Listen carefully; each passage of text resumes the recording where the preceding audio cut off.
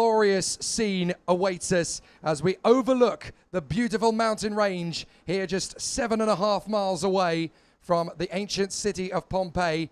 That is Mount Vesuvius overlooking the incredible scene here at the Circuito Internazionale Napoli in the town of Sarno. Hello everybody, Jake Sanson and Guillaume Alvarez with you here for this finals day of the FIA Karting World Championship, where it's almost certain that history will be made. Buongiorno a tutti, good morning everybody, bonjour à toutes et tous, welcome here in Sarno. Nigel Edwards, our race director, busy talking to the drivers of the first of the 4 superheat that we have this morning. Six races on the menu for you guys. We had a number of 49 all throughout the weekend. This is the World Championship for the OK and the OK Junior classes back on the Circuito Internazionale Napoli. And as you can see, the weather is particularly beautiful. We had a bit of rain on Friday. It has been impeccable yesterday for the run of qualifying races. A lot of them for the drivers in both classes to go through. And from the close to 200 competitors that we had starting this World Championship weekend, only 72 of them left this morning. And half of that, 36 in each of the categories, will be starting for the final this afternoon. 20 degrees Celsius and a clear sky over Sarno. A close call from the beautiful city of Naples, Napoli as the locals call it, as we're back on this beautiful layout of Sarno, 1.5 kilometer. The layout has been changing over the years. This new configuration has been producing beautiful racing, hectic overtaking maneuvers all throughout the qualifying races. If you were not with us yesterday and Friday, well, good of you to join us for the finals of all finals. This is a big Sunday for everybody here, and we will crown 2 new world champions this afternoon. 2 weeks ago at Le Mans, Arthur Carbonell and Victor Gustafsson became the kings of gearbox in the World Cup and the World Championship. Here today, it's time for the junior and OK senior battles to play out. This man has a big opportunity today. From Thailand, it's Enzo Tarnvanichkul for the Tony Kart Factory team. He has got himself into the lead of this epic title battle after some incredibly smooth drives yesterday. He is now in pole position for the first of our superheats. If he remains there in this first superheat, then he will start the final from pole position. But it's easier said than done. He's got some epic talent to go to battle with, particularly alongside his own teammate, Jan Piotrowski, the vice champion of Europe in 2022 in the junior competition. And the young Polish sensation has been very strong over the course of this week. But there have been some other great surprises and some big names to take on that same title battle. Kian Fardin, the Swiss driver who was fastest in time qualifying, he's really come of age in this World Championship fight for the Energy Corsa squad. And I'm not sure not a lot of people would have been expecting him to be there up at the sharp end of the dais, but he has done an immaculate job to put himself in that position. There is young Kian Fardin of the Energy Corsa team, going from 3rd position on the grid in the superheat. What an opportunity for him. Adam Hideg for the Sodi Kart Factory team is going to find himself in position as well on the 2nd row of the grid for this superheat, the highest that Adam Hideg of Hungary has ever started on a Sunday morning. This is a big opportunity for him, and up to this point, not a single driver from Hungary has ever become a karting world champion in either discipline that has ever run. Today could change history. Keep an eye on Adam Hideg. As you can see, the program for today, 10:35, the next superheat for the OK class. And then we'll go back to the juniors and then the superheat as well. 2 superheat A and B, and then the junior and the OK final this afternoon, starting at 1:20 local time.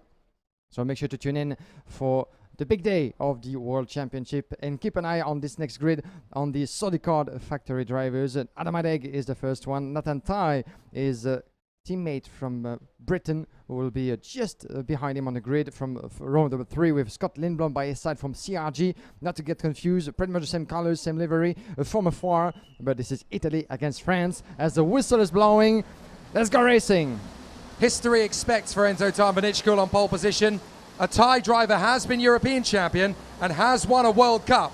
Both of those were Alex Albon in 2010, but nobody has ever won a World Championship title from Thailand. Enzo Tarnvanichkul on pole from Jan Piotrowski, Kian Fardin and Adam Hideg from Scott Lindblom and Nathan Tai, Dries van Langendonk and Maciek Gladys from Simon Reckenmacher and Leo Nilsson, Alpasan Aksoy and Clement Utran from Andres Cardenas. Then it is Petar Agiv from Dmitry Matviv, Thomas Strauven, Luna Flusha and Jens Truer.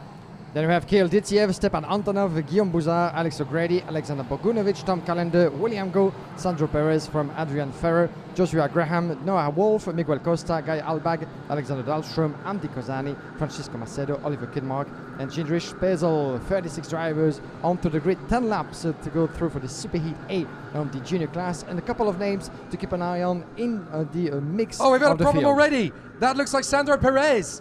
Sandro Perez is out of the race before it's even begun. What a disaster for the Spanish driver. So big problems there for Sandro Perez, who will not get to start the Superheat. That could almost certainly drop him from the ranks. And it looks as though his World Championship week is already over. That is such a shame for Sandro Perez. But as the field makes its way out of the final turn onto the home straight, it is Tarvanichkul versus Petrovsky, the two Tony Kart teammates that will go to the first corner, hoping to get through it first and then set off into the distance for 10 laps. Are we racing? Yes, we are. Good start from Tarvanichkul. Pulls across, and Petrovsky almost gets on the grass. Manages to save it as they go through turn one, but everybody is gunning through. Fardin up to second. Looks like Scott Lindblom has come up into third position. Good start from the inside line then. Petrovsky looks like he's dropped to about fifth position, I think. Make that fourth as they go through. So Petrovsky's still very much in the hunt, but Tarvanichkul leads the way from Fardin, Lindblom and Petrovsky. And here we go for the first Superheat, lap number 1, and this is here that everybody needs a good placing for the race to come. Watch out on the way to the hairpin, already some move coming up, but nothing changes at the front. Is one of the biggest spots, one of the favorites of the drivers to make an overtaking happen, but this time around we're going to have Enzo Tarvanichkul against Jan Perizowski with Kian Fardin in the mix as well, with Jan Perizowski keeping the leadership, Enzo Tarvanichkul in the lead as well. Kian Fardin trying to put pressure on the young Thai driver, concluding the opening lap. Another good spot on this last corner on the way to the fast straight. Here we come. Let's have a look at the classification in full. There's pretty much nothing between Tarvanichkul and Kian Fardin, but this is way too soon certainly for the Energy Corse driver to try to attack his fellow rival. As for the back with Perizowski down in third, put under pressure by Scott Lindblom, following in Dries van Langendonk, the Belgian, climbing 2 positions up in the top 5. Good for him as well. Adam Adek not particularly happy about his opening lap, dropping all the way down to 6th from Masis Gladys, Dimitri Matveev, Renko Marker, Nathan Tai and Aksoy. Just outside top 10. Fardin's going to make his move on the inside of Tarvanichkul, and he needs to make it because Petrovsky is catching them quickly. Here comes Petrovsky. He gets through into second position. So Petrovsky working his way forward. No, that's Tarvanichkul still hanging on to second. I do apologise. Petrovsky still there in third. Lindblom in fourth place. Then it is Dries van Langendonk, Nathan Tai. Then behind them, still some battles all the way through. 2 karts have come off the road then up at the far end of the course. It looks like Annie Konsani and Guy Albag. So Annie Konsani going off the road. There is Guy Albag trying to push start the Ward Racing Tony Kart, but it's all game over for him as the battle continues here. But Fardin is in the lead. There is Konsani trying desperately to get going again. But Kian Fardin, having got into the lead, has now started to stretch away a little bit. This is significant for Enzo Tarvanichkul and Jan Petrovsky, sat in second and third places as the 2 Tony Karts are trying to get back in on the energy course. And don't forget, at the end of the Superheat, this is pole position for the final at stake. So the winner with the biggest gap from the rest of the rivals will be assured to start at the front of the grid. On the inside of the 194, it was beautifully made. This is Adam Ideg fighting along with Dries van Langendonk, the Belgian. This is a battle for what could be 5th place in this ranking. Matthew Matveev got through as well there. So Matveev through into 6th position in behind Adam Ideg. Some good battles through. You've got Dries van Langendonk in front of Simon Reckenmacher, Maciej Gladish and Nathan Tai, all still in the top 10. All still with a chance of this one. 3 laps completed. Fardin, Tarvanichkul, Petrovsky, Lindblom still there in 4th position, hanging on from Ideg and Matveev. They come up to the second hairpin. All going very well from Tarvanichkul's point of view. He doesn't need to let Kian Fardin get too far away. Second place would still be a very solid performance from him. Doesn't want to rush things too much here. He can let Kian Fardin do all the hard work out in front, but now he needs to make a bit of a move because his teammate Petrovsky is gunning for him as they come onto the back straight. So Tarvanichkul may want to try and get his move on Fardin. Fardin knows he's there, so Tarvanichkul pounces and he's going to open the door. Oh, they've come together. Tarvanichkul and Fardin. It's over. Surely for Tarvanichkul and Fardin, they're going to drop too far back. And Tarvanichkul and Fardin's World Championship chances wiped out in one fell swoop.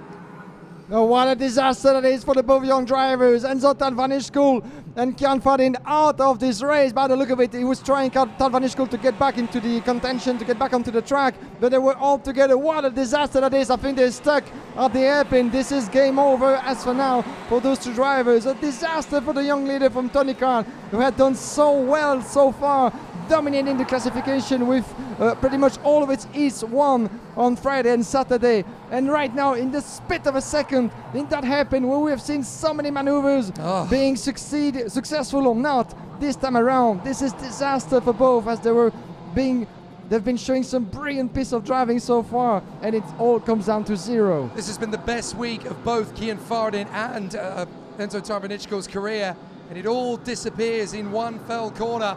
That is how tough it is in the World Championship. You cannot take anything for granted. Talvanishkul thought he had the move there on Fardin. Fardin turned in, not expecting Talvanishkul to be as far alongside.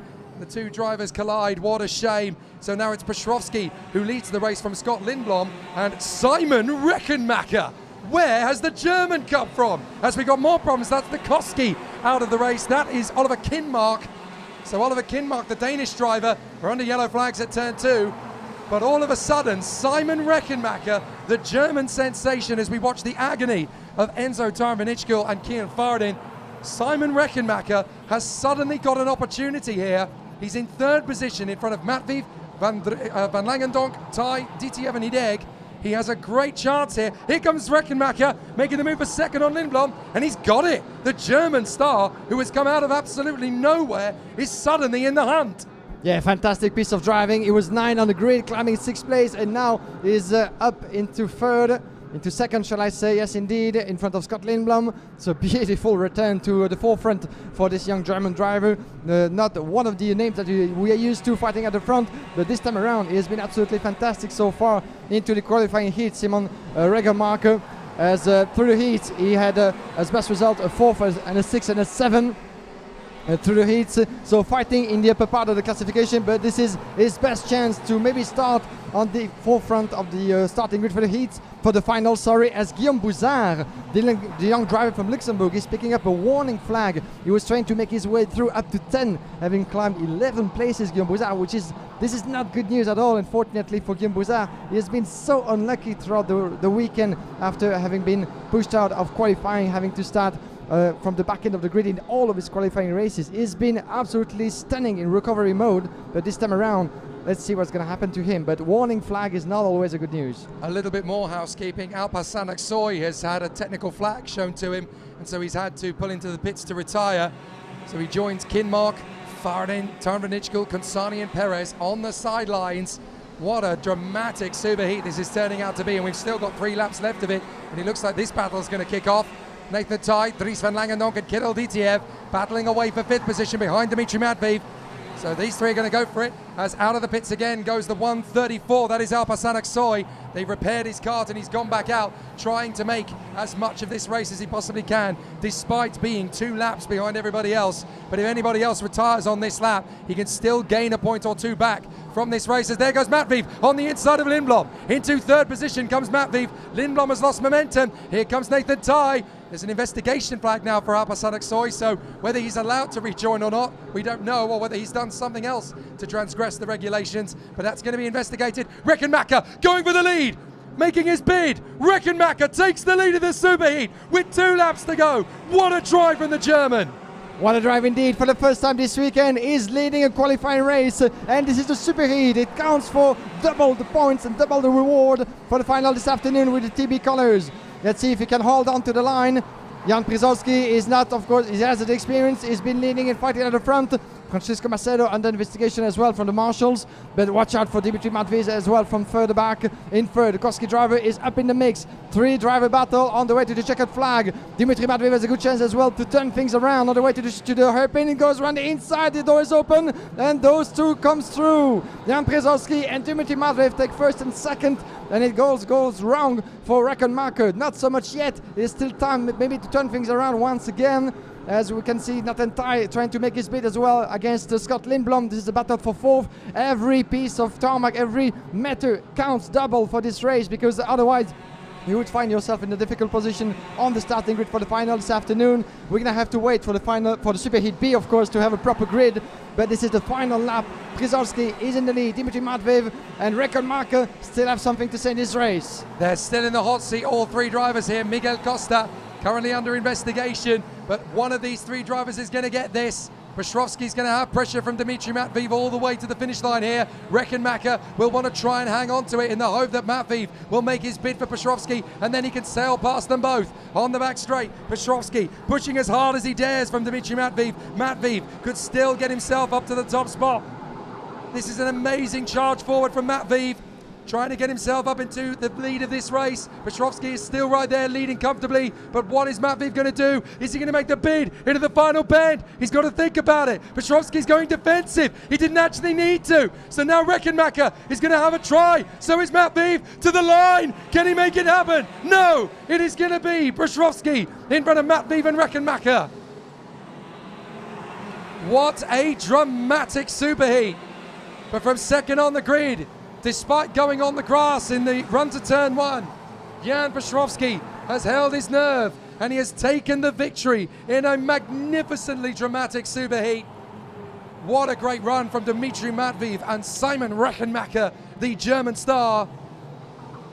Lindblom from Thai and DTF.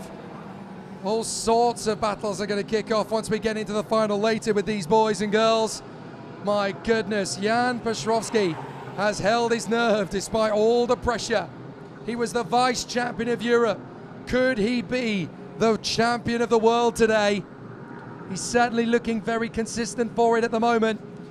And Jan Przewalski is hoping to emulate his countryman Karol Baj as the last Polish driver to become a world champion in FIA Karting 7 years ago when he won the Direct Drive World Crown in 2015.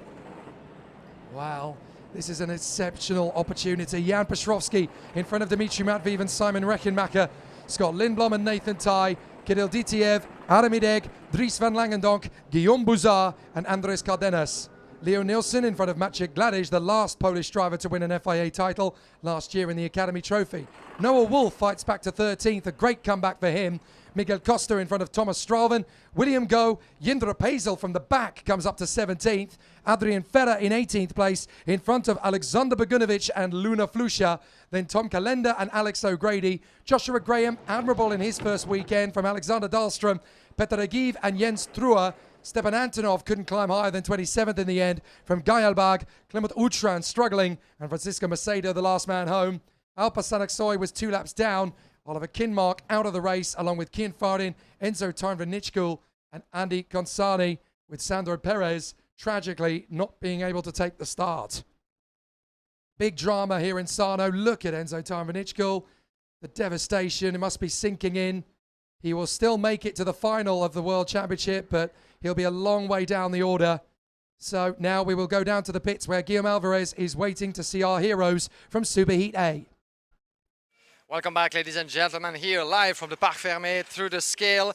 I'm with one of the young heroes of this first race of the day, Dimitri Matveev. Congratulations. You managed to climb 13 places up to second. What a race. And it was very, very close on the line for 500 a second. You came that close to the victory, but well done. Thank you so much.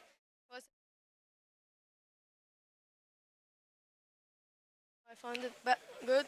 So made a really, really good start around the outside and then just was focused on my driving and tried to overtake clean and go in front to not lose time.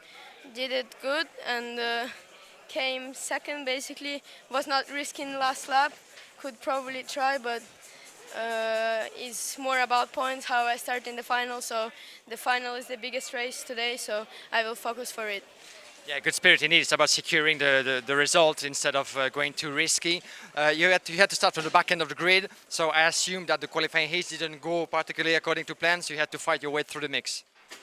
Yeah, sometimes I was struggling a bit, but now everything came back for me and it was good. It was good indeed. All right, well done to you. Good luck for the last part, the final this afternoon. Thank you very much, Dimitri Matveev. Have a good one this afternoon. As you can have Simon Reckenmacher. Yes, he's with us. All right, come by my side, watching at the camera. Well done to you. that came close and oh, don't get pushed around. There's a lot of work, a lot of people here in the Parc Fermé. But yeah, you can come a bit close to me right now here. That's perfect. So third on the line, but you were leading this super heat. That was a close call, but what a last lap it was. So well done to you for the performance. Yeah, I don't know what I say. I was starting in 9th and leading the super heat for 1 lap. It was unbelievable. The speed, I don't know how to describe, but the speed is phenomenal this weekend. A phenomenal feeling. You had some strong races as well in the qualifying races, a 4th, a couple of 6th finishes result. But this time, it's time for the big game for you, and you showed everybody that you're up there at the front, ready to fight until the end. This final. Yeah, it was important that we come to the super heat a little bit to the front, but now we need to look to the final where we are starting, and yeah, we see. Yeah, we'll see indeed. Good luck to you for this afternoon. Thank you for talking to us, Simon Reckenmarker from GMAD. Leon Nilsson, maybe a quick word with us? Yeah. All right, let's debrief. You can come by my side. The time for the kart to give us some space. So Leon Nilsson, you can come a bit closer to me. All right, good to see you again. So this is a big Sunday.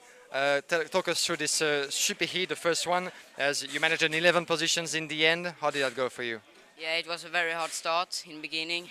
I lost a few positions, then I overtook somebody, but then I lost again. And then it was a very hard race because a lot of fights, and we came close to them, and then I overtake one in the last lap, and I finished 11. Did you feel that today compared to yesterday, there's a different vibe into the group, into the competition, in terms of aggressivity, maybe in terms of competitiveness from the others? Yeah, in the super heat, there's a lot of good drivers now. So, but in the warm-up, I was fast, so I have the confidence. It's gonna be good. The speed is there, but it's only in the race we lost a little bit.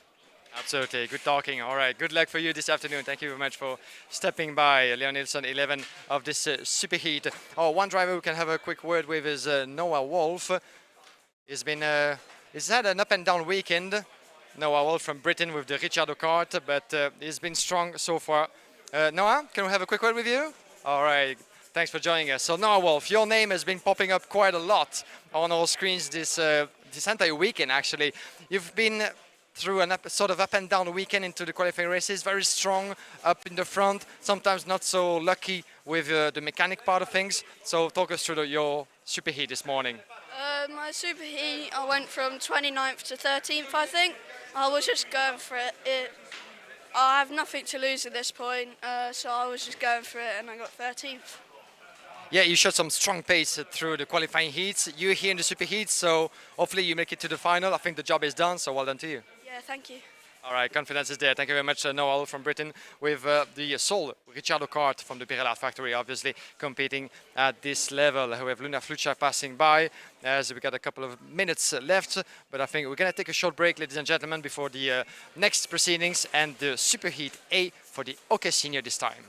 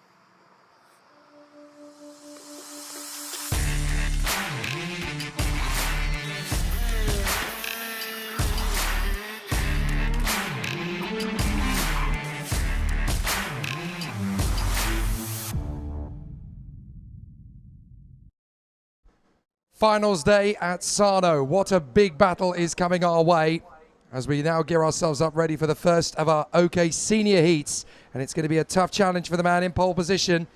Matheus Morgado has the chance to become the first Brazilian world champion in karting since the 1990s, when there were two successful Brazilians in the world of Formula A.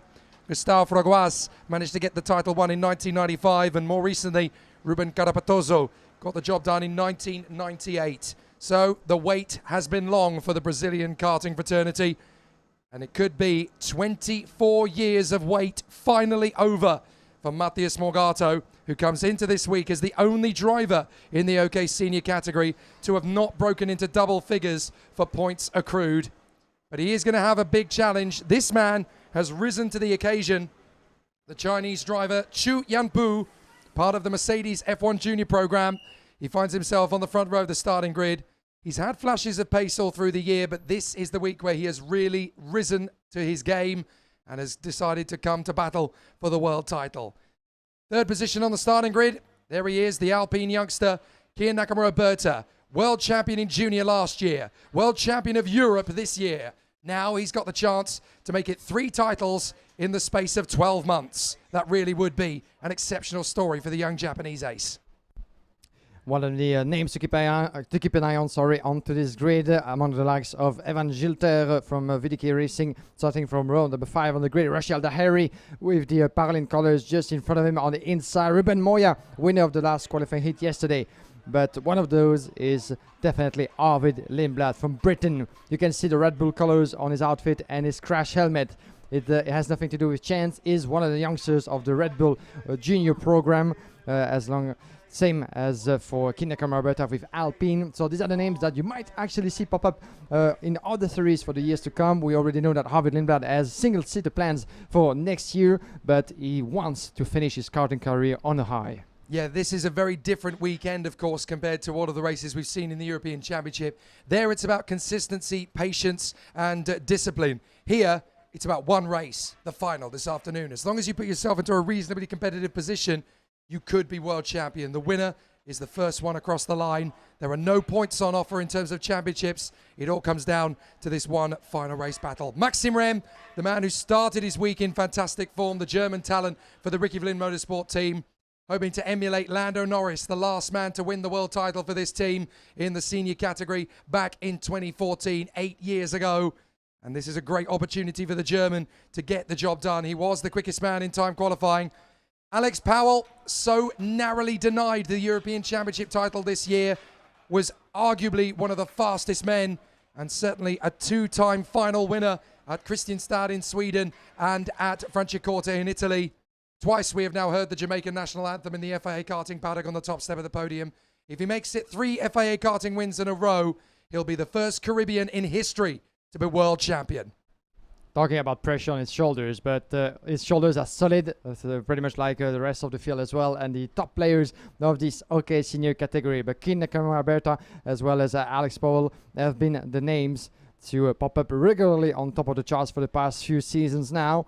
And Powell is certainly a sort of taste of revenge in the mouth after what happened at the European Championship when he lost for just a couple of points to Kian Nakamura-Berta, just 2 points at the end in the last round of Franciacorta. So let's see what's going to happen. But there's so many names in this class that can have a shot at the world title this season. The list is endless, and we have the youngsters of the future from Mercedes, from Alpine, from Red Bull. So Formula One and the motorsport world has its eyes on Sano this weekend, has its eyes on the younger generations. Matheus Morgado in pole position from Chu Yanpu, then Kian Nakamura-Berta and Arvid Lindblad, Maxim Rem and Alex Powell, Rachid Aldaheri and Ruben Moya, Evan Gilter and Max Popov, Enzo Deligny and Lucas Samalisto from Simone Bianco, David Walter, Akshay Bora, Bruno Mulders, Luigi Coluccio and Christian Bertucca. Then we have Sebastiano Pavan from Harley Keeble, Juan Cota Alonso, Jakub Rejki, Kinu Alazari, as well as Karl Paziewicz, Kasper Hagman, Keanu Broom, Peter Stiller, Enia Frey, Simo Zhang, Filippo Fiorentino, Arm Harris, Emelico Visto, Jiri Besica, Arthur Poulain, Jan Koller, and Maximilian Angela. 36 drivers onto the pre-grid, as well as 36 onto the track.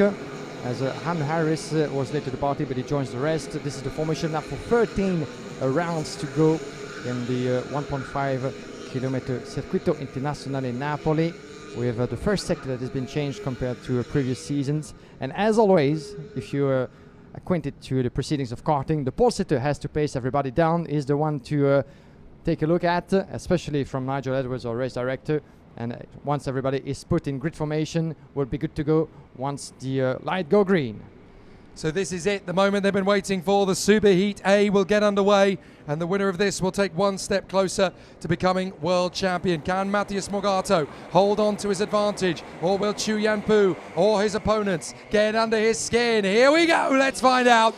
And a big slide in the middle of the field as Ruben Moya got sideways, but a good start from Morgado and Nakamura Berta into first and second places for those two. No issues at all. Maxim Rem got a good start into third position as well in front of Chu. Alex Powell dropping a couple of positions on the opening lap. Looks as though we've got a few drivers. Luigi Coluccio making a good run, and off the road is Alex Powell. He gets back on in the middle of the field, but Alex Powell has saved himself there. Despite a trip off the S's, he manages to keep going. Yeah, that was a close call for Alex Powell. Evan Gilter was pushed a little bit on the side. On the way to the hairpin, still in fourth place, Jamaican, as Gilter is trying to find his bit as well. He was pushed a little bit on the outside of turn number 2, but nothing to worry about. Oh, and the 24 from Birelard is out of the track at the moment. It's happening further back. Let's try to see who that is. This is Karol Pasiewicz, unfortunately, who's going to have to rejoin at the back end of the field as we conclude lap number 1 out of 13. Around the inside, trying to put the pressure. The number 4 of Kin Nakamura Berta on Matthias Morgado. It's going to be a close call and a close fight until the end of this race. But they're going to have to be patient. They're going to have to be smart in this one. Nakamura Berta in second. Maxim Rem down in third. Jan Puccio in fourth. Evan Gilter still managing himself into fifth, despite a bit of a trouble in the opening lap. Rachel Dahiri sixth. Lindblad dropping to seventh. Not the best opening lap for the British driver from Car Republic. In front of Popov, Moya and Coluccio, making his bid from 17 up to 10. There goes Nakamura Berta making his first bid, and he gets through into the lead. Now, despite becoming European champion this year, Nakamura Berta has not yet won a final in the 2022 season. If he wins this one, of course, he will become world champion. So he really wants this more than any other, as Maxim Rem has managed to break through past Matthias Morgado as well. Talk about the hopes of Tan van Ichkel fading, they could be fading for Morgado, as up the inside comes Rashid Al Dahiri. He gets the overtaking move now. So a good run there from the Paralin. He really is stepping up the attack as he gets the bid on Chu Yanpu. And Rashid Al Dahiri, the Emirati, suddenly has a chance here as he works his way into fifth position, trying to close up on the leading quartet of Nakamura Berta, Rem, Morgado and Gilter. Gilter suddenly has an opportunity here on the back of Morgado. So many men are questing for this World Championship title, and they all look like they've got a kart that can do it. You heard the junior drivers at the interview before. The level is higher than ever, and Evan Gilter making his bid around the inside of Matthias Morgado. Gilter in the mix, and he fights back the Brazilian. Oh, that was a close call, but Gilter actually stays ahead. Outside of the hairpin is always an interesting spot to cross the racing line, and Gilter, after the troubles he went into in the qualifying races, is back up to pace with the VDK outfit. He was managing, oh, and around the inside as well goes Arvid Lindblad. Beautifully made from Lindblad, making a position up Jan Puccio. This is sixth place for the British driver, and his next target will be Rashid Al Dahiri. Now, if you are Matthias Morgado, don't panic, because all he needs to do is finish in the top 8 places, and he will still be in pole position for this world final later today because of the points he accrued yesterday. So Morgado cannot afford to panic being down in 4th position. If he slips as low as 8th, he can still find himself on pole position for the final. So he just needs to keep it together for these last 10 laps. But how hard have his tyres been pushed? If he has little grip left, then he's going to open the floodgates for so many other drivers to creep in, and he's going to have the pressure of the likes of Al Dahiri, Lindblad, Chu, Coluccio, Bianco and Popov all wanting to climb in and have another go. And here is Lindblad going with Al Dahiri. He goes for the move. Lindblad is going to make his bid. He gets through into 5th position, but Al Dahiri gets him straight back again. Good recovery from the Emirati as he puts himself into 5th place. Now in the hunt of Morgado with Gilter in front of Maxim Rem. He's going for it in this superheat. Yeah, fantastic piece of driving from Evan Gilter, resisting from the return of Maxim Rem. Those two battling along for 2nd place, but they need to work together because half of a second is the gap to Kin Nakamura Berta, the Japanese driver, doing his bit as well. Trying not to look over his shoulder as Simone Bianco put out the fastest lap in his race. Is 9th at the moment, the Italian driver from CRG, as they make their way back onto the hairpin. Watch out for Lindblad going around Rashid Al Dahiri one more time, but this time around Al Dahiri is unable to get back, and 57 from Tony Card unfortunately is into trouble. Let's try to see who that is. This is Jakub Raski, indeed, down in 30th place. Let's hope for him that he can get back into the race. As Lindblad, Aldaheri, currently at the moment is 5th and 6th respectively. Luigi Coluccio is getting himself into the party. He's been making up places ever since the start of this race, and is eager to keep on going. Luigi Coluccio, one of the Tony Kart drivers who had to start his races yesterday and the day before from the back end of the grid after difficult qualifying. And there he goes through. Luigi Coluccio is going to be fighting along Matheus Morgato, Lindblad and Rachel Aldaheri. Watch out for 59 as well of Simone Bianco, one of the fastest on track. Then we have Popov and Ruben Moya into the top 10. Alex Powell responds with the fastest lap as Berta is still leading away 1.1 second at the moment, so the gap has been extended. And Gilles Taylor lost the place to Maxime Rem, and watch out for what's happening because I think that Morgato is going through as well. Matheus Morgato, I think, just made his bid for third place, yes, in this, and Lindblad came through as well. Morgato was pointing at Gilles Taylor as he went by. As into the pits comes the parallel, that is Amir Harris, the Malaysian driver. He joins Max Angelard on the sidelines. What was Morgato pointing at, though, as he went past him and Gilles Taylor? Gilles Taylor has suddenly dropped off the pace. Gilles Taylor's in trouble. Gilles Taylor's in trouble. He's had all the mechanical problems he needs for an entire season this year across his various campaigns. And now Evan Gilles Taylor has pulled into the pits to retire from the superheat. It was genuinely looking as if the Frenchman was on for a great chance, but now I think Evan Gilles Taylor is out of this superheat. Yet more drama on Sunday morning as Matheus Morgato now follows in third place behind Maxime Rem, but Evan Gilles Taylor has disappeared. He is out of this race by the look of it. That is an absolute heart-wrencher for the Frenchman Evan Gilles Taylor, who will be out of this race down in pit road, absolutely devastated. Yeah, that's indeed a disaster for the VDK racing driver. Evan Gilles Taylor has been so fast and so strong all throughout the years with a podium in the European Championship, but unable to put it together even though the pace was here and the tire management was perfect. But by the look of it, it seems like it was something that the other drivers were able to spot on. Watch out for Matheus Morgato battling along with Maxime Rem. Morgato up into second place, and that could be it for Arvid Lindblad with Maxime Rem just taken in the middle. Arvid Lindblad making his beat, trying to recover on lap number 8 out of 13. As Nakamura is pulling away 1.4 seconds. Morgato in trouble as he has to go defensive against the likes of Maxime Rem and Lindblad. And Lindblad goes through in the hairpin. Maxime Rem has to defend, but quite unable to shut the door sufficiently enough as Simone Bianco is going to try this bit as well. The CRG driver, watch out for the man in orange, as we're going to have those three battling along, and it goes the way of Matheus Morgato. As you said, there was no time for panicking, and as goes around the inside, oh, that was a close call for Maxime Rem, and look at Simone Bianco as well, taking advantage of this situation, and he goes for the 2 position at once. That was brave from Maxime Rem, and now Lindblad's going to pay the price back again to him. But Maxime Rem has opened the door and allowed Simone Bianco and Arvid Lindblad to get past him. It was brave from the German, but it didn't work. He came from a long way back to dive in on Lindblad, but running wide has cost him dearly. Now Lindblad is going to try and take on Simone Bianco, and behind Maxime Rem is the Luigi Coluccio. What a comeback from the Italian stallion. He's doing an amazing job here, the Tony Kart racer. He was the vice world champion last year. His hopes aren't over yet, as into the pits to retire comes Evan Gilles Taylor. He must be absolutely devastated.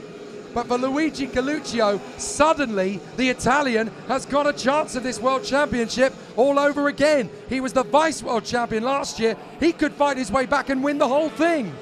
And one of the drivers that was so disappearing through the field is Alex Powell, the number 15 on your picture. He was one of the fastest, but tumbled all the way down to 11, unfortunately. Is it a result of an incident or some mechanical trouble for Alex Powell? He's still very much in this race, but definitely out of contention for the top 3 result. As we're back here with the number 2, Luigi Coluccio battling along with Maxime Rem. He just made his way past Luigi Coluccio for 5th place. Beautiful piece of driving as we're back here with Arvid Lindblad, the number 3 from Car Republic, trying to put Simone Bianco under pressure. These are your leaders into the hairpin. Then we have Luigi Coluccio and Maxime Rem in strong explanation. Popov, Rachel Aldaheri. Then we Enzo Dellini making his way past into the top 9. Alex Powell running up the top 10.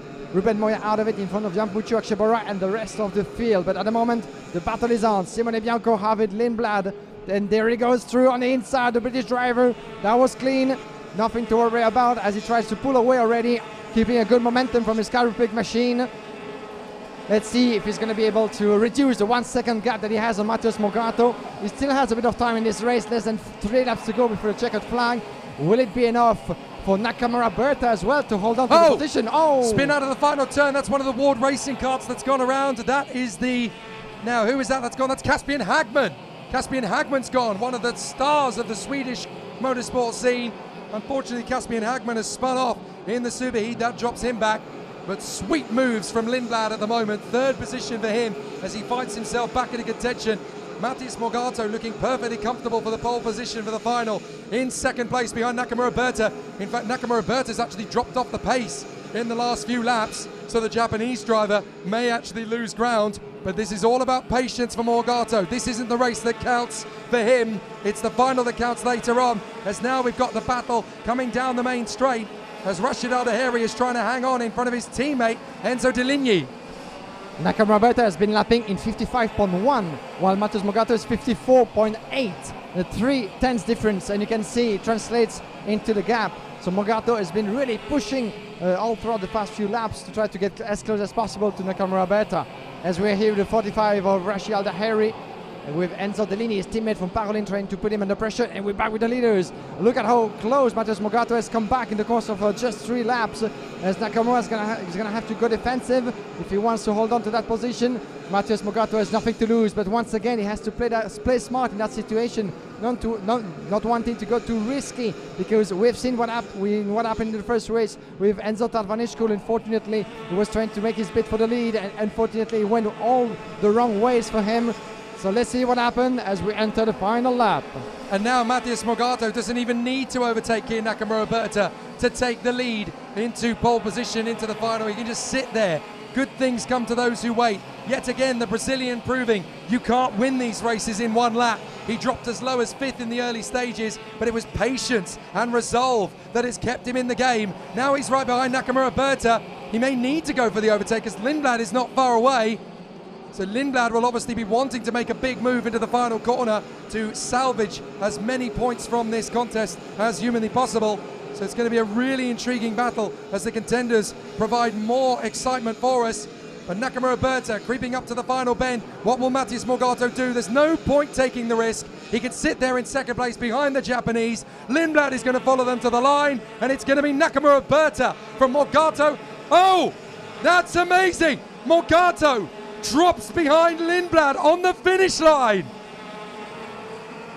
Well, that is interesting. Lindblad is given an extra place there by Matheus Morgado on the finish line.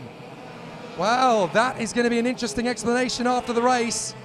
But that is Lindblad up to 2nd position. It looks as though Lindblad has been given a chance to go for the World Championship there by taking 1 point less, as Morgado cruised across the line.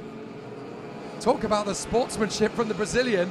He had the pole position whether he finished 2nd or 3rd, so it didn't matter to him. Kian Nakamura Berta takes the victory, but Morgado hands 2nd place in this superheat to Lindblad on the finish line. That is fascinating. And what that means, of course, is that there might be a similar game plan compared to what we saw in the European Championship when Evan Gilter moved over on the last couple of laps of the European final of Franciacorta and let Kian Nakamura Berta through. It looks as if the tactics are back again. Kian Nakamura Berta from Arvid Lindblad and Matheus Morgado, who secures pole position for the final. Simone Bianco and Luigi Coluccio from Maxim Rem, Max Popov and Alex Powell fighting back to 8th. Enzo Deligny and Rashid Al-Daheri in the top 10 for Parolin.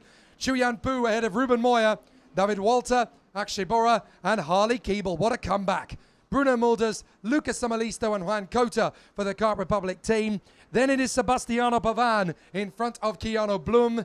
Keanu Alazari ahead of Artur Poulain, Christian Bartuka, Emili Koivisto and Karol Pazovic. Jiri Pachichka in front of Anea Frey, Shimo Zhang, Jan Koller, Filippo Fiorentino, Peter Stella and Jacob Rashki. The retirements, Caspian Hagman, Evan Gilter, Emma Harris and Max Angelard. Big drama again in the FIA Karting World Championships as we get ourselves geared up, ready for Superheat B in Junior and Senior. But I wonder what they've got to say about the tactics post-race there, as Matis Morgato slowed to gift Lindblad second place over the line, with Kia Nakamura Berta taking the victory in the superheat. It's a very tough race in front for them, but now it's all going to be about the pressure that will well up in Superheat B for both the junior and senior categories. A lot can still happen here, and it probably will in these last two races. What a sensational battle. Guillaume Alvarez is down there to get all the reaction from a sizzler of a superheat. Welcome back, ladies and gentlemen, from the Parc Fermé. Matis Morgato, one of the men on the charge this weekend in Sarno. But in the end, you were starting ahead, finishing third. So I guess not as satisfied as you would have liked. Yeah, for sure. We always want to win. But as a team, we work together. And it's important all the team to be starting in front. I did my best to help the team. You can see also in the last lap with Lindblad in the checker flag. Because 1 point matters a lot. So yeah, I'm happy because I could have finished 11 and I would still start P1 for the final. So that was my goal and I'm starting P1. Yeah, you were starting in comfortable. You missed the win for 800 of a second, but the pace is as strong as ever. So going this afternoon with full confidence. Yeah, for sure. Really good pace and I'll push for the final to take this title to Brazil. And make the Brazilian colors shine in the sky of Sarno, I'm sure. All right, good luck to you. Obrigado, Matis Morgato, for talking to us. Kia Nakamura Berta, thank you for joining us, mate. So the win in the superheat, pretty good way to start the day, isn't it? Yeah, it definitely gives us a little bit more confidence going into the final. It puts us in a good position in the starting grid. Hopefully, like, if we're lucky on the inside line, that would be great. I was aiming to start around third for the finals, just behind the TS, and see what we can do from there. I don't know right now because we have the other second heat, but hopefully we can start around third, or at least the inside line to give us a little bit of an advantage going into turn one. Yeah, we need to wait for the second race, of course, in your class, and after the penalties, scrutiny ring and everything. So for now, let's keep your possibilities open, shall I say. But talking about the achievement for this afternoon, you've won 2 titles for the past few months. Do you think about maybe going for the third? Does that come into your mind sometimes, or you just try to avoid that? Obviously, it's everyone's dream to become European and world champion in the same year. It would be wonderful. It really would be. Yeah, it would be amazing. I think about it sometimes, just like how great it would be. But right now, I'm just staying focused on what I'm doing right now. Just focus. I want to win the final later this afternoon, of course, but I'm not going to do anything which is stupid or too much, because I'm here still to get a result. I'm not here to just either win or die. So we'll see. I'll do my best this afternoon, and we'll see the outcome. Absolutely, good spirit. Thank you for talking to us, Keen, and good luck this afternoon. Thank you very much indeed. Kia Nakamura Berta, winner of this Superheat A. As we hear Bruno Mulders from Car Republic as well. Ruben Moya here as well. Let's try to see if we can have maybe a quick word with one of the winners yesterday of the Pantano Racing team. Ruben, can we have a quick word with you? No, he's not in the mood to talk, apparently. Not particularly happy, Ruben Moya, finishing outside of the top 10, actually, by the look of it. Ruben Moya, it was 12, indeed, ever starting 8 on the grid, so not certainly the result he had expected. As let's see if we can have another quick word with some of the drivers here, right from the action, ladies and gentlemen, one of the VDK young drivers. Let's see if we can have a quick talk.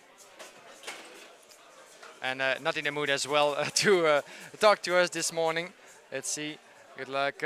Well done to you indeed. As some of the drivers still busy with the proceedings of the scale, as you can see. That could be interesting with the key.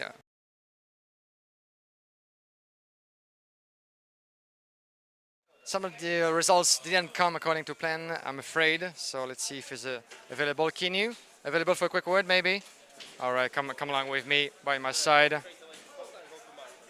So I can feel that you're not particularly happy about the result of this race. No, I mean, obviously, sometimes the level of the drivers here, I don't know what's wrong. I did my best. Back and forth, I couldn't do anything, you know.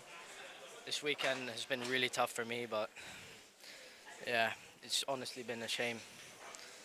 Shame indeed. Still, you had the pace and you had the strong determination to show what you were made of, and we know what you made of course, from the past performances. But sometimes motorsport can be quite hard to swallow, isn't it? Yeah, I mean, I always try to do my best. I definitely did my best this race, you know. I got a really good start. I went as far front as I could, but obviously you get stuck sometimes. I can't change anything now, but yeah. All right, thanks for talking to us, and good luck for the next one. All right, thank you, Knil Azari. Yeah, sometimes indeed the best strategies or the best drivers don't sometimes have the best outcome at the end of the weekend. So it's about time to take a quick pause before the start of the next race.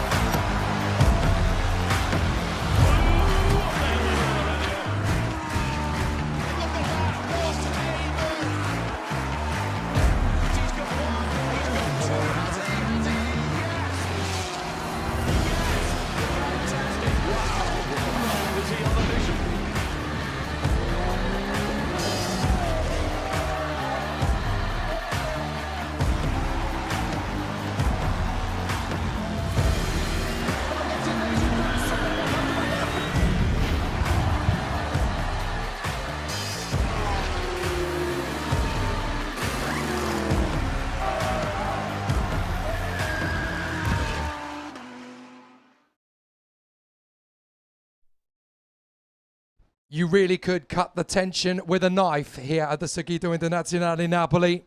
It is very high pressure. This is the last race of the day before the final in each of our categories for junior and senior. The second of our two superheats in the junior category. And it's going to put Anatoly Kavalkin, this year's European champion, into pole position. This is not going to be easy by any stretch of the imagination.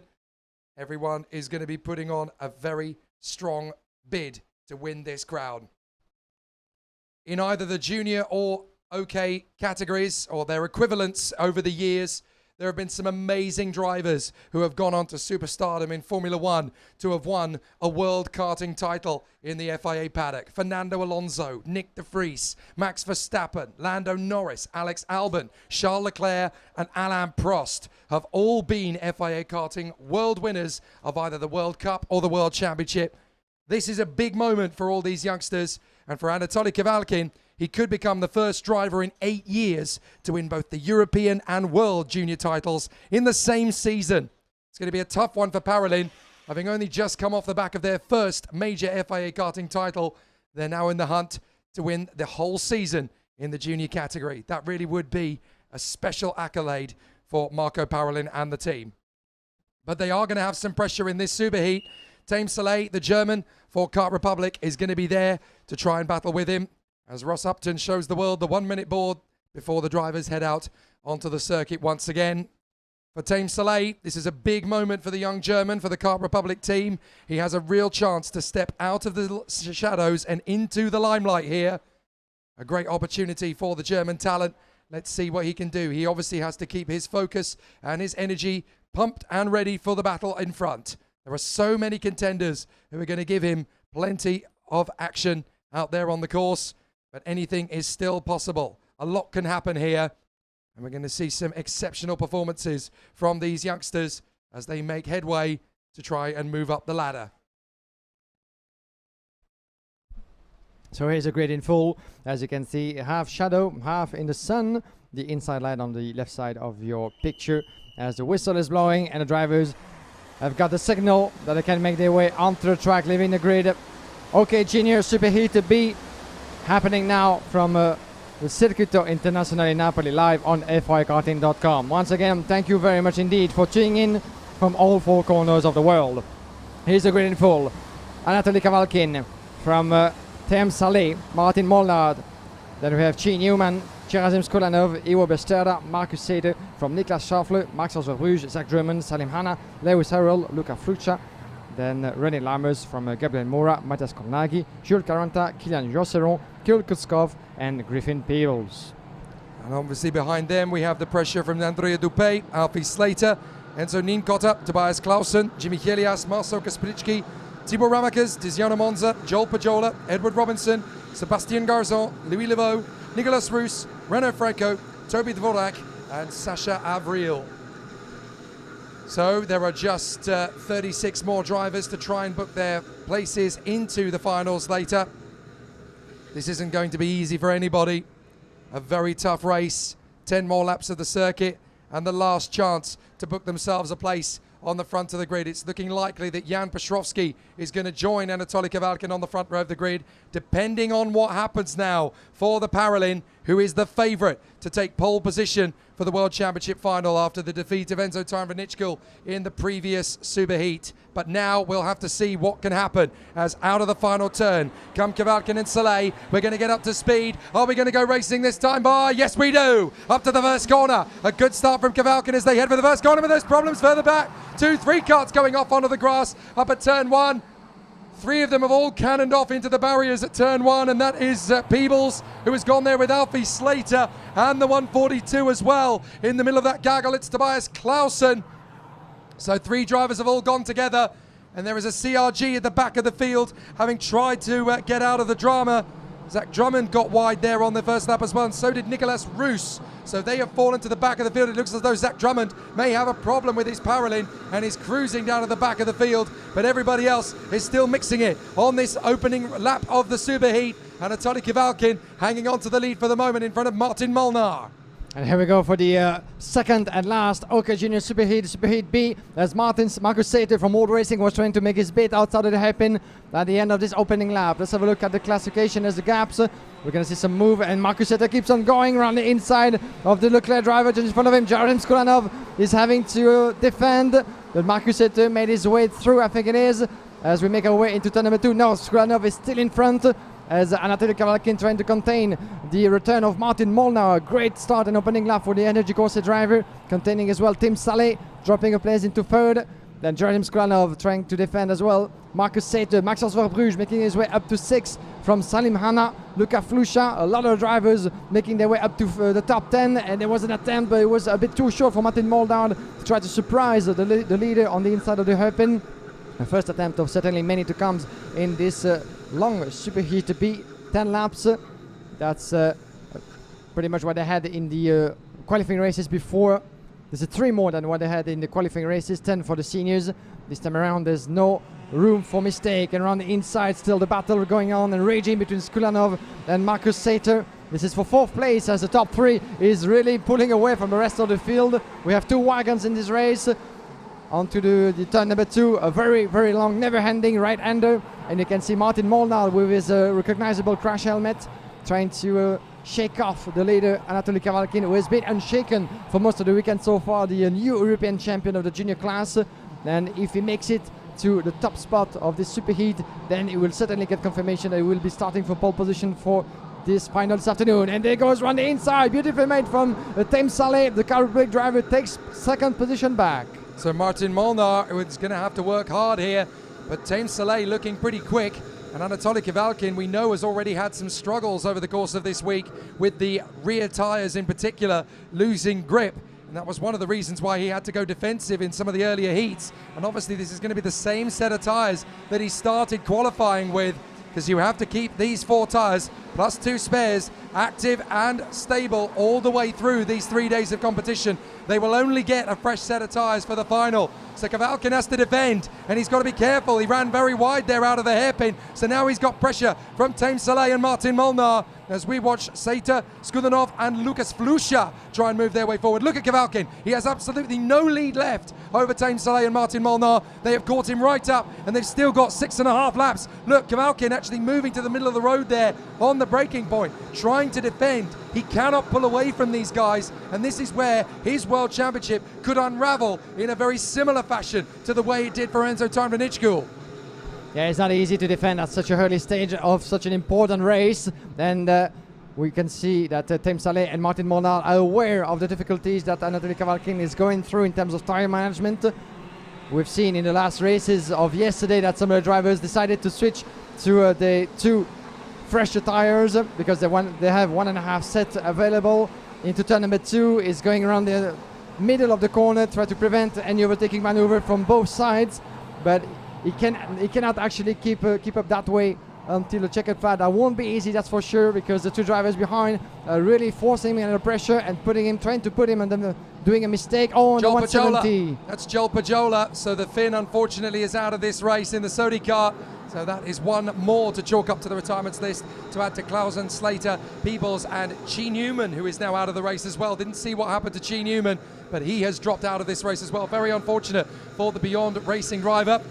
But now we're going to see if Kavalkin can hold on to this from Team Soleil. They managed to move the kart just in the nick of time for the leaders to come around. But Team Soleil and Martin Molnár need to be careful how they calculate this on Anatoly Kavalkin. We are halfway through with 5 laps still to go. When do you try and make the bid to get past Kavalkin? Because Kavalkin is clearly going to be ultra defensive. A bit of an opportunity there for Team Soleil, but Kavalkin moves his kart to exactly the right place. Look at the rear tyres of Kavalkin. You could see from here that he is really struggling to keep these rear tyres operative, and he's just got to hold on for 5 laps, but he's got to be so defensive. He's got to be very tactical about where he places the kart. He can't outright block, but he also has to try and shut down any opposition that Soleil and Molnár are going to give him. Yeah, it puts the chasers actually in a sort of dilemma, because they want to go past, they want to go for the fight, but they know that he's struggling, so he's going to do everything to go defensive. He's keeping his line on the middle of each corner. Oh, that's Monza. Tiziano Monza, what a terrible week for bad luck it has been for the Singaporean in the Paralympics, who has had so much speed. He's just had no fortune at all. Yeah, quite unfortunate for Tiziano Monza, as we're back with the leaders, as the chasers, Team Soleil and Martin Molnár, are going to have to try something, but they know it's going to be risky, and he goes around the inside of turn number 2, at least trying to impress the leader, but Anatoly Kavalkin is having none of it, as we have a mechanical problem flag for Andrea Dupé. Unfortunately, he's going to have to come back to the pits. Unfortunately, Andrea Dupé, quite a shame for him, as he was running in 24th position, not the race he was expecting so far, the Frenchman, but quite a shame to hand his world championship that way. So Andrea Dupé, who was so strong in qualifying, Jules Caranta picks up the fastest lap of the race. So he is trying to work his way through the field. Don't forget, he was dead last after time qualifying because he had mechanical problems. And now, 7th position for Jules Caranta. That is astonishing, as he now finds himself trying to battle himself into a good and competitive position for the final later. Team Soleil just trying to take his time. He's got tyres to look after as well, don't forget. He can't just banzai on the inside. He's got to be calculated about when he makes the move. Kavalkin can't get away, but Team Soleil can't make too many risks. He has another look to the inside, but Kavalkin again pulls the parallel just a couple of meters over the apex of the corner. Can't let Team Soleil go for that overtake. He's just got to place his card in all the right places. Molnár will be getting frustrated here in 3rd position. He'll want to make his bid to get through. You can see, you can feel that the tires, have been quite used. The tires are actually tired at the end of so many races, because Marcus Sater from 4th place has been quite unable to catch up with the top 3, even though all of them are losing time by battling along. But Marcus Sater is still close to a second behind in 4th place, and he has the gap on the Luca Fluchach just behind in 5th. So he was not into trouble defending his position. You can see him trying to close by lap, but not as easy as it would have been on the races before, for instance, because of time management. So let's see what Marcus Sater can do. He's still quite far back, as we're going to remain our focus on the battle for the victory. Sacha Avril under investigation. You can see that Team Soleil is trying his bit. He's really weaving from left to right on the way to turn number 2, trying to shake up Anatoly Kavalkin, but the pressure has been immense on the shoulders of the Paralympic driver up front. Lewis Farrell, the fastest on track, but he has been unshaken so far, trying to make his bid, trying to stay within the middle of the track on the way to the hairpin. And look at him going defensive, as Soleil is trying to go around the outside. He has no other options. He needs to try them all to try to get past the driver in front. But Martin Molnár could actually take advantage of that situation. Investigations galore. Jimmy Elias and Gabriel Mora of the Tony Kart factory team are now both under investigation for incidents. Now we're going to get the big defensive move here from Anatoly Kavalkin. He's got to get back across the apex to shut down the move from Team Soleil and Martin Molnár. But we go into the final lap. Kavalkin holding the inside line at present through 1st corner. Now he's got to try and hold this for the entirety of the lap. Team Soleil getting on with it. Get on with it, says Team Soleil to Anatoly Kavalkin. You can't just hold this line all the way around the final lap. We've got to actually make a race of it. Kavalkin trying to hold presence, and he's backing them up into Marcus Sater. But can Kavalkin hold this lead?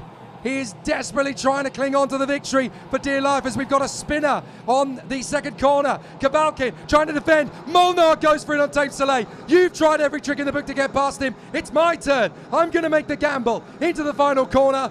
So they're going to make their way through the left-handers. Molnar getting as close to Kavalkin as he can. But is he going to make the bid into the final hairpin to try and get the lead of this Superheat B?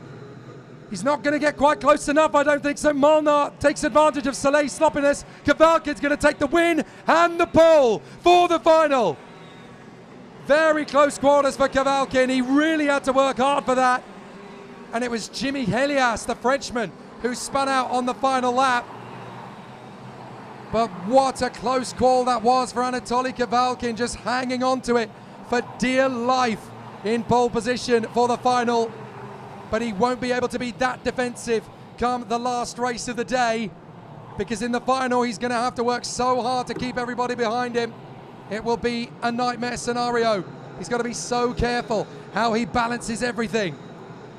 But what an incredible race in the Superheat B as Kavalkin hangs on like a man with one finger over the edge of the precipice to the lead from Martin Molnar, Marcus Saita and Tape Soleil from Lucas Vlusha, who bounces back in style, 5th place in Superheat B.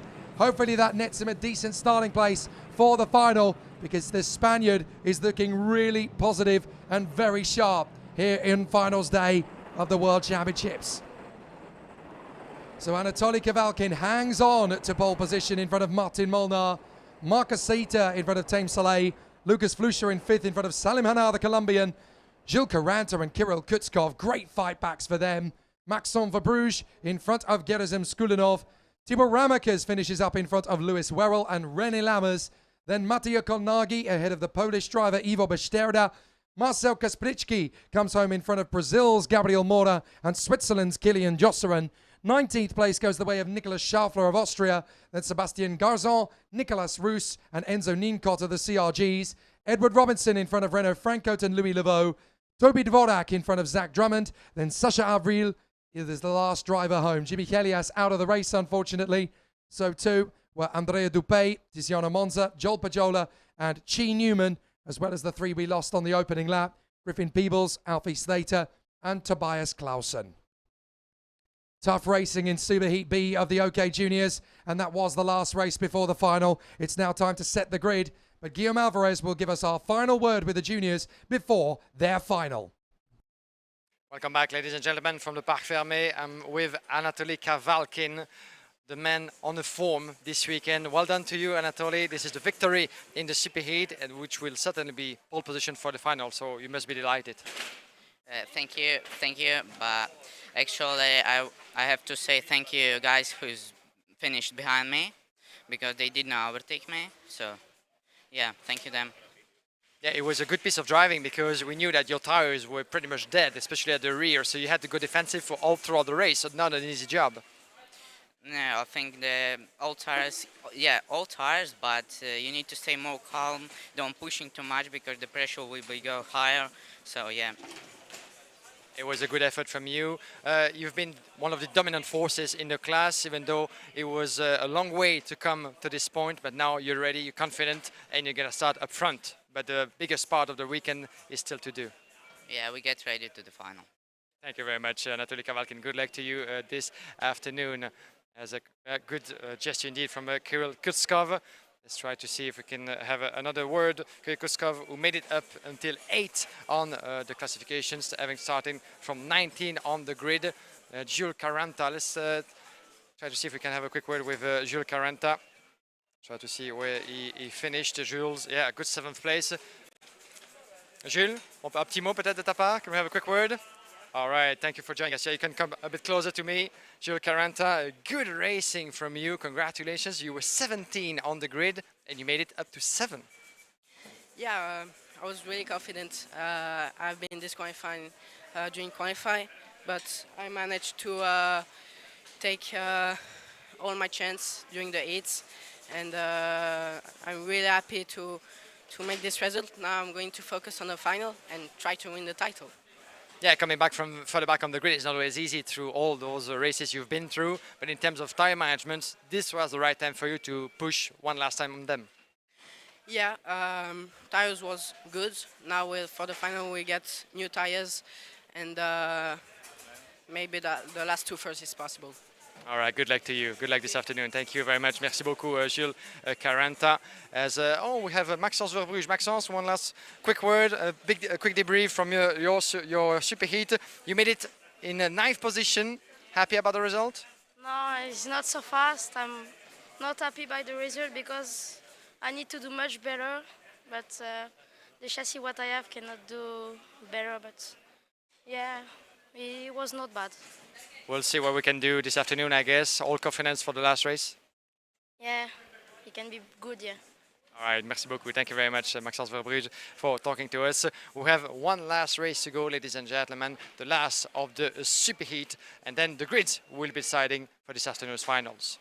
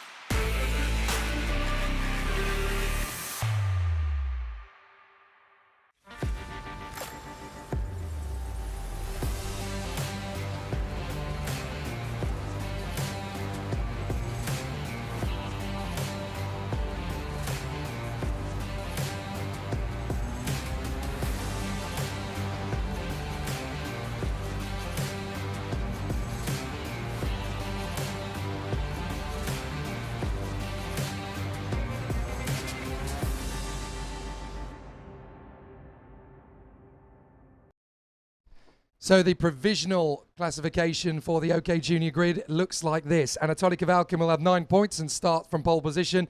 Jan Petrovsky on 11 will be second. Tain Saleh and Martin Molnar should share the second row of the grid. Adam Ideg will be fifth from Enzo Tarnvan Nitschkel. Despite that crash in the Superheat A, he is still able to be on the first 3 rows of the grid. It's not over yet for the young man from Thailand. Scott Lindblom is due to be 7th. Nathan Tai is due to be 8th. Gedizim Skudanov 9th. And Dries van Langendonk on his debut in FIA Karting and his maiden World Championship attack, 10th on the grid. That is amazing for the Belgian.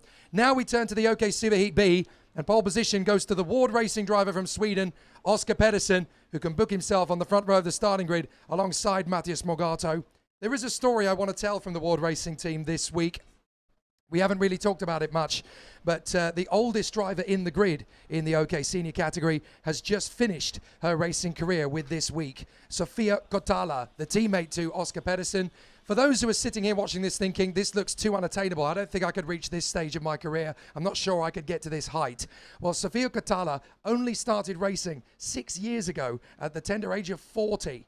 And she has come into this year as a chance to go for the World Karting and European Karting Championship titles. She came in hoping to do it, and she has proven to a lot of people who were not sure if it was possible at that age, she has been able to make it happen, and that is phenomenal. She bowed out of karting as a competitor yesterday in the OK Senior category at the age of 46, and she was only 1.6 seconds off the pace of the fastest driver at her fastest this week. For anyone out there who thinks it's not possible, Sofia Kotala just proved you all wrong. Yeah, beautiful story indeed. As you can see, from all ages, you can actually be up to the challenge with determination, talent, and skills. And skills, there's a lot of them on this grid. Once again, as we had Tuukka Tapanen on the picture, the world champion of the category last year in soaking wet Campillos. If you were with us at the event, you've seen the brilliance of the young Finnish driver. There's many, might call the next Kimi Räikkönen for the years to come. It's worth pointing out about Tuukka Tapanen, he was actually influential in Sofia Kotala's journey because he was helping to coach her over the course of things. It's very unusual where the apprentice teaches the sorcerer, but it is very much that way round. Zachary David for the Sauber Academy team in the Kart Republic awning, a Formula One junior and a very talented young Filipino. He has a great chance to move his way forward up the ranks of motorsport in years to come. But certainly he is putting the Philippines on the map in very much the same way that Bianca Bustamante has been doing this year in the W Series. And it's great to see that there are two great Philippines talents climbing the ranks of motorsport. There is Tomas Stolchemanis, the Latvian, who has been a serious contender. The one thing he hasn't really done yet is win an FIA title. He's won so many other accolades in his short time in the world of international karting. But Tomas Stolchemanis, the Latvian for Energy Course, has a great chance to change that today. Yeah, it's one of the best chances of the Energy Course to seal the deal and take another title ever since Victor Gustafsson in the KZ2 class on the European Championship a couple of seasons ago. But this young man, the number 27 by his side, just on row number 3, Freddie Slater. The name that might sound familiar to many of you following the karting competition for years now, as he has won the European and the World Championship in the junior class. Came close to repeat that achievement last year in Spain, but unfortunately a penalty decided otherwise. But he's making his bit in the OK class for the first time this season. It has been, as he told us in interviews, a learning process. Not always easy because, going from one class to the next is always a big step forward. But he's been really putting on the work this weekend and shining at the forefront. So pick your name. Freddie Slater might be at the forefront once again. Yeah, you have to go quite a long way back to find the driver who won World Championship titles, or FIA titles, I should say, in 3 different categories across 3 different seasons. So that would be amazing for Freddie Slater. Juho Valtonen there, the flying Finn from the 3rd row of the starting grid. His last chance at the World Championship, realistically, was back in Alajärma on his home turf in Finland in 2019 when he duelled with Lorenzo Travasanuto for the world title. But this is the strongest he has looked since then, and he has a great chance. He has been very smooth, very consistent. He's never looked out of place in that top 5 all weekend long as Juho Valtonen. This man, I've been so impressed with him this week. Paolo Ippolito, it's one thing to go from gearbox back to the world of direct drive when all you know is gearbox and all you've been putting in for the last 7 seasons. He's only meant to be here to develop the Kart Republic chassis, but he's done way more than that. He's put himself into the top 10 of a superheat for the World Championship crown. Anything could happen, and on home soil, he could win 2 titles in 1 year.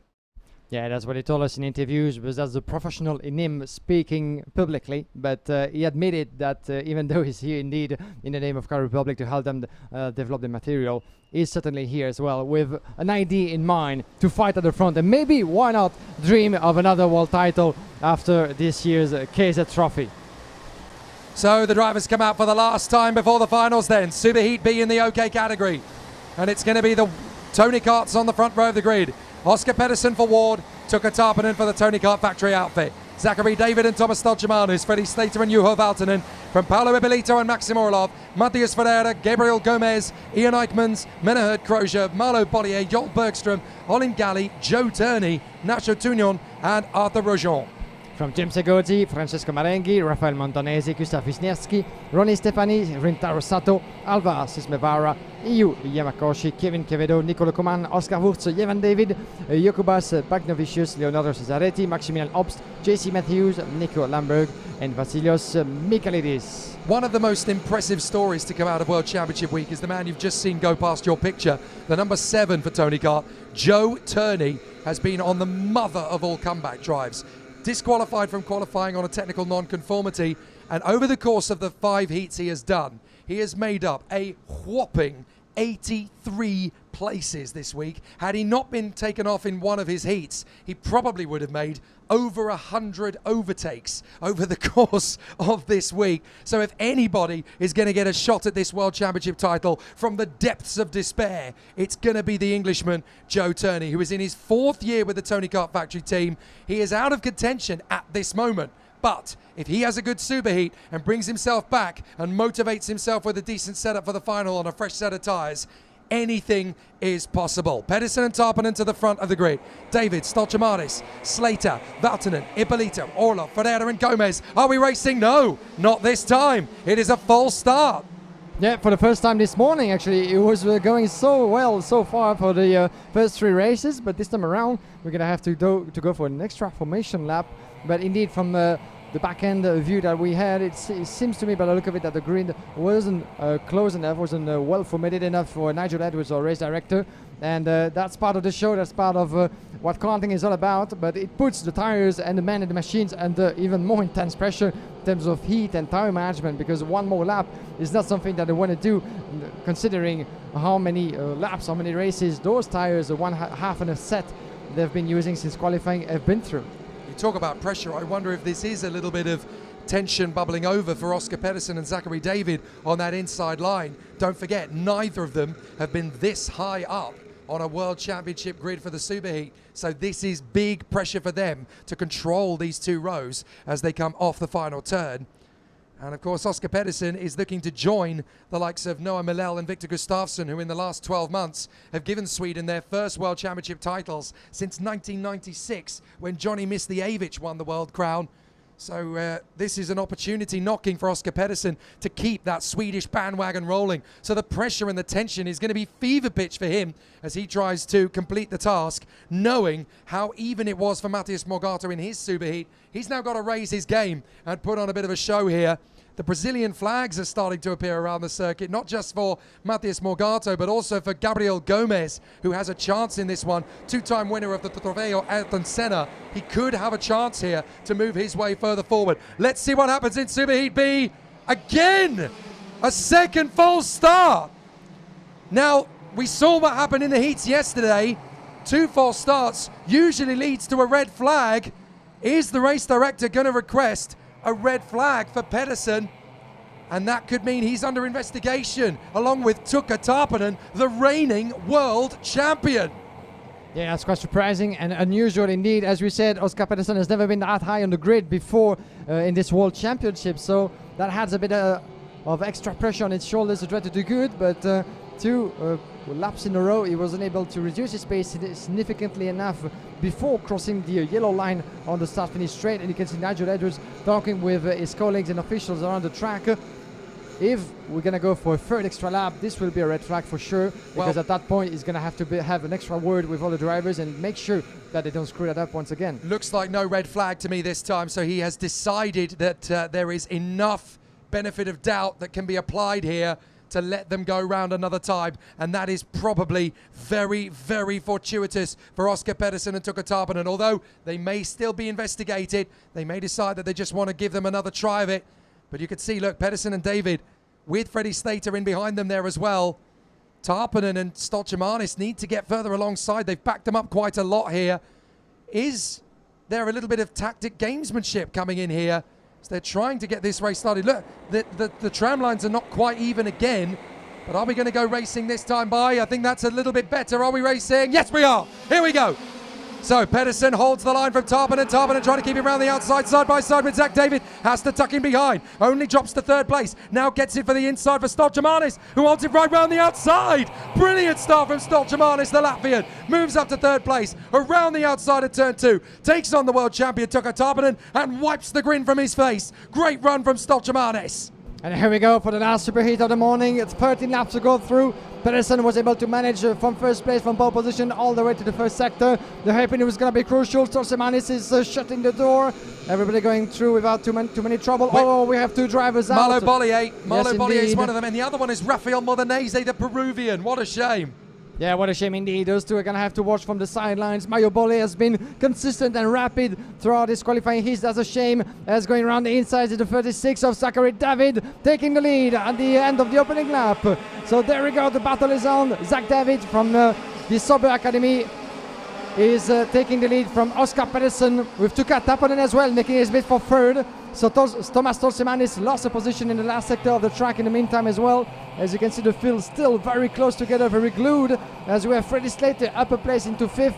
In front of Juho Valtanen, Orlov, Ippolito Gomez and Koshner for the top 10. But Zach David is demonstrating that he's going to be amongst the list of protagonists, that's for sure, until the end of the weekend. He's taking the lead. Was it too soon? He's going to have to go defensive because Tarpinen and Pedersen are there for the taking. Oh, on the inside, that's Ippolito and Crozier, both getting on the inside of Gabriel Gomez. So they managed to make the overtaking moves there. But look how tight it is up at the top spot. Back to the lead has come Pedersen. He's made the move back on Zach David. Tarpinen is sat there in third position, watching it all unfold. David trying again for Pedersen. No man from the Philippines has ever been world champion in karting. He wants to make this happen on his terms. He's going to try his best as Slater is trying to take on Stoltemanis for P4, and Tarpinen is just waiting to see what happens between Zach David and Oscar Pedersen.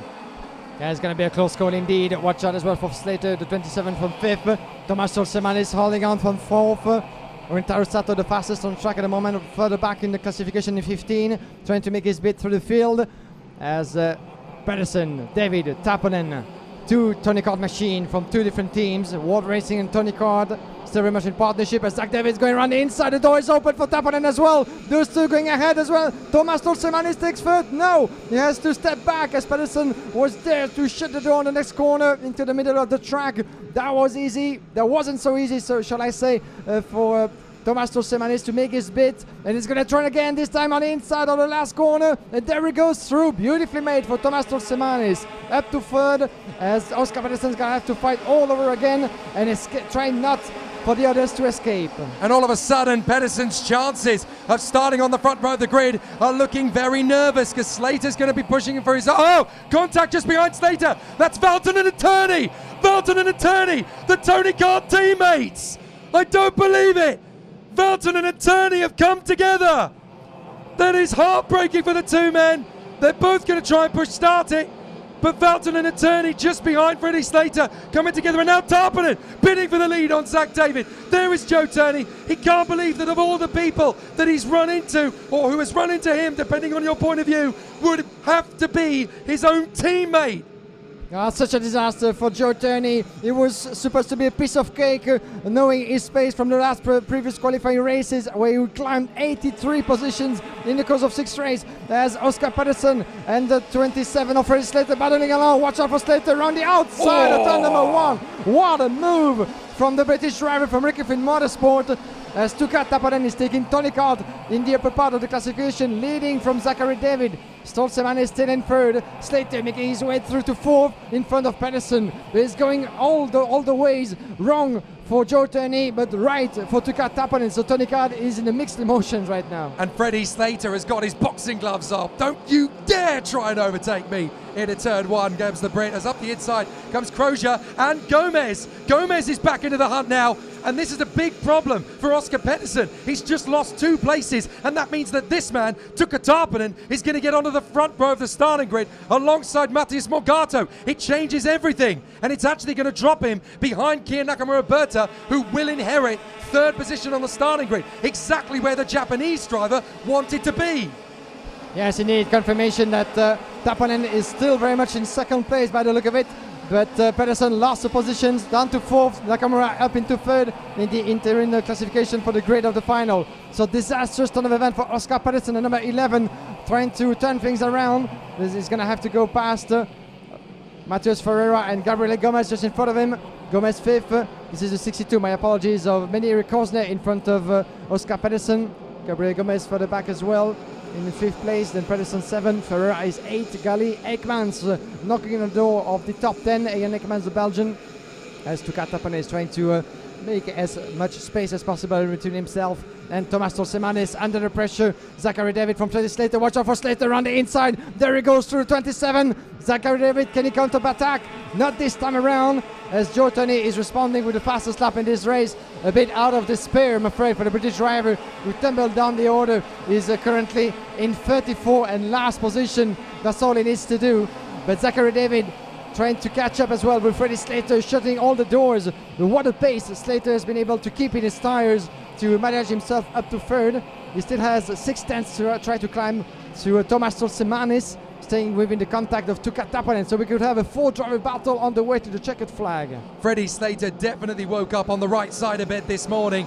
He is definitely in for the count. He's a bit like Cole Trickle in Days of Thunder at the moment. Remember me? I'm back up at the front end. And look at Gabriel Gomez. Gomez is coming into this fight now. The CRG driver trying to break his way into the top 4 in front of Crozier and Ferreira, who have suddenly made a bit of a play for it. Here comes the move from Crozier on the inside of Gomez. The door's still open for Ferreira to get past both men, but Gomez is going to get the slipstream in behind Ferreira. He hangs back for a moment, trying to wait for his opportunity as Crozier is going to try and take on Matheus Ferreira. Once again, Ferreira, Crozier, Gomez, and in behind them that is Olin Gali, the fellow Brazilian. So Gomez and Gali, the Brazilian CRG twins, now right in the hunt in the top 10. And watch out for Maxim Orlov for the back in 9. He wants to be invited into the party as well. So many drivers could go all the ways, right or wrong. But the CRG teammates are going to have to work together not to do anything silly on the way to the hairpin. And you can see that Matheus Ferreira is closing the door, going defensive against the likes of Kroos and Gomez. Watch out, that was a close one into the S's. On the way to the last few corners, Krosner is really putting the pressure, and Gomez going through. Wow. Beautifully made as everybody comes through. 3 places in one space of a corner and a bit of a push, but Krosner lost everything in one corner there. Gabriel Gomez goes for the impossible move and makes it stick. Now Maxim Orlov gets him on the inside line. So Gomez compromised on the exit, but talk about the mentality of a star player. Gabriel Gomez up for the fight here from Brazil, and he's doing an amazing job of it. Really strong, but Tarpanen and Stolchemanis are still together as they run at the front end. Freddie Slater in front of Zachary David, but Tuka Tarpanen hoping to hold on to his position on the front row of the starting grid. If he loses a place, then it's going to be Nakamura Berta that goes onto the front row of the grid. The Japanese driver may not want that, so Tarpanen may have to play tactics here and let Stolchemanis through if he wants the inside line into turn 1 for the final later. Slater and David still having this terrific battle. Here comes David on the inside, dives in, and the young man from the Philippines gets in a 3rd past Freddie Slater as Joe Turney, with the red mist, bangs in another fastest lap. It's make or break now as to whether he can actually make it into the final. Yeah, Freddie Slater didn't counter-attack way too much. He opened the door just a little bit, but he knows that he still has some couple of laps to try to make his bid and return to his position. So all he needs to do is to stay as close as possible to Zach David, which he does at the moment. So we're going to keep an eye on that as well.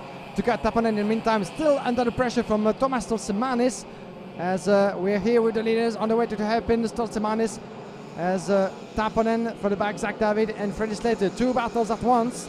Then Matheus Ferreira, Maxim Orlov, Krosner in 7, Gomez. This is close indeed. Oh, Joe Turney under investigation. Yep. Another unfortunate turn of event for Joe Turney in his bid, trying to make up for ground. He just made up positions at the moment, but still quite unable to catch up with the rest of the field, unfortunately. But we enter lap number 11 out of 13. The checkered flag is getting near, and Tapanen just made his bid. The gap actually went from 4 to 8 tenths of a second at the moment, so Tapanen put himself in the comfort zone.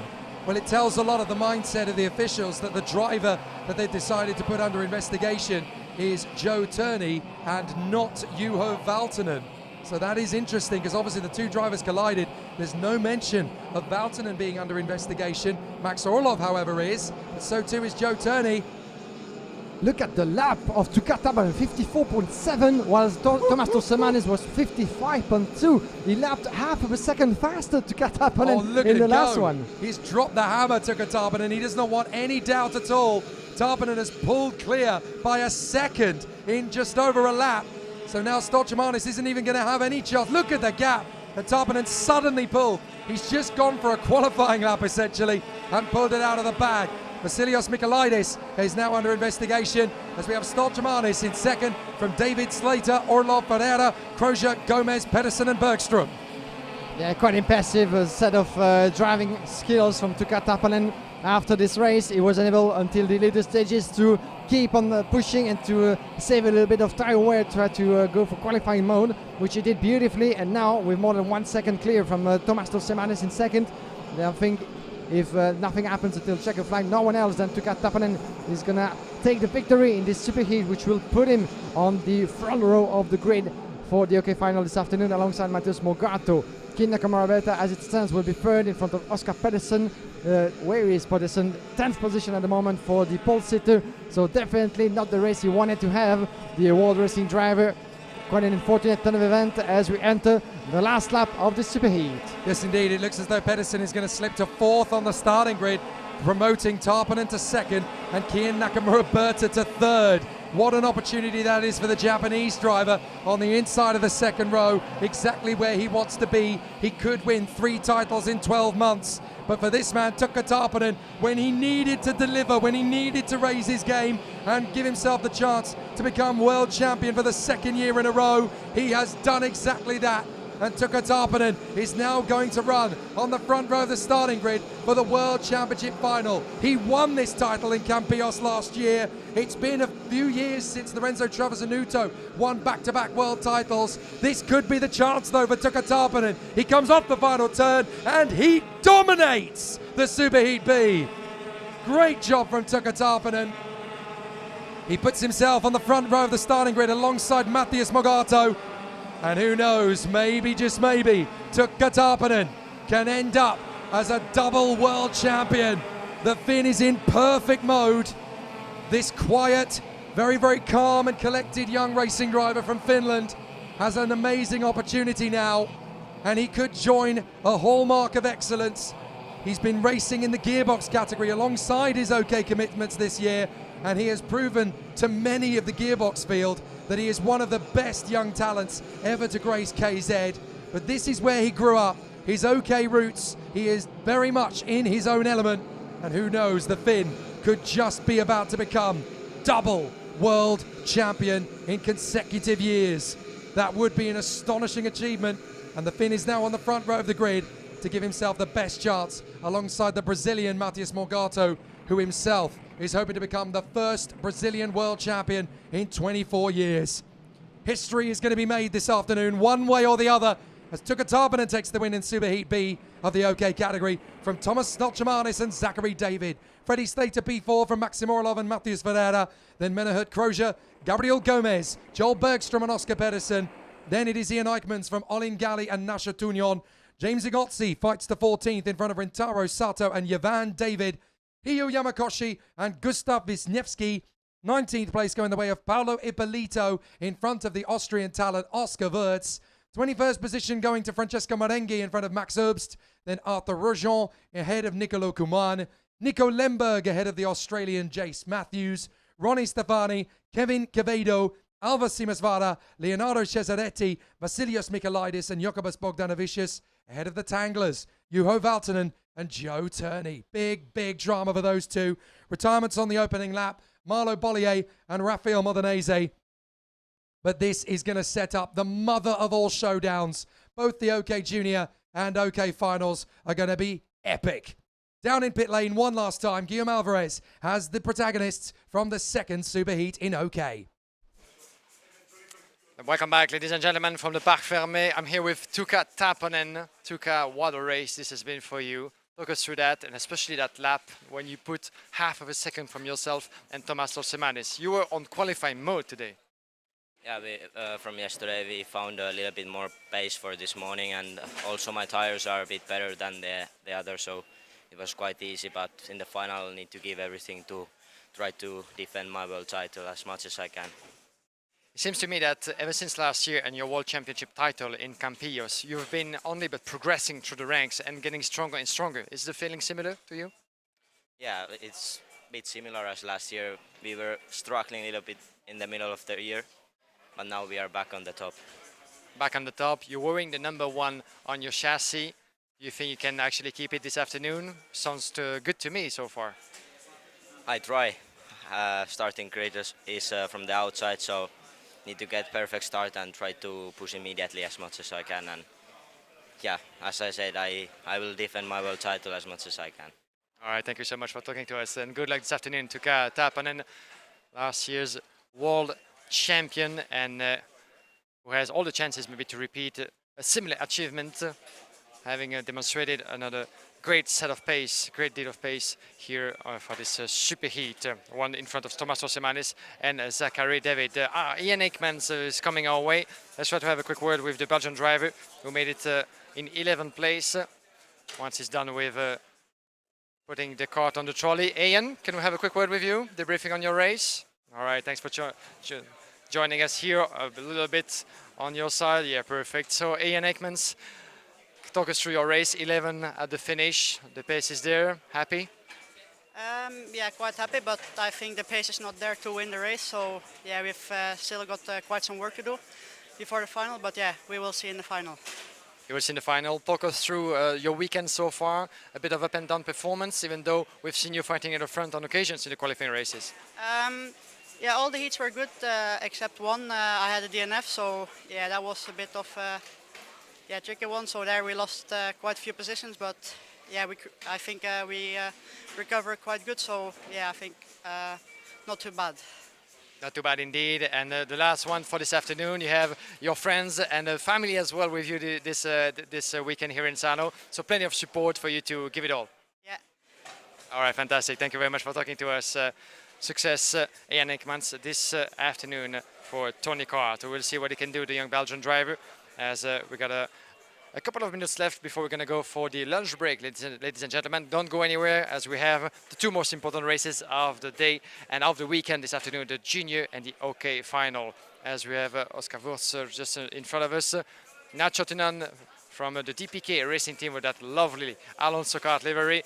Nacho, can we have a quick word with you? Are you available? All right, fantastic. Just a little step back. You can come by my side in the area of the camera. So, Nacho Tunan, you made it until position 13 of this race.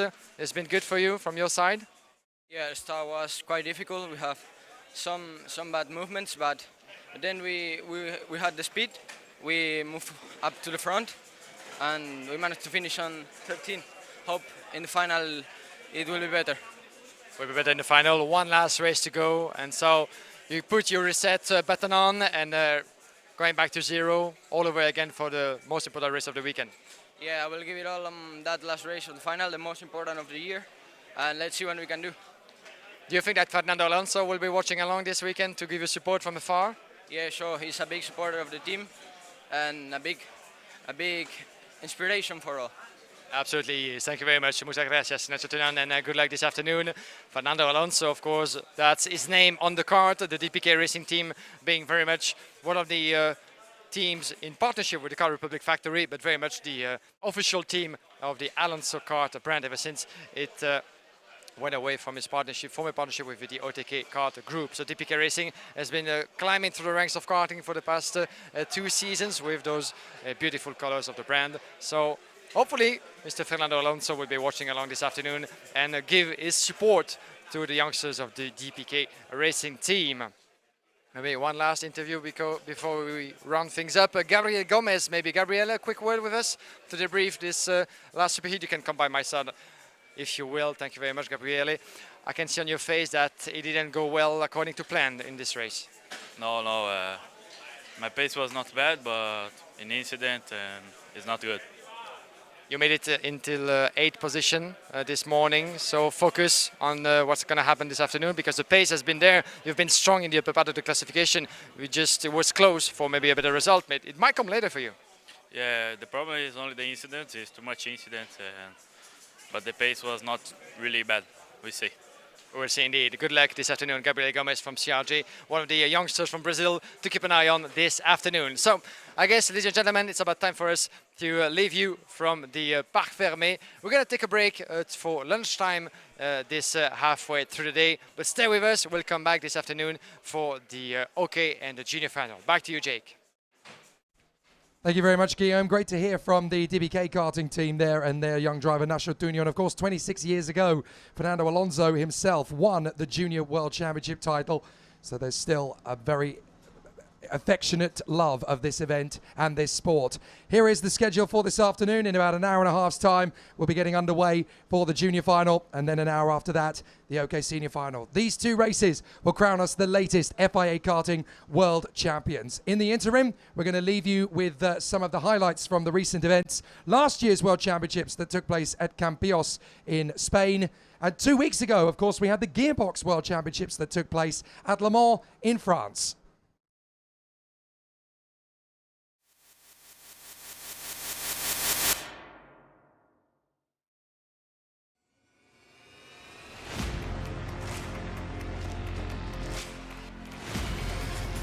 After weeks of uncertainty surrounding the world pandemic, the FIA Karting World Championship will be held at Karting Centre Campillos, near the seaside resort of Malaga in Spain.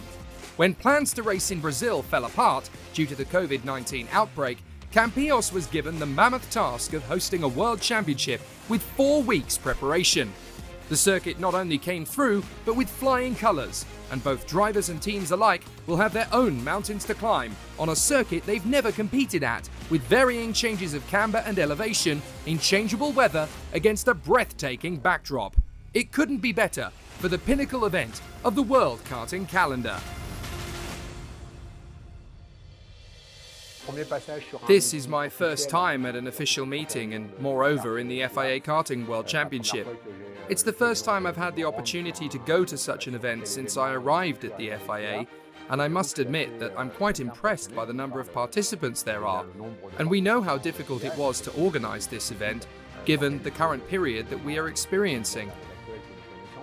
And then I would say the enthusiasm that there is everywhere in the paddock, whether it is at the level of the competitors themselves, but also at the level of the organisation in the broad sense. Karting is really the cornerstone of a whole part of the FIA strategy. Indeed, it is the basis of motorsport, and we want to develop it further. Moreover, we have a strategic plan that we are in the process of developing, so as to extend this base even further, and to make it a discipline of access, really, and of initiation to motorsports on the one hand, but also, why not, to road safety. So there is really an extremely important role on both the sporting and mobility sides for the FIA, and we really want to develop this as much as possible.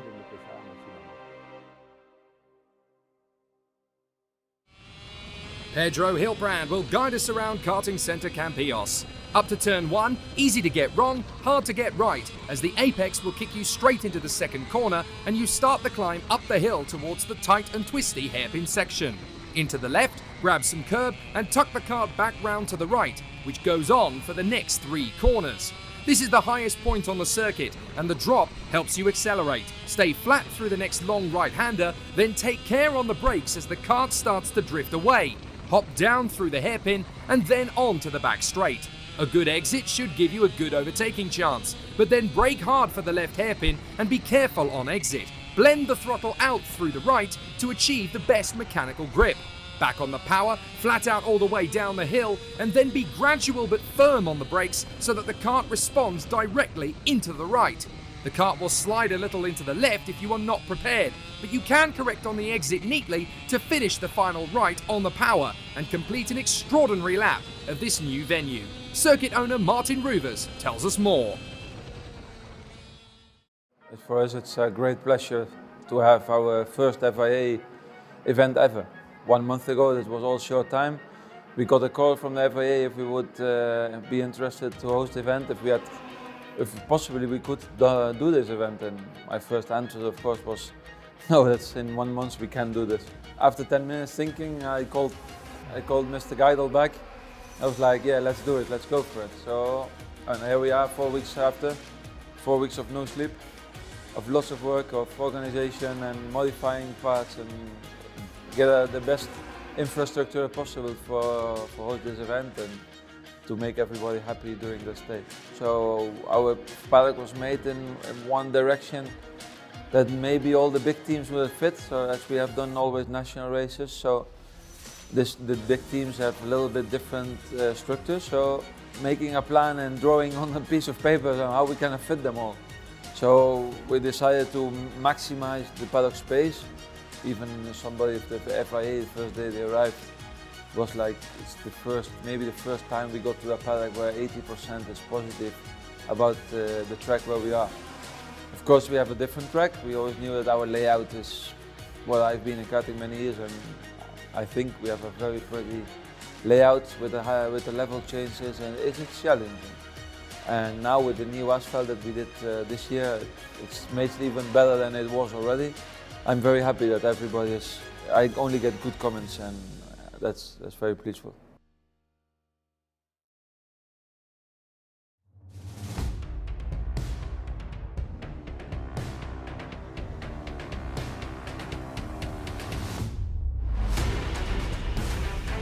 Rain has arrived just in time for the start of the toughest race of the year, and after a handshake from FIA President Felipe Massa, it's time to go to battle. Freddie Slater is fighting back after a mechanical problem in the heats, whilst Thomas Stolchemanis will be on the front row alongside pole sitter David Walter. James Igotzi was unbeaten on Saturday, but the change in weather caught him out in the final heat. And with unpredictability very much a factor now, emerging talents such as Kian Nakamura-Berta and Dmitry Matveev could well show their hand, as nothing is certain heading into the World Championship showdown. Freddie Slater spent 2021 cementing his authority as the world champion from last year by sealing a title-winning campaign in the European Championship. Victory at Genk started the season well, but after a post-race penalty at Ornay-le-Bois, victory was then handed to his Brazilian opponent Matias Ferreira, meaning the title was still open. Next came a thrilling fight to the line with Harley Keeble in Sarno, which went in the Tony Kart driver's favour by the smallest of margins. But the perfect tonic was for Slater to seal the win at Duera, to claim both junior titles in 12 months. Now his objective is clear. He wants to seal back-to-back World Junior titles, which no racing driver has ever done before. There were no disasters into turn 1 for the leading trio, but James Igotzi was held up and Keanu Alazari and Alex Powell were edged out by the chasing pack, allowing Kian Nakamura-Berta into 4th place behind Walter, Stolchemanis and Saita. As the drivers climbed the hill, Max Popov stormed back on the inside at the hairpin to retake 4th from Nakamura-Berta, with Freddie Slater already up to 6th. Meanwhile, Matias Ferreira was out on the opening lap, ending a disappointing slump in the talented Brazilian's year. Stolchemanis was on the warpath early on and grabbed the lead on the second half of the lap, but the Dane hung on valiantly to maintain second before the Norwegian Marcus Saiter could steal it away. So now it was Thomas Stolchemanis leading from David Walter and Saita, with Kian Nakamura-Berta in 4th ahead of Popov and Slater. As Saita quested to move up to 2nd, Walter defended his position without hesitation. Elsewhere, it was all over for Frenchman Jimmy Helias after a spin in the final corner in the tricky conditions. Then came the fight back for Slater. He pounced beautifully on Popov to storm his way into 5th position, and there was enough of a gap left open for Jonathan Waywat to try his luck too, and the move was done, with Ian Eichmans joining him. Slater was going to need to be decisive to move up, and his move on Nakamura-Berta into turn 1 was that of a man who knew he had to be ruthless but also delicate. It was a textbook move, and now he was 4th. Unfortunately, Kirill Kutskov's day ended with a pirouette in one of the worst places on the track to be caught out. He was unhurt, but very frustrated to be running home early. Next up on Slater's hit list was Saiter, and he grabbed the upper hand on the Norwegian on lap 3 to move back into the podium positions. On the sidelines, James Igotzi had sadly retired too, as did his teammate Arthur Dorisson. But now that Slater was making his way through the pack, Kian Nakamura-Berta was following in his footsteps and doing the same. The Belgian star Eijkmans made an audacious move on Waywat and made it stick in spectacular fashion at the top of the hill. But it was game over for Keanu Al-Azari, one of the stars of the weekend, who after a brilliant 3-lap charge back to the top 10 was robbed of a result. And he wasn't the only one, as Daniel Wahlberg and Enzo Tanvanitschkull crashed out in sympathy. Now Slater was duelling with Walter, and both men fought resolutely to claim the place, and it would take a few corners to settle the dispute. But Slater would not yield, and he made his final move at the highest point on track. Despite his retaliation, Walter had to concede the position. Stolchemanis knew it wouldn't be long before Slater was making a bid for the lead, but even he didn't think the British driver would make such a bold and spectacular move on only lap 6. Now the Englishman was leading once again. Kian Nakamura-Berta was managing his tyres beautifully and took third position away from Walter on the next lap. A master in these conditions, the Japanese youngster was the only driver lapping at a similar rate to the new leader. In only a couple of laps, he had gained enough ground on Stolchemanis to start the attack. His initial bid informed the Latvian he was a threat, but realistically, the move was never going to work. A lap later, and a more traditional overtaking spot played into the Forza Racing driver's hands as he grabbed the position and was now in hot pursuit of Freddie Slater. And now he had a sniff of a victory. It looked apparent that his opponent's front fairing had come loose, and with it would come a 5-second penalty. If he could pull more than 5 seconds clear at the flag, he would still claim the win. Stolchemanis and Walter were left to duel amongst themselves, and the Danish driver was ruthless to make the move onto the podium. But both men would yet be troubled by another, as Anatoly Kavalkin was reeling them in. So Stolchemanis fought back and reclaimed the position. But the more they battled, the closer the Parolin chassis behind them was looming. Walter grabbed the place back again into the left-hand hairpin at the summit. But Stolchemanis bounced straight back, and as he dropped a wheel off the curb, the energy course veered wildly into the side of Walter's kart. They both held on, and it was the Latvian who emerged triumphant. This was becoming a ferocious struggle, and Kavalkin was content to let it all unfold as he gained more and more time. The battle became closer still, and Walter made another big move. But now, crucially, Kavalkin was close enough to become a problem. So now the Latvian had to defend instead of attack, and that gave Walter the breathing space he needed. Only a few corners later, and Kavalkin was up to 4th. But could he make it to the rostrum?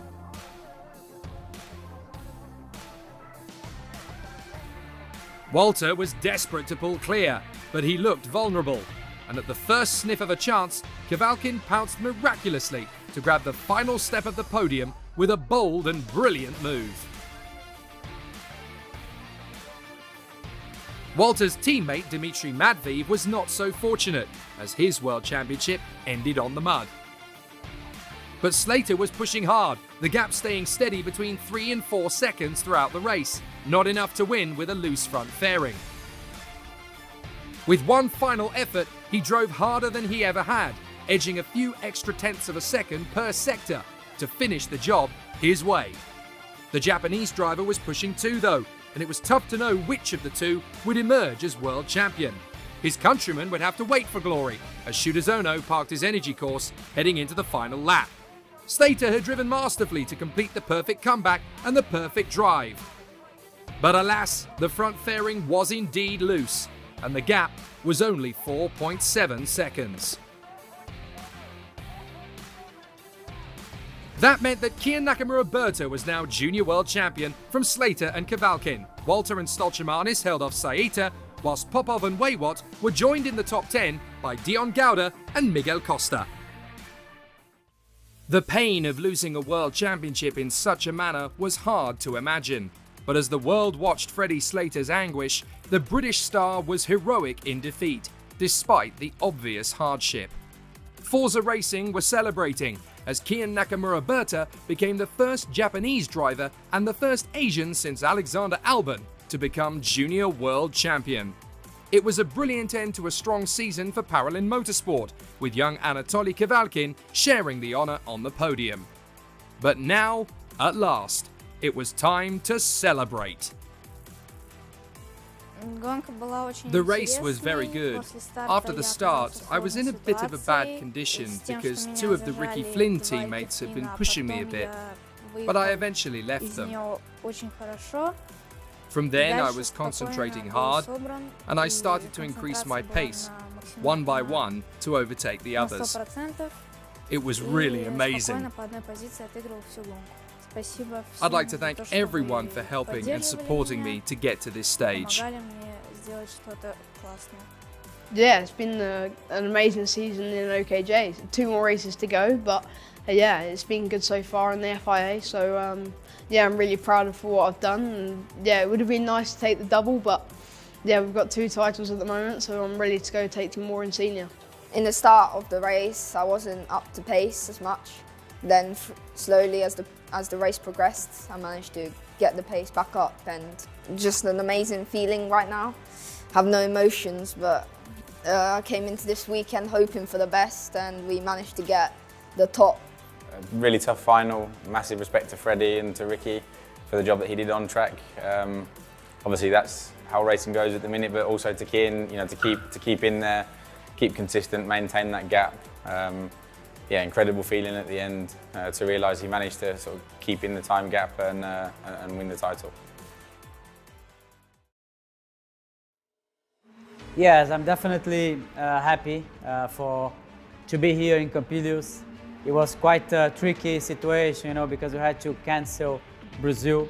But I mean, I think everything was in the good way, you know, to have a good championship. We have a lot of problem with the COVID in many different countries, and for sure that was a tough job for all of us.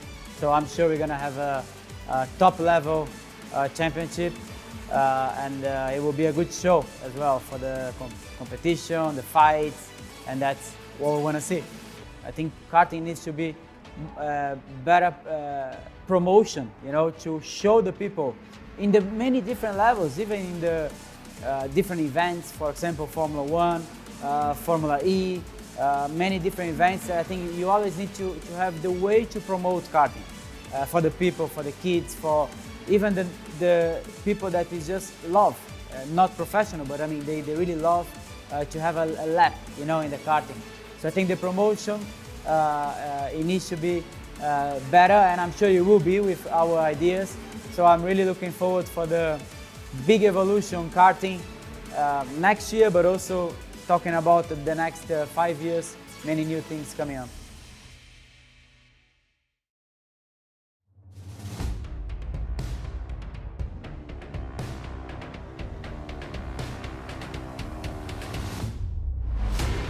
There are so many contenders for the World Championship that it's impossible to know who will have the best chance to lift the title. Hugo Ugochukwu has been strong all weekend, but then so has young Swedish ace Oscar Pedersen. But the surprise of the weekend has been Brazilian newcomer Gabriel Gomez, who clinched pole position in timed qualifying in phenomenal fashion. So with the established guard of Rafael Kamara, Arvid Lindblad and Nikola Tsolov behind him, and the likes of Tuka Tarpanen and Luigi Coluccio also in the mix, could there be a shock new winner?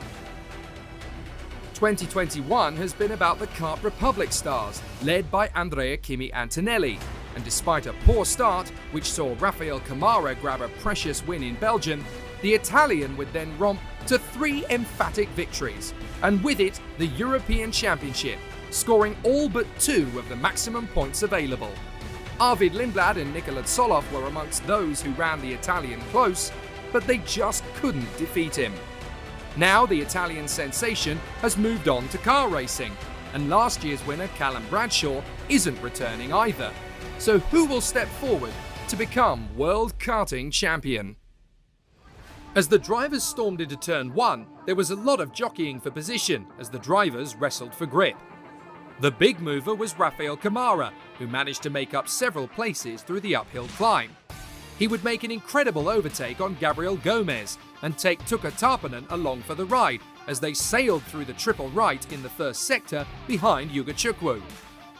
But as Arvid Lindblad and Luigi Coluccio pursued the CRG driver, Gomez would run out of road on the outside line and tumble down through the field. A brilliant weekend's work undone in one corner. At the end of the first lap, Kamara found the smallest gap in history to pass Yuga Chukwu for the lead, determined to put the Brazilian flag on the top step of the podium. There were battles everywhere you looked.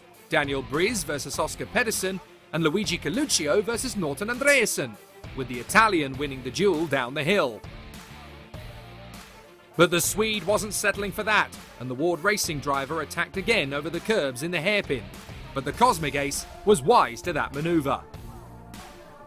Meanwhile, Tarpanen was now level with Yuga Chukwu and finding it difficult to overtake. At least he was still on the road. Matthias Mogato wasn't, as Biralart's weekend had gone from bad to worse. Then Tarpanen hoodwinked Yuga Chukwu beautifully. He backed out of the entry to the right-hander and accelerated strongly through the exit to leave no doubt as to who was now in second place. It was all going wrong for Yuga Chukwu, as now his teammate Arvid Lindblad was hustling him for position 2, and the American was now off the podium. Kamara was defending valiantly to keep the Finn at bay, but there was no stopping the Tony Kart youngster, who made a phenomenal overtake into the right hairpin in the second sector. The Finn was now on the crest of history, as he could become the first Finnish world champion. Things quickly unravelled for Kamara, as first Arvid Lindblad caught and passed his Kart Republic teammate, promoting the Red Bull Junior to second.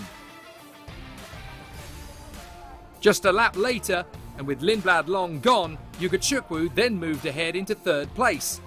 And within an instant, Coluccio had stolen fourth position too. Something wasn't right.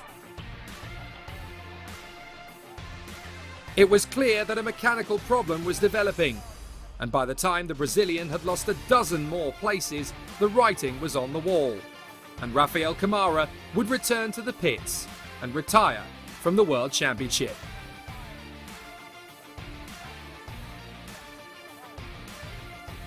Later on, and Coluccio had caught Yuga Chukwu to grab his first World Championship podium since 2018. But could he stay there? Slater had been dominant in the junior race, but nothing quite like Tarpanen in the OK final. The race was the Finns to command, and he emulated last year's winner Callum Bradshaw with a dominant drive ahead of the pack. Lindblad was set for a fifth visit to the podium, but he too was carrying a front fairing penalty, and the 5 seconds added afterwards would drop him to third.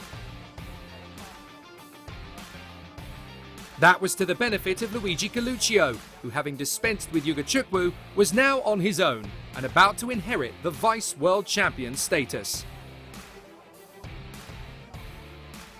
But having seen Heikki Kovalainen, Juho Valtonen and Auro Vainio score a podium in the World Championship, Finland was about to go one better. Last year, he'd been the junior Vice World Champion. Now, Tuka Tarpanen was the World Champion. The new Flying Finn was the hero of Campios, and it could be the first of many World Championship successes for the lovable young star. Behind Coluccio and Lindblad, Yuga Chukwu held off Nikola Tsolov and Artem Severukin, with Joe Turney ahead of Ruben Moya, Juho Valtonen and former world champion Pedro Hiltbrand. Finland has waited over 50 years for their first karting world champion, and now they can celebrate one of the youngest ever after a sensational display. With Coluccio and Lindblad sharing the spoils on the podium, it's a welcome return for the Italian after a 3-year hiatus, and Lindblad ensures he scores silverware in every single FIA OK Senior race he started. An astonishing end to the season for the Red Bull youngster. I'm really happy with the result. I was second on the road, but unfortunately got a bumper penalty, so I was third. But to be on the podium again is really good. I'm really happy with that. The consistency this year has been really solid, and it's just testament to the fact of how good the package has been this year. I'm really grateful to everyone at KR for their support to give me a package good enough to compete at the front week in, week out in different conditions, different circuits. The track was very hard now to drive. It was super slippery, and we need to find the right pressure. It was really important. So I just managed to finish the race in the best way I can. 3 years ago I was third in the same category. Now I'm vice world champion, and I'm super happy. Also for the team, we work so hard and we deserve it. First Finnish world champion. It has been a bit difficult year, but finally I got it what I need. Yeah, it has been really difficult condition. Also not so fast all the time, but we improved and I won.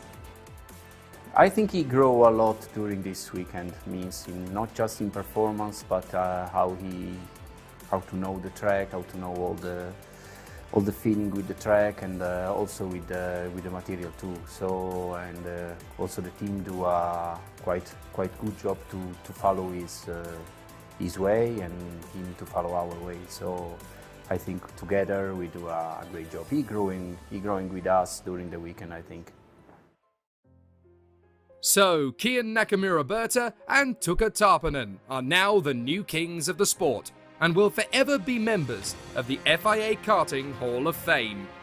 But just as the 2021 season draws to a close, the teams will begin work again, as the European Championship will return in April at Portimao in Portugal.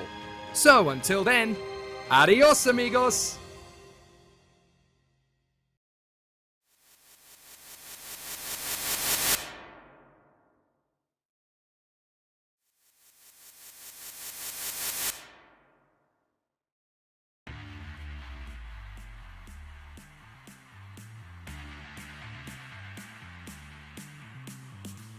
Ever since 1906, when the city staged the first ever Grand Prix, Le Mans in France has been long established as the capital city of world motorsport. Sports cars, bikes, trucks, and even Formula One have raced here. But for the first time in 7 years, FIA Karting is back, and for the grandest prize of them all, the World Championship for KZ Gearbox drivers.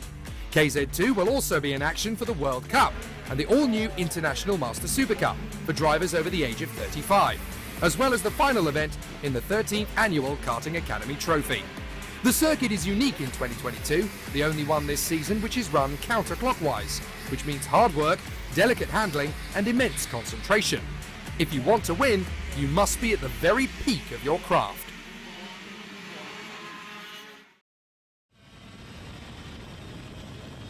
Home hero Emilion Denner will guide us on a flying lap of Le Mans. Around 140 kilometers an hour into turn 1, the left-hander tightening, so care under braking is needed and a wide radius around the curbs. Back on the power and up to turn 2, the corner is sharp, but you can carry a lot of speed. After turn 3, that hairpin that follows is tough to perfect. Braking whilst turning means a very smooth style, and the corner feeds back into the next left-hander without a moment to take breath. Hopping over the curbs at the S's, and then an open left and slight elevation up to the banking, which you can be flexible with in terms of racing line. Keeping the rear of the kart stable is important heading into the next right-hander, and then along the back straight and past Les Deux Vieux Chênes, the two old oaks. Heavy braking into the left-hander, which is a common overtaking spot, then the final chicane, with high curbs and an open apex, which rolls out through the final corner and onto the home straight. It may not be the longest circuit on the calendar, but it's certainly one of the toughest.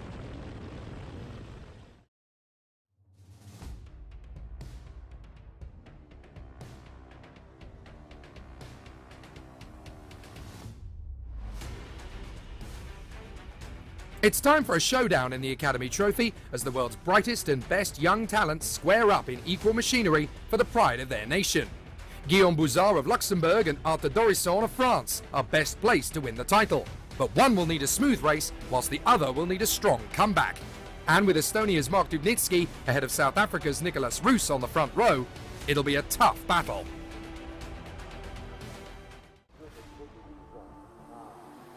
With the tight first corner at Le Mans, a clean start would be hard to envisage, but Dubnitsky and Roos made the textbook launch down to the first corner, with everybody else playing sensibly in pursuit.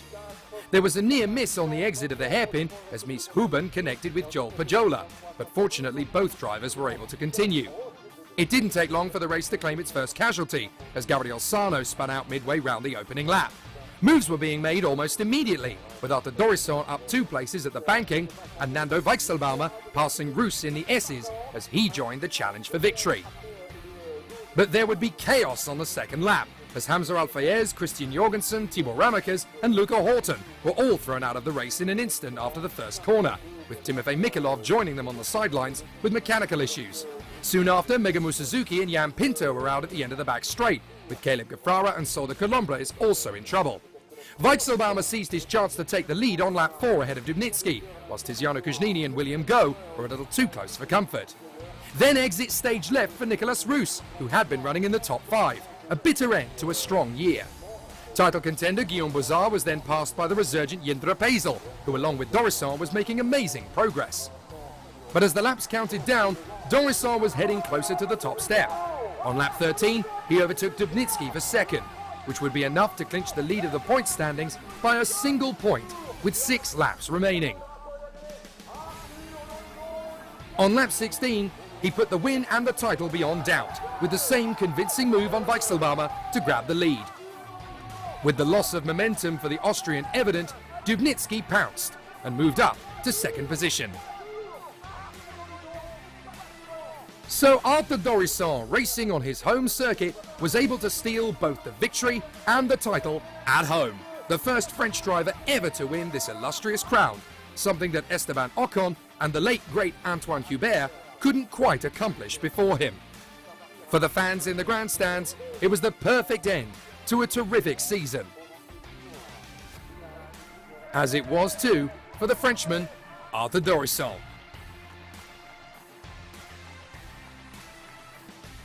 Dubnitsky and Weichselbaumer shared the podium with the new victor, with Pazel, Besterda and the frustrated Bouzard in tow. Alexander Bogunovic ended in 7th, with the top 10 completed by Kuznini, Riccardo Cirelli and Marcus Sirkunas. It was a truly emphatic podium, as the 3 men on the rostrum had plenty of reasons to smile. Nando Weichselbaumer and Mark Dubnitsky had saved their best for last and proved their worth on the world stage, whilst Arthur Dorisson had joined the FIA Karting Hall of Fame. After a good start, Guillaume closed the door for 4 laps. I overtake, and after I push to come back. I overtake Ivo, after Mark and Nando. I restart to push to finish the race in first, and I win. I'm so happy, but I am the first Frenchman to win the Academy Trophy. I had a good start, so I lead 2 laps, but then Nando had the better pace. Then I was behind him. We together has good pace, and we just tried to do gap for the group behind. I'm happy with these results, but looking forward for next weekend. I had a pretty decent start. I made up 2 places, and at the ending of the first lap I went up into P2 already. I had kind of a big gap to Mark, which I had to close for 2 laps, but the pace at the beginning was absolutely great. I passed him immediately, and we worked together very well to get away from the rest of the pack. In the end, Arthur just had the better race pace. I cannot say anything else. When he passed me, I had a bad exit off of the last turn, and Mark got alongside me on the start-finish, and I didn't want to risk it all and close completely on him, so I just settled down for 3rd place and took what I had.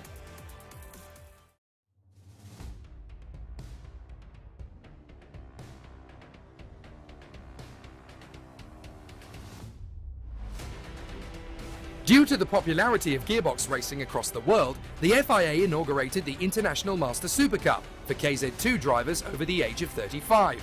And a phenomenal 64 racers showed up to compete, many coming out of retirement to do so. An amazing feat for the opening event, and certainly a sign of things to come. But if anybody thought the battle would be tame, they'd be wrong.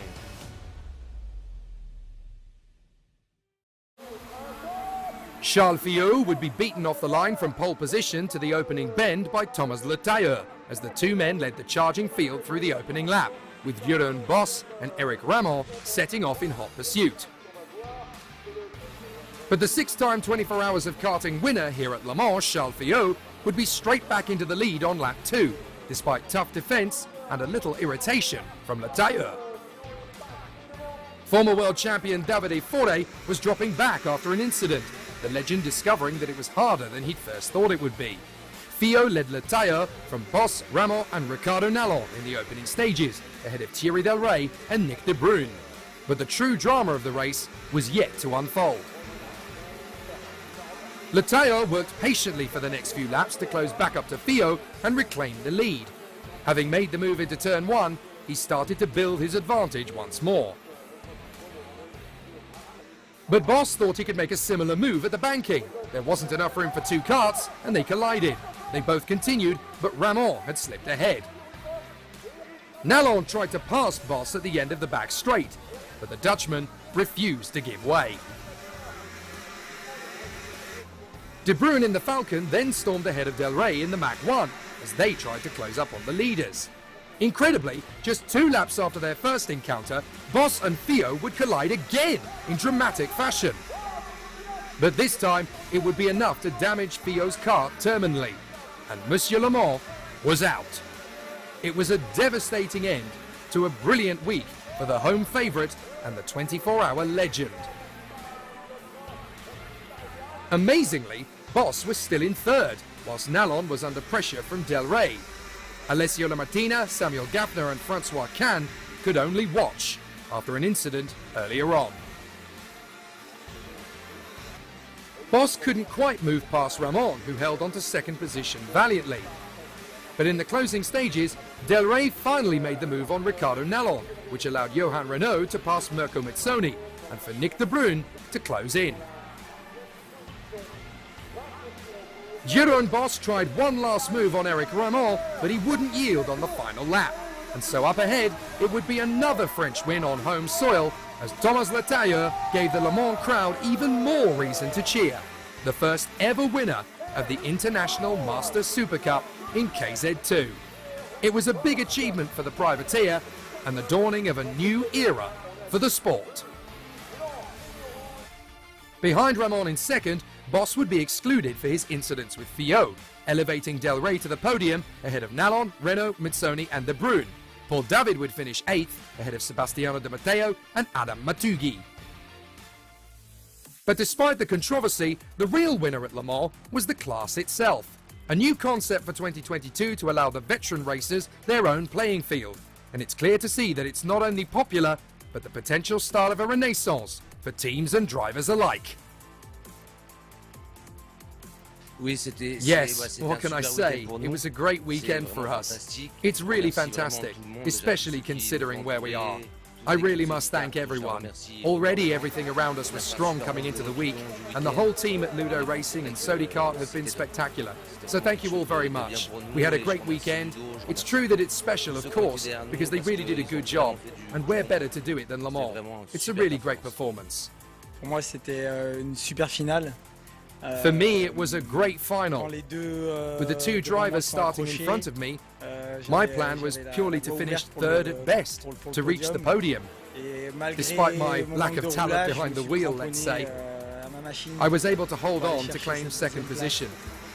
I really want to thank this team, CPV Sport. It's such an intimate environment.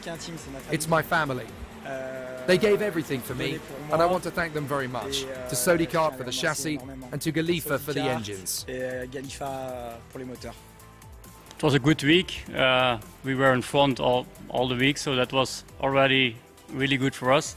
And then the final, I pushed very hard to overtake, to become P4, because I saw the action before me, and I was thinking that there should be penalties at the end. So in the middle part, I saw the opportunity, and I take it. And then it was some hard laps till the end, but we take it, and it's very nice for us. It's incredible. I'm really happy for Sodikart, TM. It's a big deal in KZ2 Master. So we start front row. At one moment I expect maybe 1 to 3. Unfortunately, Charles crashed. At the end, there is a lot of gap between the driver, but we were able to finish 1 and 2.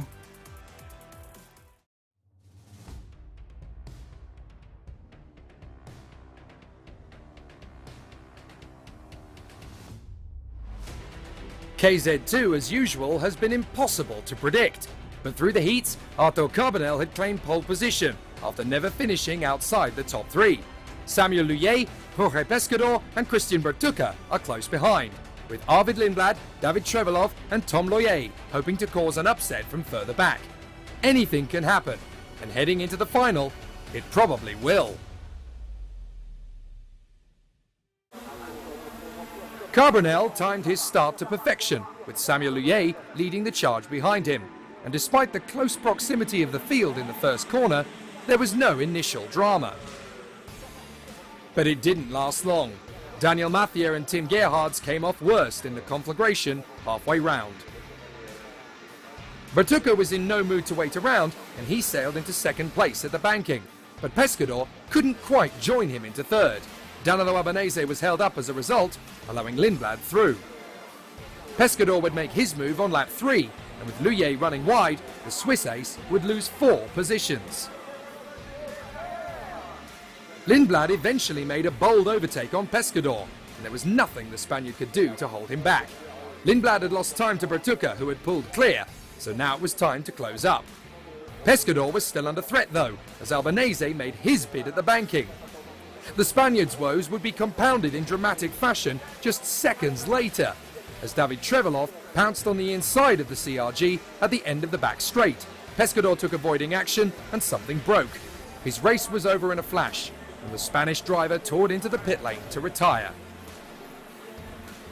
Jean Luyet was trying to catch his brother and made the overtake on Marcus Kayak, who had left enough space for Genis Savico to make the same manoeuvre. But the other Luyet brother was in difficulty as Valentino Fritsch saw a chance in the same place on lap 12. Norton Andreasen sensed that his teammate was now vulnerable, and with Samuel Luyet struggling to keep the tyres working well, the Swede had no hesitation in moving ahead. Albanese then bit the dust as yet another mechanical problem robbed him of success after a dismal 2022 campaign. But out in front, CRG and Arthur Carbonell couldn't believe how dominant they were. The speed was strong to match the tyres, the grip and the Frenchman's resolve. Heading into the last lap, Bertucca, Lindblad and Trevelov had tightened up. Bertucca defended, Lindblad lifted off the throttle and Trevelov took his last chance to overtake. But there just wasn't enough space and the German spun. He was out on the spot and the chance to win the World Cup was gone for the man who had consistently been fastest all week. It left Bertucca second ahead of Lindblad, but nobody could stop the incredible form of the race leader. Arthur Carbonell scored his first ever podium finish, his first win and his first FIA title in one go by winning the World Cup in KZ2 for CRG. His patience and consistency had kept him in the game all week, but he had saved his best drive for the final race. And incredibly, there were now 3 new champions for the French crowd to celebrate.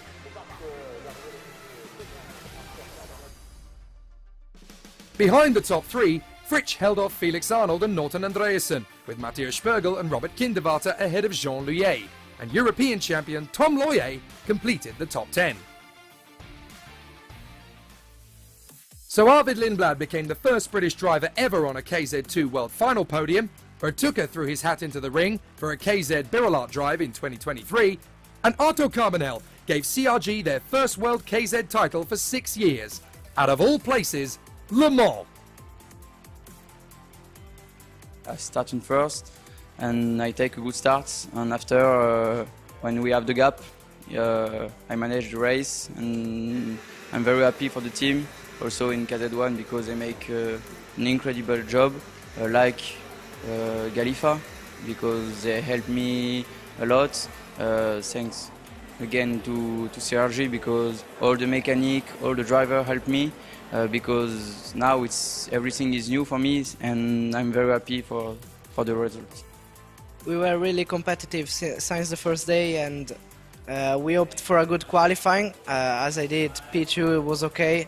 We started in the front always, and I just did a mistake on one start, and that's it. But we tried our best and make it to the final, and we arrived to achieve P2. Still a good result for the first year and everything.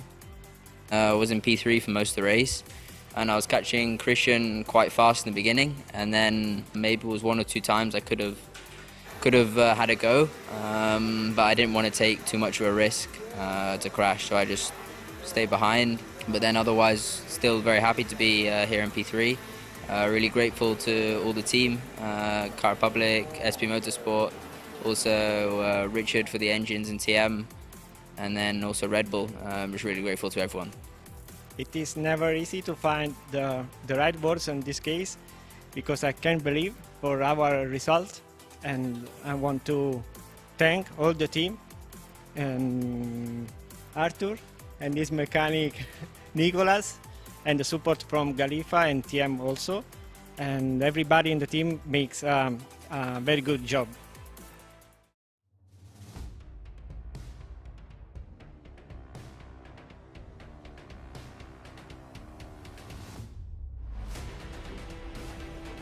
For tension, suspense and intrigue, nothing beats the KZ World Championship final.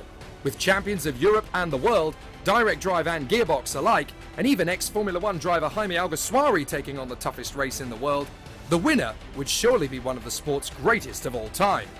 But who could cope with the pressure and the expectation the best? Over 22 grueling laps.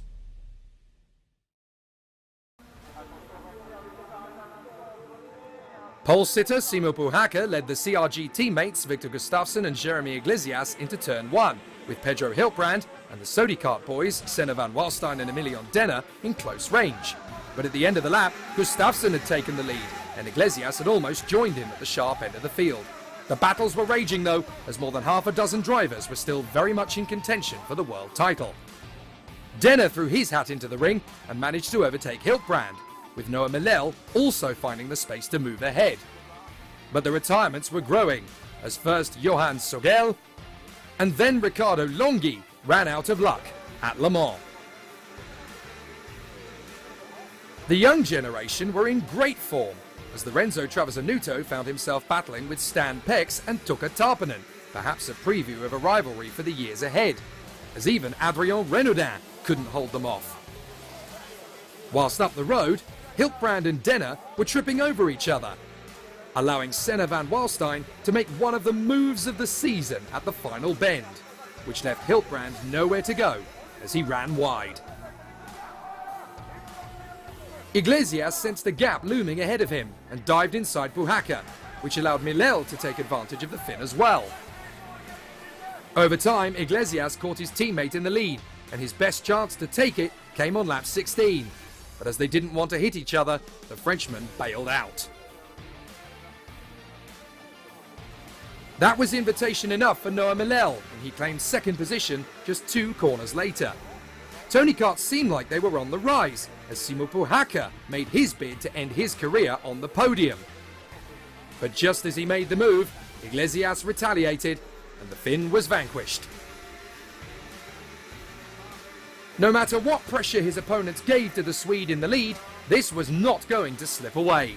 And after one of the toughest seasons of his entire career, Victor Gustafsson came through to become world champion against all odds and expectations.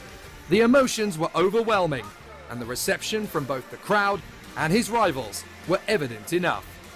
Here was a worthy racer to add to the world champions list, and CRG had returned to the top step for the first time since Paolo Di Conto in 2017. Isn't it amazing? You wait 25 years for one Swedish world champion, and in 2 consecutive years, 2 come along at once. Puhaka bowed out of the sport as a driver just off the podium, with the Sodis of Van Walstein and Denner ahead of Pex and Travasanuto, with Tarpanen and Renaudin close behind.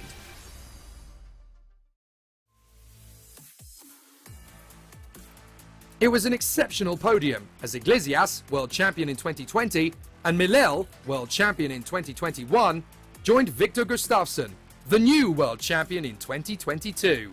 3 legends sharing the podium in a sensational end to the season.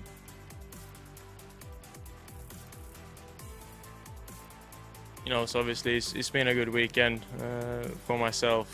I felt really confident after first day. Today I started struggling a little bit, but then in the final obviously made a move on Simo, which was a big move, big risk, and then just being clever, being smart with the tires, engine, managing everything, and it worked out. Obviously, it was under a lot of pressure, especially from these two beside me, but in the end, it worked out, and we were world champions. I mean, the whole weekend has been really good. I mean, the speed we have is really good, and I feel very confident with the team and what we can achieve. I think in the end, I will be happy with the second place, and especially the speed that we prove once again that we have. And for sure was really emotional for me here to make the World Championship here in France. Really happy for the whole team because the last month they make an amazing job to arrive here with a really performant material. As we can see, we won in both categories. Honestly, I put all on my side to try to do my best to win, and I focus and try to recover all. I passed Simo, and then I was all focused on Victor, but I did it really well. I'm very happy for CRG, so we can be better than this, and thanks to these two guys to give me these emotions. And what can I say? We worked hard. We had a lot of up and down, and at the end, the result every time pay for our works. Le Mans is always exciting, and 2022 was no exception. Arthur Dorisson has become the first French racer to win the prestigious FIA Karting Academy trophy, ahead of Guillaume Bouzard and Matthias Orwela. And Thomas Le Tailleur has become the first ever International Master Super Cup winner. Both men giving the French crowd the champions and heroes they were hoping for. And we hope they'll be back for more glory next year. CRG have claimed the World Championship and the World Cup in the same weekend for Victor Gustafsson and Artur Carbonell. After a 5-year winning drought, the Italian legends are back on top. And the task in 2023 is clearly to stay there. But in 2 weeks' time, the OK and OK Junior drivers will step into the limelight in Napoli for their own World Championship weekend.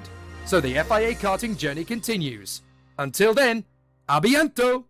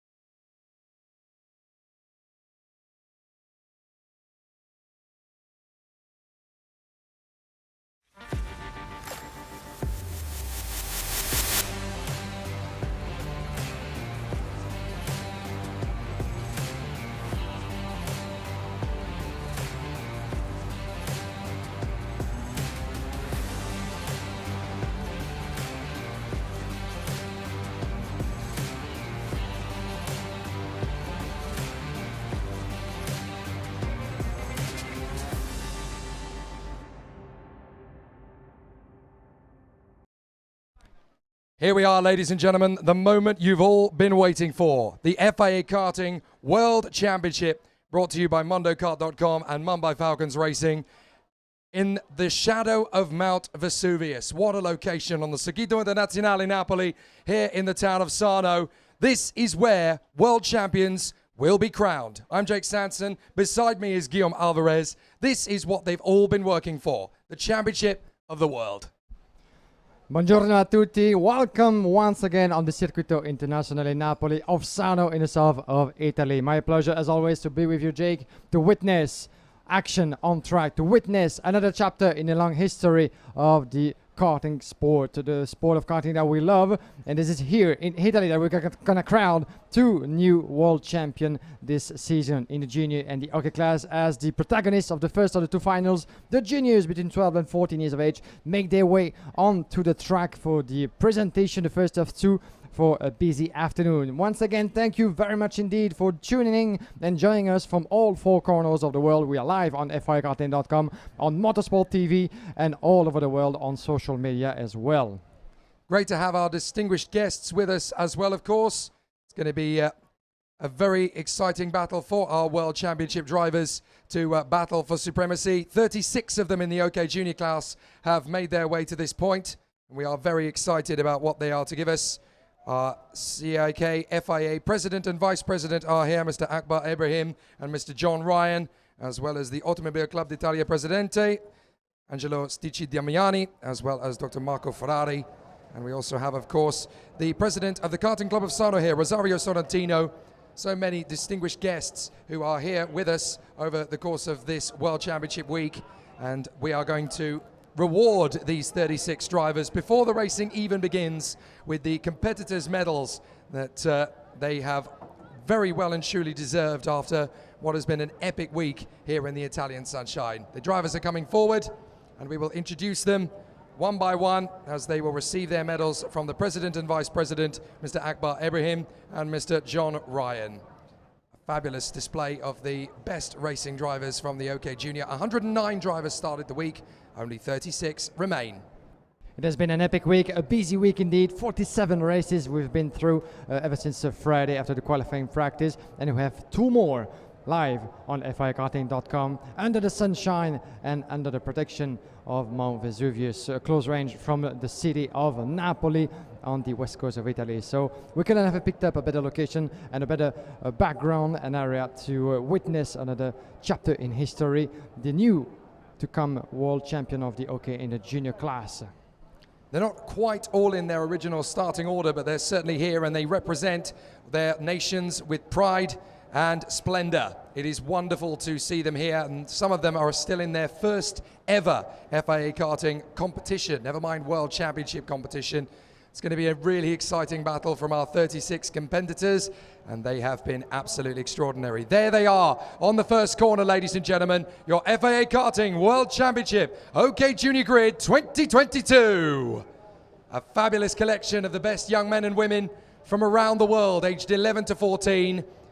And who knows, one of these drivers could emulate the likes of Fernando Alonso, Max Verstappen, Alain Prost, Charles Leclerc, Nick de Vries, and many of the others who have come before them to win an FIA World title, to move on to the splendor of Monaco, Indianapolis, or Le Mans.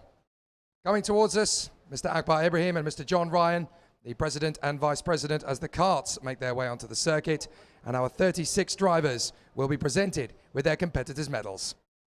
This is the calm before the storm, isn't it? The last few minutes before we get going for the first of two races. This junior final will take us for 17 laps as Mr. John Ryan and Mr. Akbar Ibrahim start giving up the medals, well deserved, for the best of the best, the 36 drivers out of 109 that will get to compete for the junior final in just a couple of minutes. So from the back row, it is the Brazilian Gabriel Moura and the Italian Mattia Colnaghi. From the 17th row, Peter de Give, alongside the Spanish driver Luna Flusha. On the 16th row for Switzerland, Kilian Josselin and the Luxembourger Guillaume Bouzard. On the 15th row, the Dutchman René Lammers and the Belgian Thomas Strauven. Then on the 14th row, it'll be Kirill Kutskov in the Birolart and the Frenchman Jules Caranta. Zach Drummond, the British driver for Parolin, on the 13th row beside Kirill Ditiev for Ward Racing. Lewis Werrell from Great Britain in the Forza Racing Expert. Andres Cardenas of Peru is alongside him on the 12th row. The 11th row will see Lucas Flusha partner beside Dimitri Matviv of the Koski Motorsport team. On the 10th row, it'll be the Austrian Niklas Schaufler alongside the Swede Leo Nilsson. Then we have on row number 9 from Colombia, Salim Hanna by his side, as well Chi Newman from China. Row number 8, Maciej Gladys from Poland, with Maxence Verbruge in the Car Republic from France by his side. Then we have the Swiss driver Kian Fadin on row number 7 with the German Simon Reckermarker by his side from the TB Racing Car. Very impressive in the superheat this morning. Row number 6, Io Besterda from Poland with, from Norway, Marcus Sater. Row number 5, we'll see the Belgian driver for his first ever appearance at this stage, Dries van Langendonk, with Gerasim Skulanov by his side. Nathan Tye from Britain and Scott Lindblom from Sweden will share row number 4. Row number 3, Enzo Tanvanishkul from Thailand with Adam Aydek from Hungary. Then we have Martin Molnár, the fellow countryman of Adam Aydek from Hungary as well. From Germany, Taim Saleh on row number 2, and the front row that we've been expecting ever since the World Championship started. Jan Przewalski from Poland and Anatoly Kavalkin, the European champion of the junior class this season. Jan Przewalski was his closest rival, vice champion of Europe this year. It's fair to say that Anatoly Kavalkin had a wonderful season, dominating the points, but Jan Przewalski has been one of the young names to shine at the forefront of the junior final and the junior championship, and once again very much in a strong position to give Anatoly Kavalkin a hard time. But there's more than 2 drivers, there's more than 2 names on this very talented field that can have a go at the World Championship title. We've seen that happening this morning in the superheat. This is one thing to get it together, to collect the points and the results in the qualifying races, and those junior drivers have had 7 races to go through to appear on this grid, and that's another challenge to make it onto the Sunday and really translate that level of performance into results. Of the tens of thousands of junior kart racers around the world under the age of 14, 109 of them have made it to the World Championship. Only 36 remain for this final, but every single one of those drivers can be incredibly proud of the job they've done.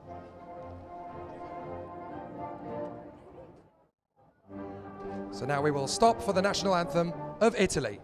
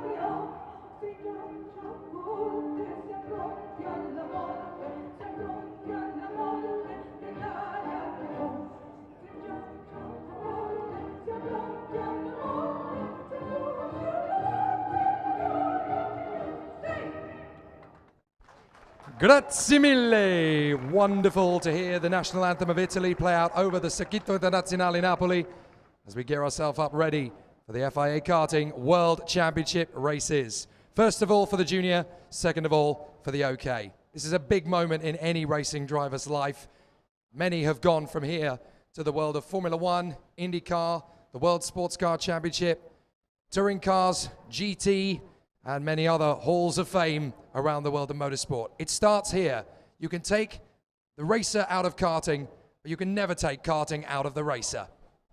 And we've seen that in a number of occasions with some of the motorsport famous names all over the years giving back to karting indeed, and some of them certainly will be coming back to a certain point. Even for fun, you know, it's not unusual to see some of the current Formula One drivers have a go at karting in between 2 seasons. That's what we like to do, and there's more than one name that has been part of the karting world for the past few seasons, the likes of Charles Leclerc, Lando Norris, Daniel Ricciardo, Robert Kubica, of course, as well as Fernando Alonso, some of the drivers that put their names on the card, witnessing the beautiful performance of the youngsters of the new generation of kart and racing drivers for the years to come. That's the least we can wish these youngsters on top of the world of karting, is to have the longest career possible and to be able to climb the steps of the motorsport ladder.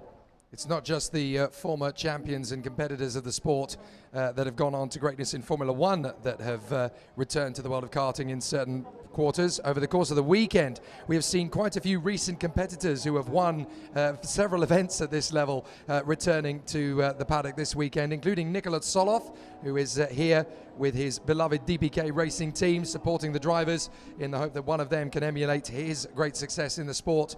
And he has now, of course, gone on to victory in the Spanish F4 Championship of late. And of course, Andrea Kimi Antonelli is here, the Mercedes F1 Junior, who was, of course, a two-time FIA Karting European champion. He couldn't resist the temptation to come back once again, so he is here to watch his friends and his colleagues go out to battle. Here come the juniors onto the starting grid next to the machines that could drive them all the way to a World Championship title. If you're joining us right now, this is indeed certainly the best idea for this beautiful Sunday under the sunshine of the beautiful region of Napoli. So make sure to get on your seat, strap yourself in, because we're going to have one heck of a show, starting with the junior panel. The 36 drivers out of 109 competing at the start of this event here in Sarno. We're going to have 36 as well for the senior class, with the drivers age of a minimum 14 years old. As you can see, the Mount Vesuvius calmly watching the show from a distance. 24 degrees Celsius in the air, a clear sky, no wind at all, as a 35% of humidity, which is the lowest we've had so far this weekend. 1.5 kilometer will be the length of the Sarno Circuito Internazionale Napoli. The track has seen a couple of changes over the years, a different layout this season, 1.5 kilometer, with some changes in the first part of the track, as well as a new surface in some of the corners as well, which made for a series of challenges for the drivers. Talking to them in the paddock, they were very clear about the fact that the track of Sarno has been bumpy in times, is definitely very challenging, very fast flowing and rapid on occasions as well. But keep in mind that we have a couple of overtaking spots on this track of Sarno, especially the hairpin on the far end of the circuit, turn number 8 and turn number 13 as well, just before making their way back onto the start-finish straight. Luna Fruccia on the right side of your picture. She is one of the youngest member of the Mercedes Junior program. Hopefully for her, with the backing of the brand from Germany, being able to climb the ranks of motorsport for the years to come. And she's been doing an absolutely fantastic job over the qualifying races of this World Championship. Luna Fruccia, this is going to be a challenge for her after certainly what didn't go according to plan in the superheat. So the grid is getting ready. Let's go through the grid once again. Pole position for the European champion, Anatoly Kavalkin of the Paralin Motorsport team. What an opportunity for him to become the first driver in 8 years to win the European and World Championship titles in junior. It's an opportunity knocking for him. He knows he's got an opportunity to make this happen from pole position. The speed is there, and the Paralin Motorsport team have got an excellent start to this week. But the big final, that's the one where everything is going to happen for Anatoly Kavalkin. He lines up on that front row of the grid for Paralin, on the inside line with the best chance possible of wrapping up both junior titles in a single season. Definitely going to be an interesting charge forward for him, but he's not the only one who has the chance to go for the title. Jan Piotrowski, vice champion of Europe, joins his rival on the front row of the starting grid. The top two men in the OK Junior title fight this year in Europe are returning to the front of the grid for the World Championship final. What a chance this is for Jan Piotrowski. A really good opportunity for him to showcase his skill and speed. It'll be a fascinating run as he goes for the first corner, hopefully trying to get there in first position. However, again, there are more drivers than that to go for the world title. In third on the grid for Germany, Taim Saleh in the Kart Republic. He is definitely one of the dark horses for this World Championship title. He has a chance here. His speed has been unquestionable, his racecraft unfathomable, and now he can go for the big one and become the first German to win the junior title in many a year. Fantastic set of display, fantastic display of drivers and talents on this grid of the junior final here in Sarno. As I can see, the mechanics are getting the drivers ready as we're gonna go through the grid and some more. Martin Molnár, the 122 from Hungary, will be starting from row number 2 on the grid on the outside on the way to turn number 1, which is not the ideal line, talking to the drivers, but Martin Molnár has been demonstrating fantastic performance through the course of this weekend, finishing 4th overall after the superheat with a victory in the qualifying races yesterday. I was just looking at the history books for Teim Soleil, the German, in 3rd position. To go back to the last junior world champion, you've got to go all the way back to 1980 for the last German world champion in the junior category. Do you want to guess who it was? Bernd Schneider. What an amazing person to follow in the footsteps of if Teim Soleil gets that opportunity. 5th on the grid, another Hungarian, Adam Hideg, hoping to emulate his motorsport counterparts. Jean Baumgartner, the only Hungarian ever to race in Formula 1, but Adam Hideg would like to go one step further than that and compete for greatness. To this point, for both Martin Molnár and Adam Hideg, no Hungarian has ever been world champion. The last world champion, or world title winner, I should say, from Thailand was Alex Albon. He won the European and World Cup in 2010. But Enzo Tarvanichkul, this man here, has the chance to go one better than that. He could become the first man from Thailand ever to be world karting champion in junior. Enzo Tarvanichkul wasn't so lucky, unfortunately for him, in the superheat this morning, as he was taken away after an incident with another driver, one of the strongest names as we've seen competing at this level, Kian Fadin. But lucky for him, is in the upper part of the grid. Scott Lindblom of Sweden. He has come here with no pressure, no expectation. He has come in to see what he can do with CRG. And the Super Swede is looking to emulate the likes of Ronnie Peterson, Noah Millell and Victor Gustafsson to add to that incredible roster of Swedish world champions in karting. And what a week he has had. He is there on the inside of the 4th row of the grid. Anything is possible for this young Swedish talent, and he is definitely looking hungry for success. Alongside him on that 4th row of the starting grid, a bit of a history maker in his own right, Nathan Tai, the man who gave Sodikart their first ever victory in a final in the FIA Karting paddock in the direct drive category in OK Junior earlier this year. 3rd in Europe, could he be champion of the world? Watch out for the Orange Army, indeed, in both the junior and the OK class from the Sodikart French factory. Nathan Tai has been indeed progressing to the ranks of karting with one win under his name on Friday for one of his first qualifying races. And there he lies on row number 4. Gerazim Skulinov looking ready for action for the Leclerc by Lennox Racing team as he goes on the inside of the 5th row, sending a lot of love back to his family and his fans back home. Looking forward to seeing what he can do from the 5th row of the starting grid. He's on the inside line, so he has an excellent chance. But the man in 10th position on the grid, what a superstar this young Belgian is turning out to be. Dries van Langendonk. No one would have expected him to place in the top 10 of the grid for the World Championship final. But ever since Friday morning, he has been the man who has always been at the forefront of his game, and he's impressed so many people, none the least of whom is myself and yourself. Definitely, indeed. First ever appearance in a junior class. First ever race in the FIA Karting Championship, and what better race to start with than the World Championship.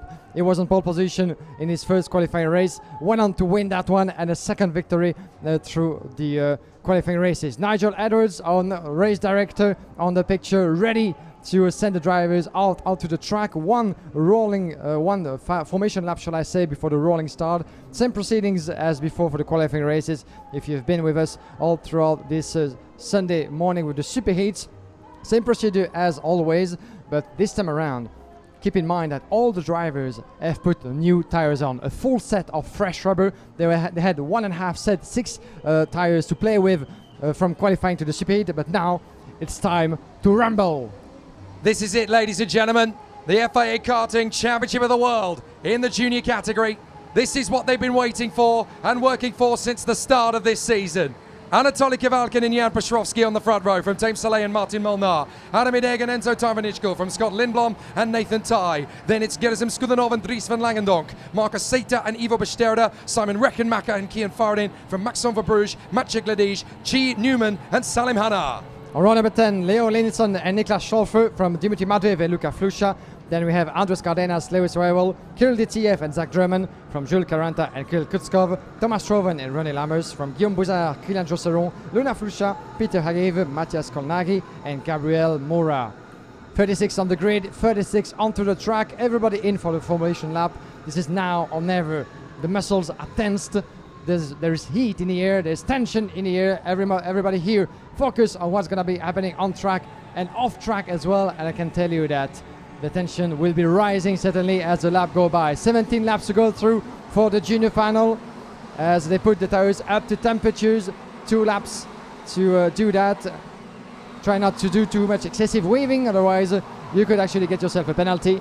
But those drivers are doing that just perfectly. Watch out on the turn number 1 because this is there that it could actually go right or go wrong for some of the drivers at the forefront. Those are on the inside line, starting with Anatoly Kavalkin. Might have, in theory, the upper end, the advantage coming to the first turn in the first sector. But watch out from Jan Perezowski, Martin Molnar, and all those drivers on the outside. If they get a good getaway once the light go green, that we are in for one fantastic showdown. So they're coming to the end of the second formation lap. If America is where they race NASCAR, if supercars is where you go, is where you race, if you're in Australia, then karting is very much in its epicenter in Italy. This country is the headquarters for most of the teams and most of the manufacturers. So this is obviously the center of karting excellence, and we are just 7.5 miles away from the historic ancient city of Pompeii under the foot of Mount Vesuvius. The backdrop is spectacular. The cathedral is set for speed, and we are ready to crown the latest FIA Karting Junior World Champion. Who is it going to be? Out of the final turn, it looks like we may get a bit of a false start here this time. Yep, false start, false start. They were a little bit too keen to get ourselves under starters' orders. But obviously there is a real tension in the air. The excitement is palpable. They'll go around one more time. The drivers that have been Junior World Champion over the years are just astonishing. Amadeo Pachito, Carlson, Alan Lane, Mark Wouters, Derek Bliss, Alain Prost, Felice Ravelli, Adrian Wepfer, Andrea De Cesaris, Paolo Bandinelli, Stefano Modena, Thomas Glauser, Bernd Schneider, Michel Varcica, Romeo Dela, Frank Van Eglen, Andrea Gilardi, Fabrizio De Simone, Jan Magnussen, Gianluca Malandrucco, Jeremy Dufour, Sebastian Philippe, Bruno Balocco, Ennio Gandolfi, Giorgio Pantano, James Courtney, Fernando Alonso, Giuliano Maria Niceta, Jake Dennis, Alex Albon, Charles Leclerc, Matthew Graham, Luca Corberi, Henry Easthope, Alessio Larandi, Enam Ahmed, Logan Sargent, Victor Martins, Dexter Patterson, Victor Bernier, Thomas Tenbrinker, Freddie Slater, and Kian Nakamura Berta. All legends amongst them in the world of karting. But who is going to join them? Whatever happens today, we are going to crown a brand new Junior World Champion. And it's going to be about Anatoly Kavalkin and Jan Piotrowski, the 2 rivals of this year's European Championship, gunning to the first corner first. Who's going to get there? Let's find out! A great start from Team Soleil. He tucks in behind Anatoly Kavalkin, but he's dropped back and run wide as they go through. And off running wide as well. One of the Tony Karts is that Jan Piotrowski. I think Piotrowski's gone wide. The man on the front row of the grid has dropped back already, as has Team Soleil. It's a cracking start for Adam Hideg. Scott Lindblom has come through to 3rd position, and up into the top 5, it is Enzo Tarvanichko in the Tony Kart. They're in about 6th or 7th place, actually, because now Adam Hideg, the Hungarian, is going after Anatoly Kavalkin. Yeah, what a disaster start it is for Jan Perezowski as we add ourselves into the hairpin. The opening lap of 17, the junior final is on here in Sarno, and everybody trying to find the best placing to this opening lap. This is here that actually the race can go right or wrong. You need to pay attention, and Adam Hideg has a fantastic getaway indeed up into 2nd.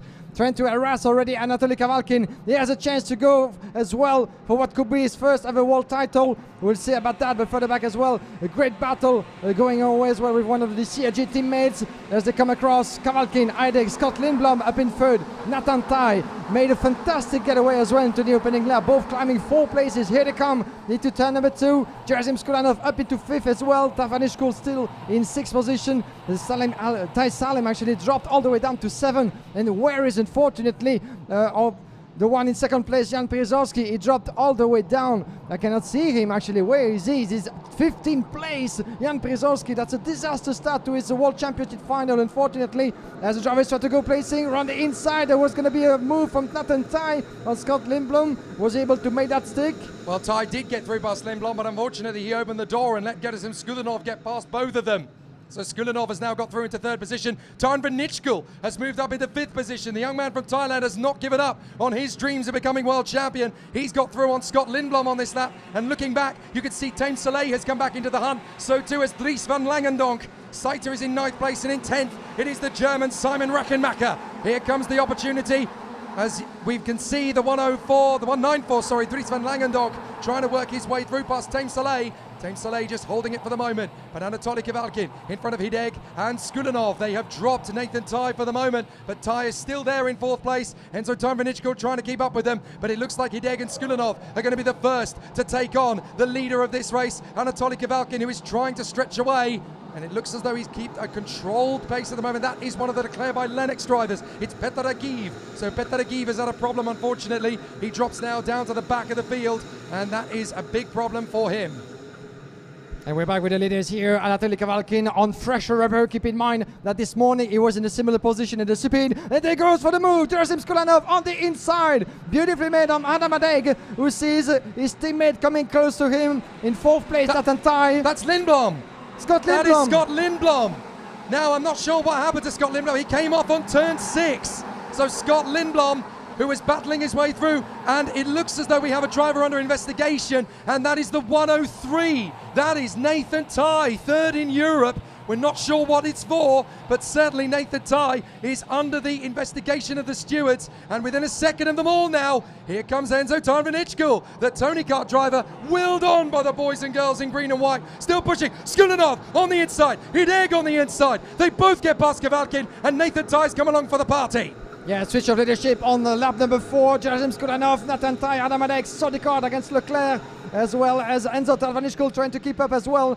But watch out for Anatoly Kavalkin, is still very much in third, trying to reverse the order, trying to make things going his way. Watch out, Nathan Tai going on his inside in the last corner. They're going to be side by side onto the turn number 1, who has the advantage, and there he goes through. It's Nathan Tai. Do you know, it's worth keeping an eye on who's going to pick up the pieces of this if they keep battling. Heidegg on the inside of Skulanov. He takes the lead back again. So Adam Heidegg is into the lead. 3 different drivers have led. Tai has got through on Kavalkin. Tarvanichkul is in 5th, but the 2 drivers behind them are Markus Saiter and the Polish driver Maciej Gladish. He has fought his way through the field incredibly. Gladish started 16th. He is now in P7. What a charge from Maciej Gladish. Here comes Kavalkin, back on the inside of Tai. Tarvanichkul is on the inside of both of them, and Tarvanichkul squeezes through to 3rd. No, he doesn't. That is going to be Kavalkin holding on to 3rd place. The battle is raging as Heidegg and Skulanov are now dueling, but Tarvanichkul is through. He's got through with Tai ahead of Kavalkin. So Tarvanichkul is up to 3rd position.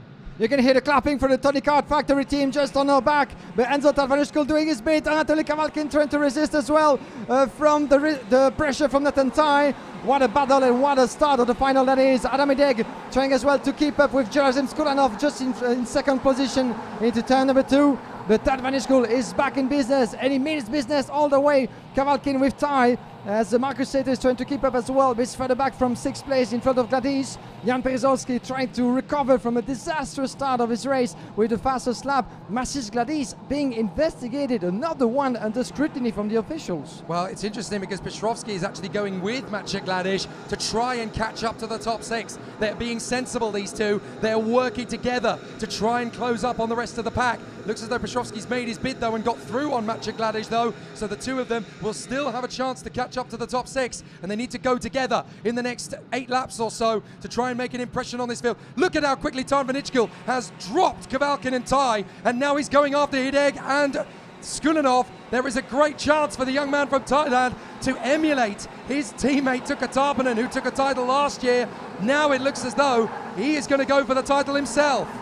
We're not even halfway through this junior final, and already the order has been put on its head. 4 places gained for Adamadek thanks to a beautiful start. And now he leads the way. Jarzim Skulanov putting the pressure. He stays within distance, just less than a meter between the two. He keeps observing his opponent, watching over his shoulder. He can feel certainly the heat from Enzo Tadvanishkul trying to keep up as well. 6 tenths of a second down for the Thai driver in the Tony Kart factory team. But that's a beautiful recovery indeed from Tadvanishkul. He was lucky enough at the end of the superheat to find himself 6th on the grid despite his DNF in the superheat. But now he's back on the charge and he sees his chances growing as well in front of him. Skulanov into the last corner. Very close indeed from Adamadek. Watch out as well for Tai. Both actually still have a chance in this race. Anatoly Kavalkin and Nathan Tai, if they keep on working together, the key for them now at this early stage of the race is to not to do anything too risky. Stay together, go fastest lap after fastest lap, trying to keep up as well, because the 3 leaders on your picture are gonna keep battling along, and while doing that, they're all gonna lose time, and that could be the key factor and maybe the switch to this race for the chasers behind. There is so much history being fought in this top 3. The Leclerc by Lennox chassis has never won the junior world title. Sodi Kart have won World Cups and under 18 crowns, but never won the junior world title. And Tony Kart's last win in the Junior World Championship was all the way back with Alessio Larandi in 2013. So it's been nearly a decade since Tony Kart have won their last World Championship in Junior. So they are pushing very hard as they come through. And there goes Tom van Ichkel with Skulinov. Skulinov gets into the lead. Tom van Ichkel in a second. The tie is 1 step away. He's going for it. Into the lead goes Tom van Ichkel. He takes the lead in the first corner. And he is now just 1 step away from becoming the first Thai in 12 years to win an FIA World title in karting.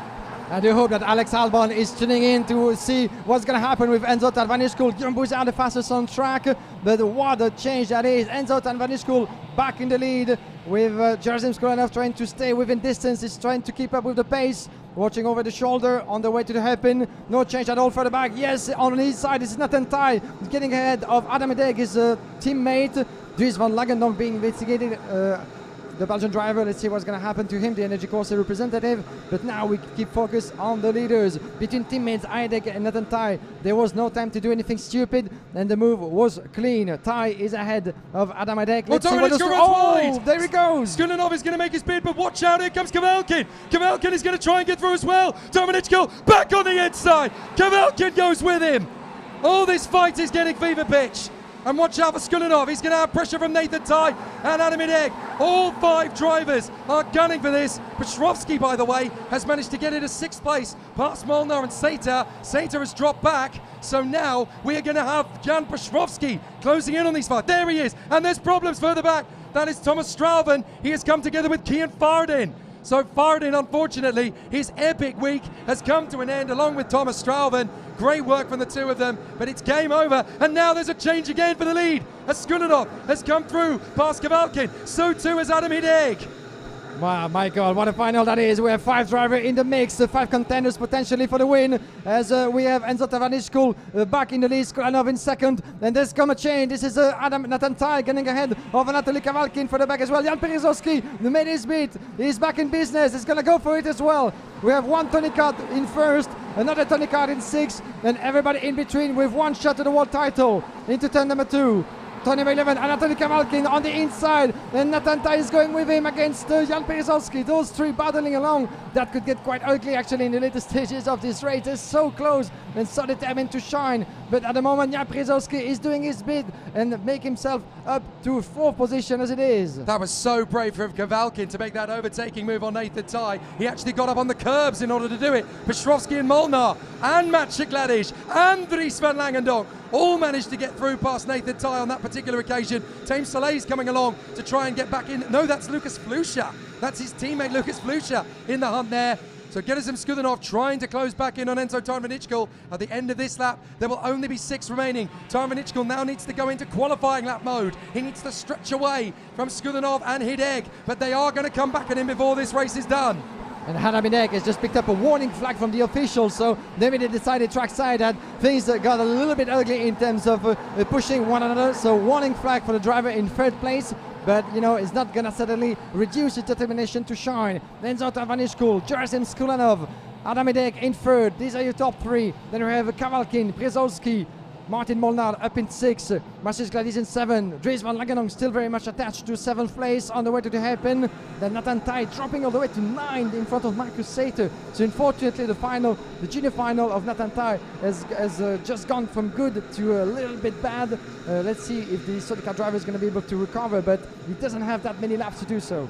Well, Nathan Tai, I did speak with him before the final. He said, I've just got to give this a go. I've just got to do the best I can. But Enzo Tarvanichkul is still stretching out his legs up front, and Gerasim Skudanov falling into the clutches of Adam Hideg. Petrovsky has got back past Anatoly Kavalkin, so now he's into 4th position. Can the pole go all the way? He really is charging Jan Petrovsky after losing out on the 1st lap. He is now all the way back to 4th. Could he make it all the way to the victory? He's only got a 2.25 seconds to make up before this World Championship title is his. So many drivers with a chance to make it. Maciej Gladish has fought his way back in front of Nathan Tai to the top 6. Gladish is keeping the honour alive for Ricky Flynn Motorsport. They are doing a sensational job with Maciej Gladish, still keeping this title fight alive. Enzo Tarvanichkul just pulled a 56.8 in his last lap to 57.2 to Gerasim Skudanov in 2nd, and there he goes for the gap, almost more than half of a second between 2 leaders, and you can see that Tarvanichkul is keeping control on this race.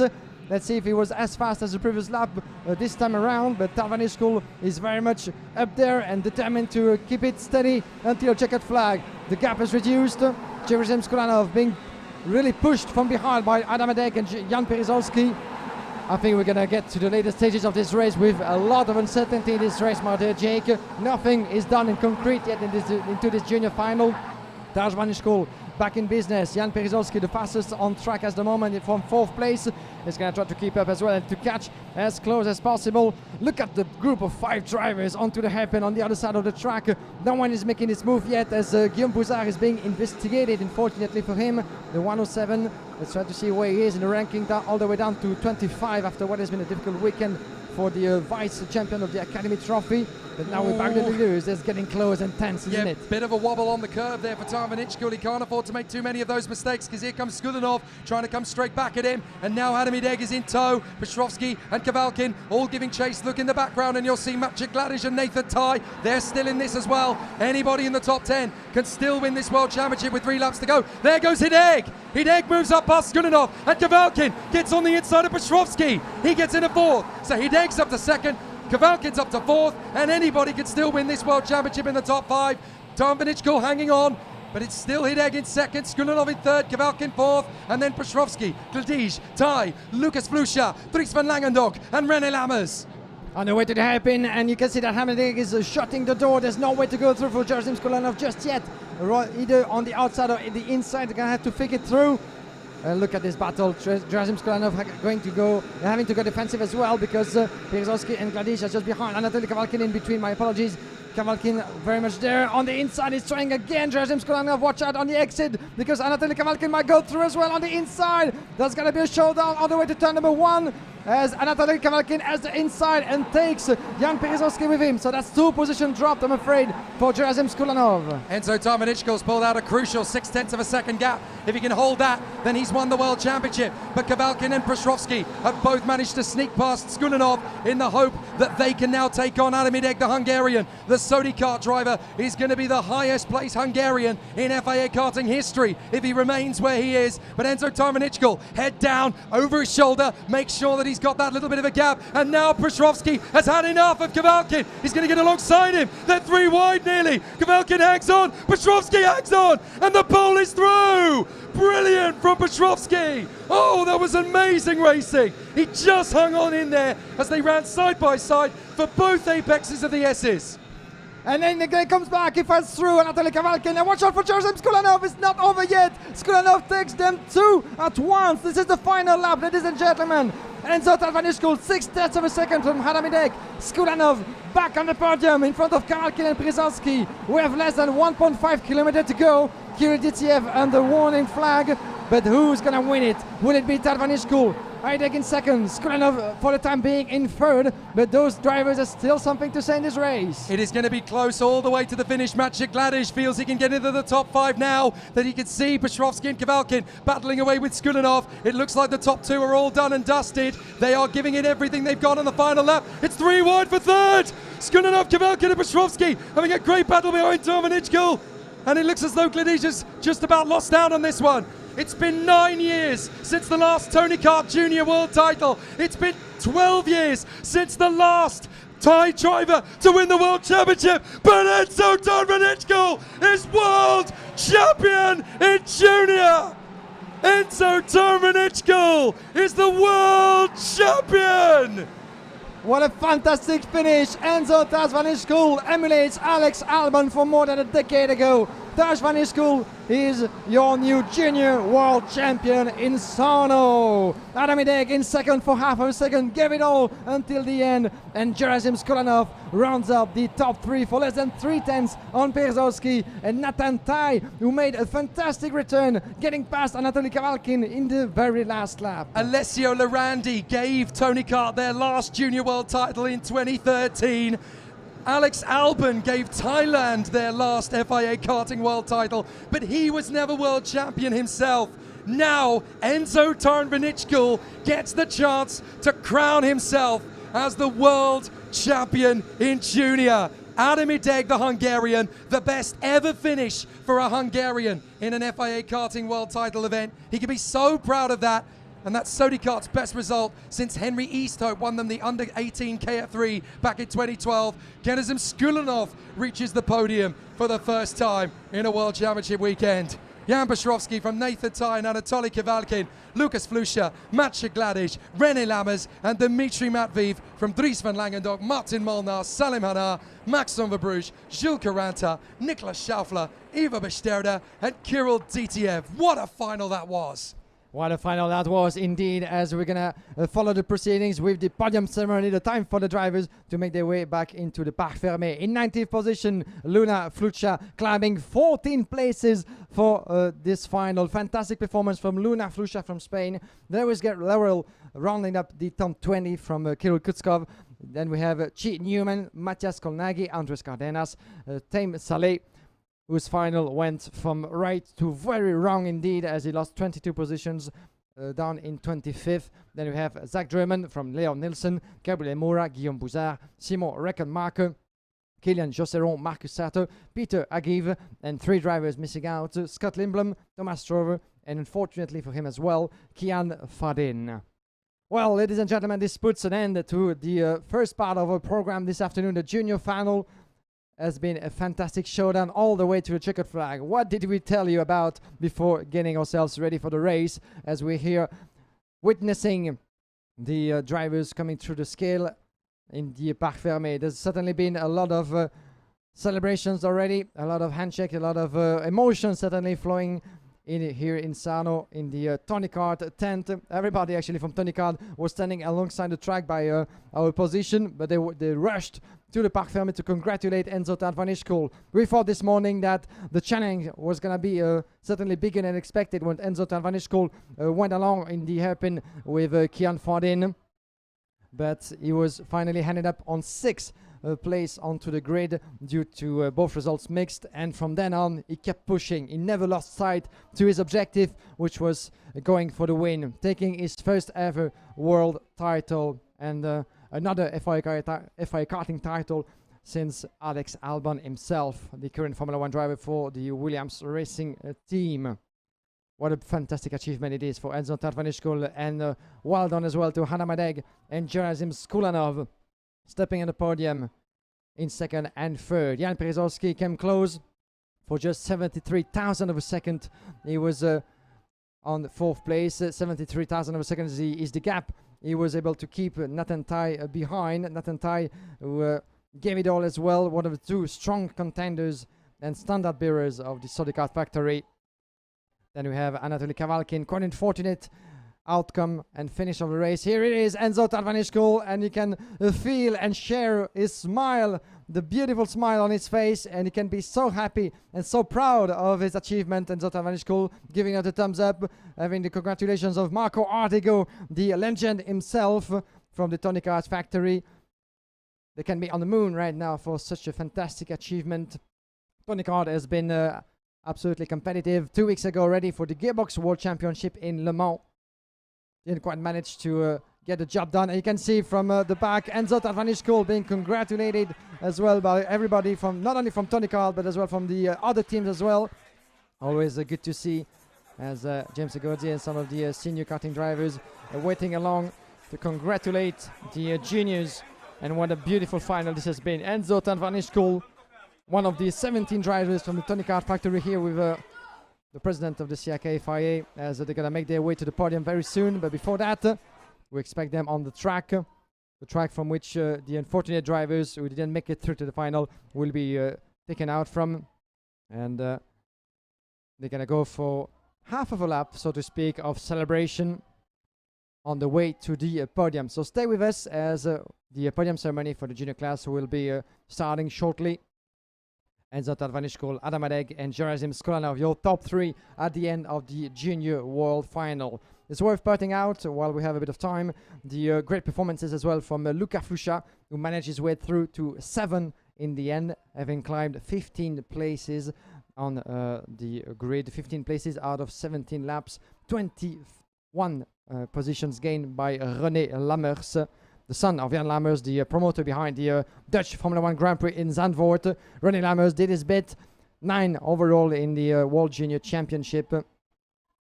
Great performance as well by Dmitry Matveev, the 104, climbing 11 positions up to the top 10. 12 positions gained by the French Jules Caranta. Worth putting out as well Luna Flusha, the sister of Luca. Beautiful story that is for the two, as she climbed 14 places up to 19 for her first ever final at this stage.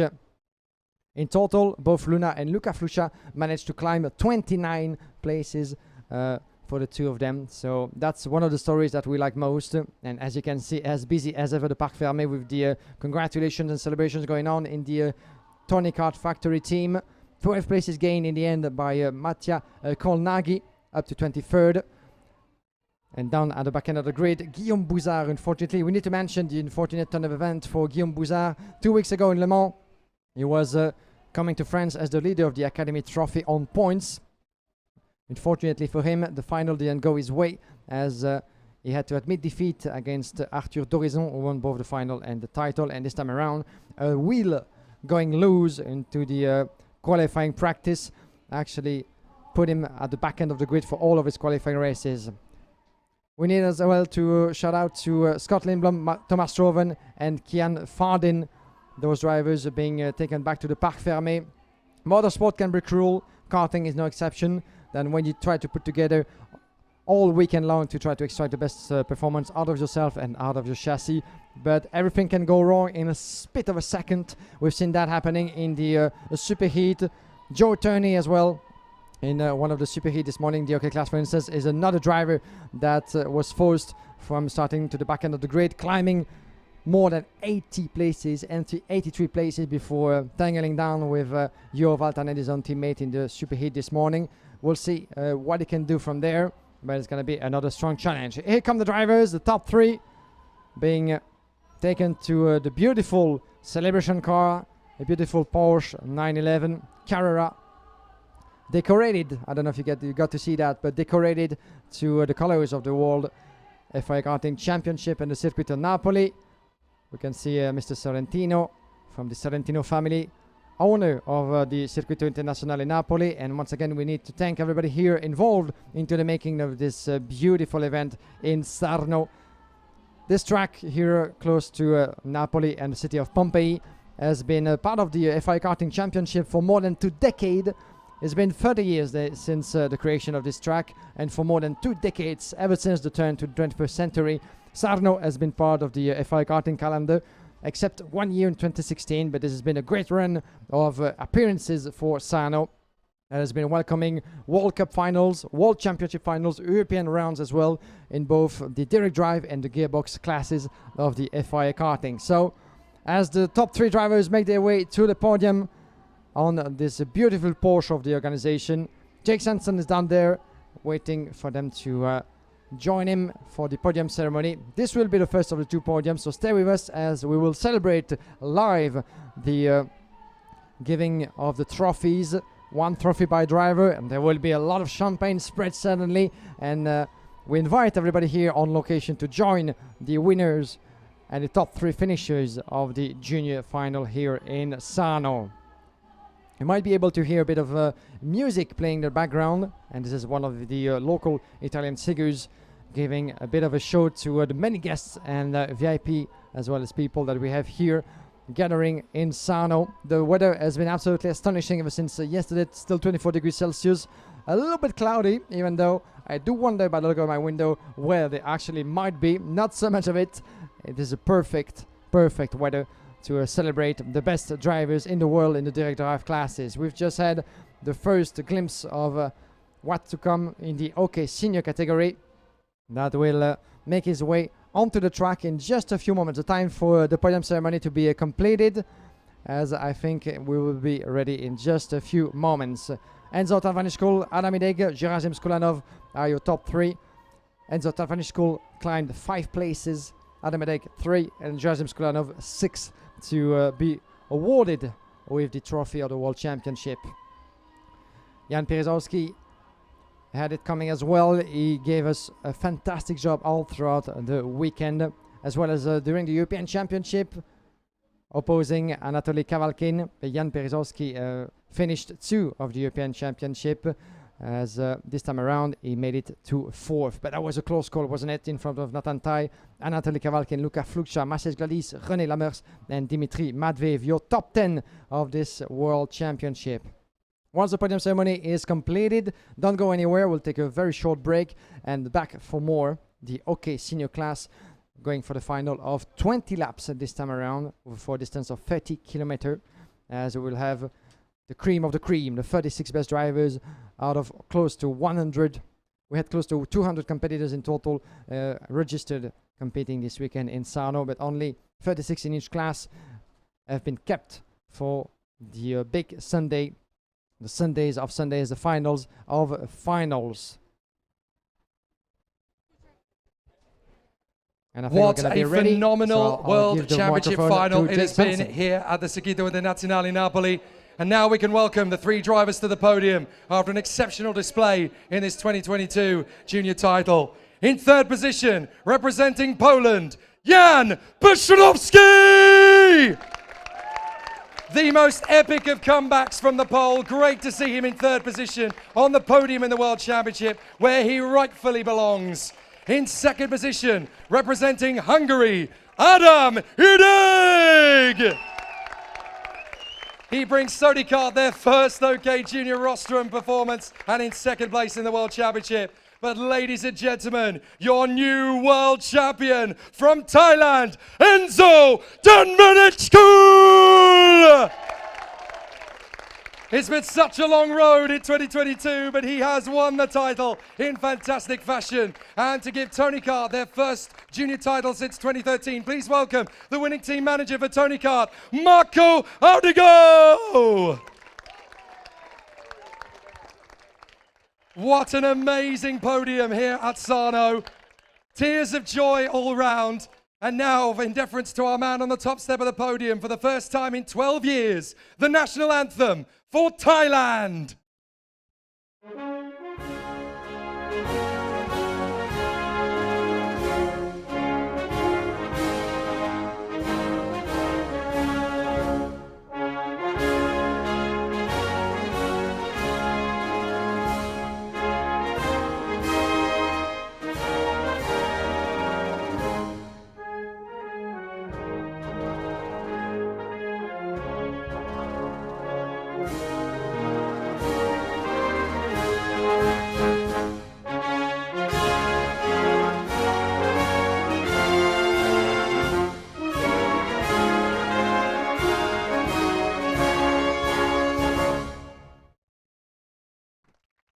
What a fantastic end to an amazing World Championship week in Junior. So we welcome our dignitaries to come and present the trophies to our drivers on the podium. Firstly, the CEO of mondokart.com, Simone Colombo, to come forward and present the trophy to our driver in third position. A fabulous week it has been for this young driver and a very deserving recipient of our World Championship podium honor. Ladies and gentlemen, for Tony Kart Racing Team and for Poland, Jan Piotrowski!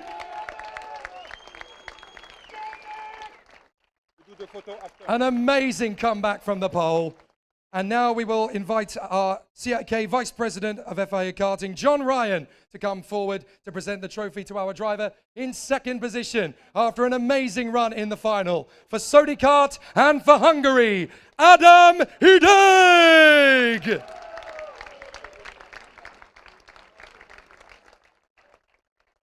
And now we will welcome our FIA Karting President, Mr. Akbar Ibrahim, to come forward and present the trophy to the latest Asian superstar in world motorsport, your new world champion for Tony Kart Racing and for Thailand, Enzo Turnbull.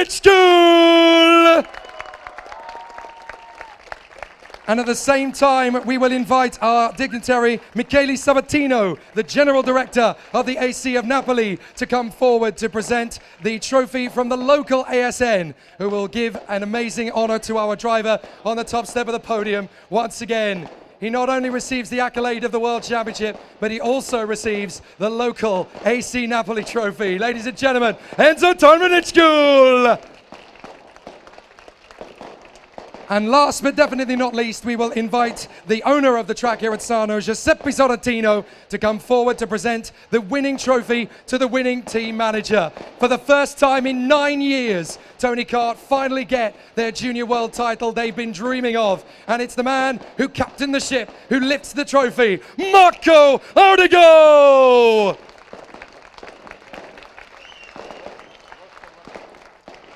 A massive congratulations to our men on the podium. What an amazing accolade in the Junior World Championship. Ladies and gentlemen, we will ask them all to raise their trophies aloft in celebration. Jan Piotrowski, Adam Hideg, and the new World Champion in Junior, Enzo Turnbull.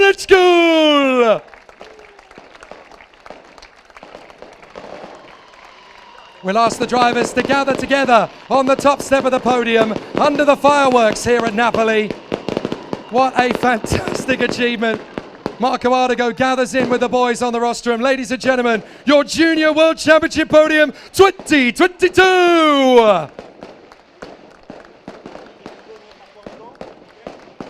And we'll ask our dignitaries to come forward as a final photograph with our championship podium. Mr. Akbar Ibrahim, Mr. John Ryan, Mr. Simone Colombo, Mr. Giuseppe Sorrentino, and Mr. Michele Sabatino, who will all come forward. Our dignitaries on the podium. What a fabulous end to an amazing week here in the FIA Karting Junior Championship. It's been an amazing week of motorsport, but now our Junior World Champion is crowned and our Vice and Sub-Vice can join them in celebration. What a phenomenal end to a sensational week of motorsport. It has been absolutely sensational. Ladies and gentlemen, Jan Piotrowski, Adam Hideg, and your new world champion, Enzo Turnbull.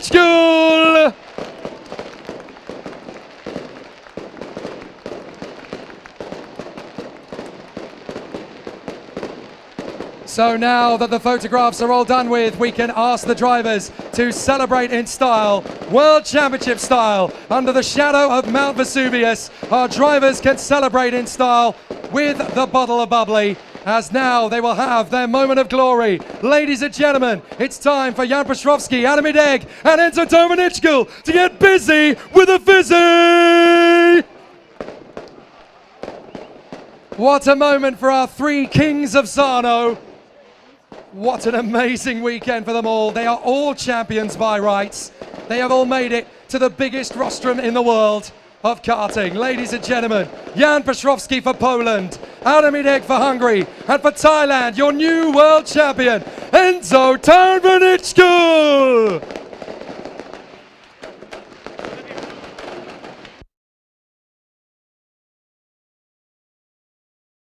Well, I'm going to come forward and have a quick word with our man on the top spot. The fireworks are going ballistic behind us. Hopefully we can hear each other speak, but what an amazing end to a sensational week. Enzo, such an amazing journey, such an amazing year it's been for you. You're first in FIA Karting and you emerge as the world champion. Just talk us through the emotions after such an incredible race. Yeah, I'm just extremely happy to finish the race first and to win, obviously. And it's actually quite incredible because after the pre-final we didn't finish the race. But at the end we win and it's an incredible feeling. The first Tony Kart Junior World title for 9 years, the first Thai title for 12. This is just the beginning of an amazing roller coaster for you now. Yeah, definitely, because I'm representing my country, Thailand, which I'm very proud of. And also winning the first title for Tony Kart Junior for 9 years is something that I will forever remember. Obviously, you're going to go into the off-season now. We head for 2023. What's the plan from here on out? Party! I like it. Ladies and gentlemen, your new world champion, Enzo Domenechku!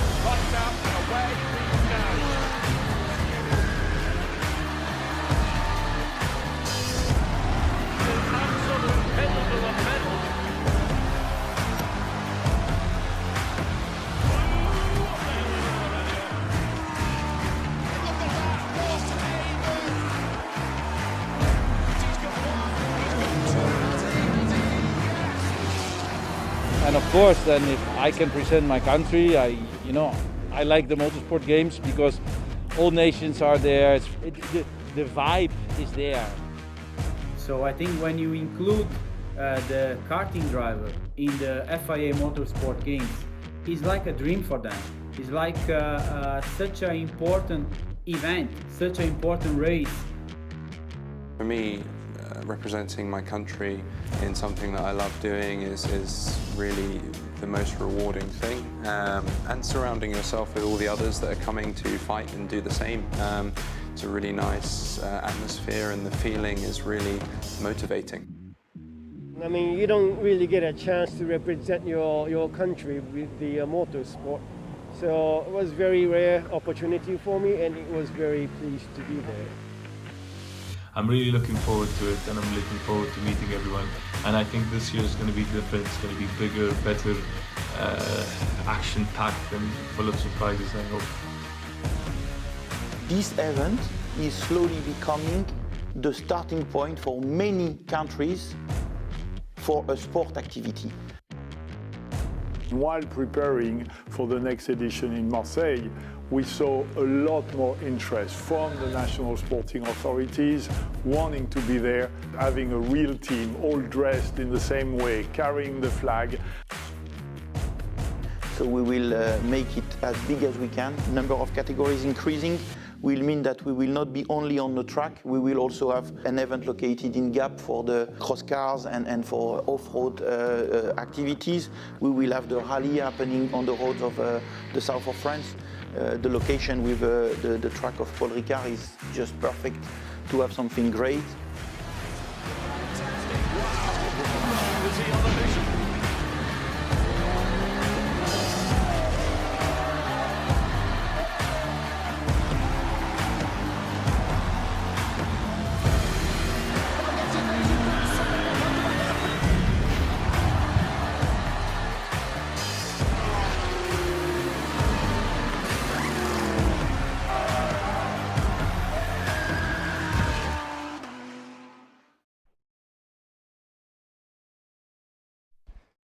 What an amazing show the OK Junior Final gave us. Now we are getting ready for the OK Championship of the World. This is the senior category, 20 laps of the circuit to come, and there are so many legends that have come before them to win this World Championship title. You really do look through the Hall of Fame of Excellence for World Karting champions who have gone on to greatness.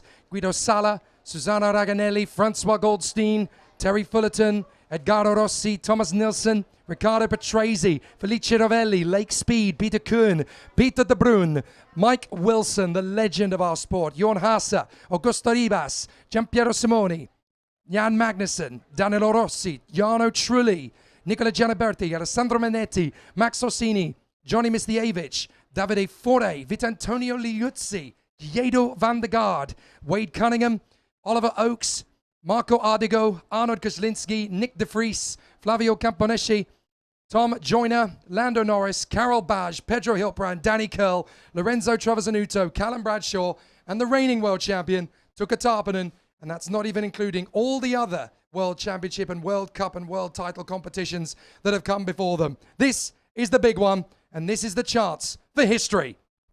The list is indeed endless as we're back on the Circuito Internazionale Napoli. The time for a quick picture and a beautiful, is that an eagle actually that was brought onto the track? Yes, it is. Beautiful demonstration from the organizers of the Circuito of Sarno.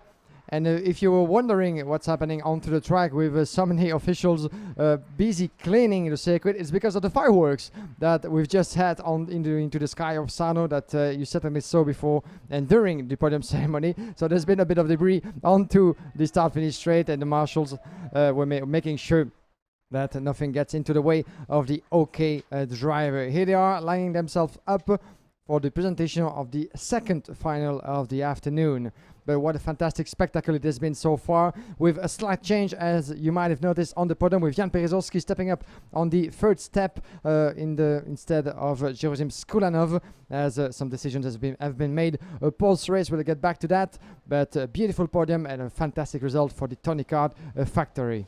I can tell you that the party for Enzo Tarnvinichkul has already started at Tony Kart, and that's probably going to go long into the night, maybe even into the week. And back home in Thailand, there will be a shockwave felt. As long as they don't spread champagne into a commentary box for the next 20 laps or so. Oh, what's wrong with that? I could do with a drink. That's been absolutely fabulous. But I tell you what, these guys really have risen to the occasion. 90 of them entered the arena this week. Only 36 of them remain. And they have come from all four corners of the globe, from the Americas, from the Asian and Australasian continent, from Africa and across Europe. It is an amazing end to a fabulous week that these 36 drivers now get their chance to shine in the best of possible ways. This is going to be a sensational final. in the OK Senior category. And for the front row men, both of them have as equal a chance to win this World Championship title. And there are so many who could get the job done in that top 10. There is an amazing plethora of drivers, even a few outside the top 10, that could still get this done. But these guys represent the best of the best of the best worldwide. And it is wonderful to see how so many incredible characters have journeyed through this week in majestic fashion to come forward and race in a World Championship final under the foot of Mount Vesuvius. Look at them all. An amazing array of superb young athletes. We're going to get the presentation underway. As you can see, the likes of Harvey Lindblad, Rashid Al-Daheri. We're going to go through this list of fantastic talents in just a moment as the CIKFI representative, Mr. Akbar Ibrahim and Mr. John Ryan, will start in just a moment giving out the medals, the well-deserved medals for the 36 finalists of this race. Do you know what's quite nice about this list, actually? In many cases in this list, they are going to be starting in different grid positions to this lineup because they've actually been allowed to stand with friends on this occasion, which is actually really nice. It's really sweet. It gives them the chance to be relaxed going into the toughest and most important race of the year. Here is the grid. On the 18th row at the back, Sebastiano Pavan of Italy and Marlo Bollier of France. On the 17th row, Britain's Harley Keeble alongside the American James Egozzi. On the 16th row of the grid, another American star, Akshay Bora, alongside Bruno Mulders of the Netherlands. On row 15, it is the Spanish talent Nacho Tunion, alongside Joel Bergström of Sweden. Then for Finland, Lucas Samalisto is on row 14, alongside the Brazilian talent for CRG, Olin Galli. On the 13th row, Luigi Coluccio, the comeback kid, the Italian stallion, is there on the 26th position, alongside the Frenchman Evan Gilter. Then it is David Walter of Denmark on the 12th row, alongside Hungary's Menahert Kroja. On the 11th row, it is all CRG, the Italian Simone Bianco and the Brazilian Gabriel Gomez. And then on the 10th row, it is the flying Finn Juho Valtonen alongside the Belgian Ian Eichmans. Row number 9, we'll see the driver from Spain, Ruben Moya, alongside the Frenchman Enzo Dellini. Row number 8, Maximilian Popov and the Italian Paolo Ippolito, a name familiar to many for winning the European KZ title this season. Maxim Orlov and the Brazilian Matheus Ferreira on row number 7. Then we're going to have Rashid Al-Daheri and Alex Powell on row number 6. Maxim Rem from Germany and Freddie Slater from Britain on row number 5. Row number 4, we'll see Thomas Stolzemanis from Latvia and Yan Punchu from China. Then Harvey Lindblad and Zachary David from the Philippines and from Britain on row number 3. Kin Nakamura from Japan and Oscar Pedersen from Sweden on row number 2. And the front row, we'll see Tuukka Tapanen from Finland and Matheus Mogato from Brazil, trying to fight and trying to make their way through the field, trying to stay ahead of this very agitated and hectic field of talents. Tuukka Tapanen won last year's World Championship in the soaking wet circuit of Campillos in Spain. It has been the first strong performance of his career, and ever since he was on top of the OK world, his progress has been relentless over the course of the past few months, giving a go as well to the gearbox world on the side as well. So Tuukka Tapanen is more than ready to shine at the forefront once again to make it maybe 2 in a row, but one man stands in his way. Matheus Mogato from Brazil, who went on to win 4 of his 6 qualifying races through the course of Friday and yesterday. And Matheus Mogato, if he goes all the way through those 20 laps and stays where you are, could be the first Brazilian OK champion at this level since 1998. The national anthem of Italy plays out here at Sarno.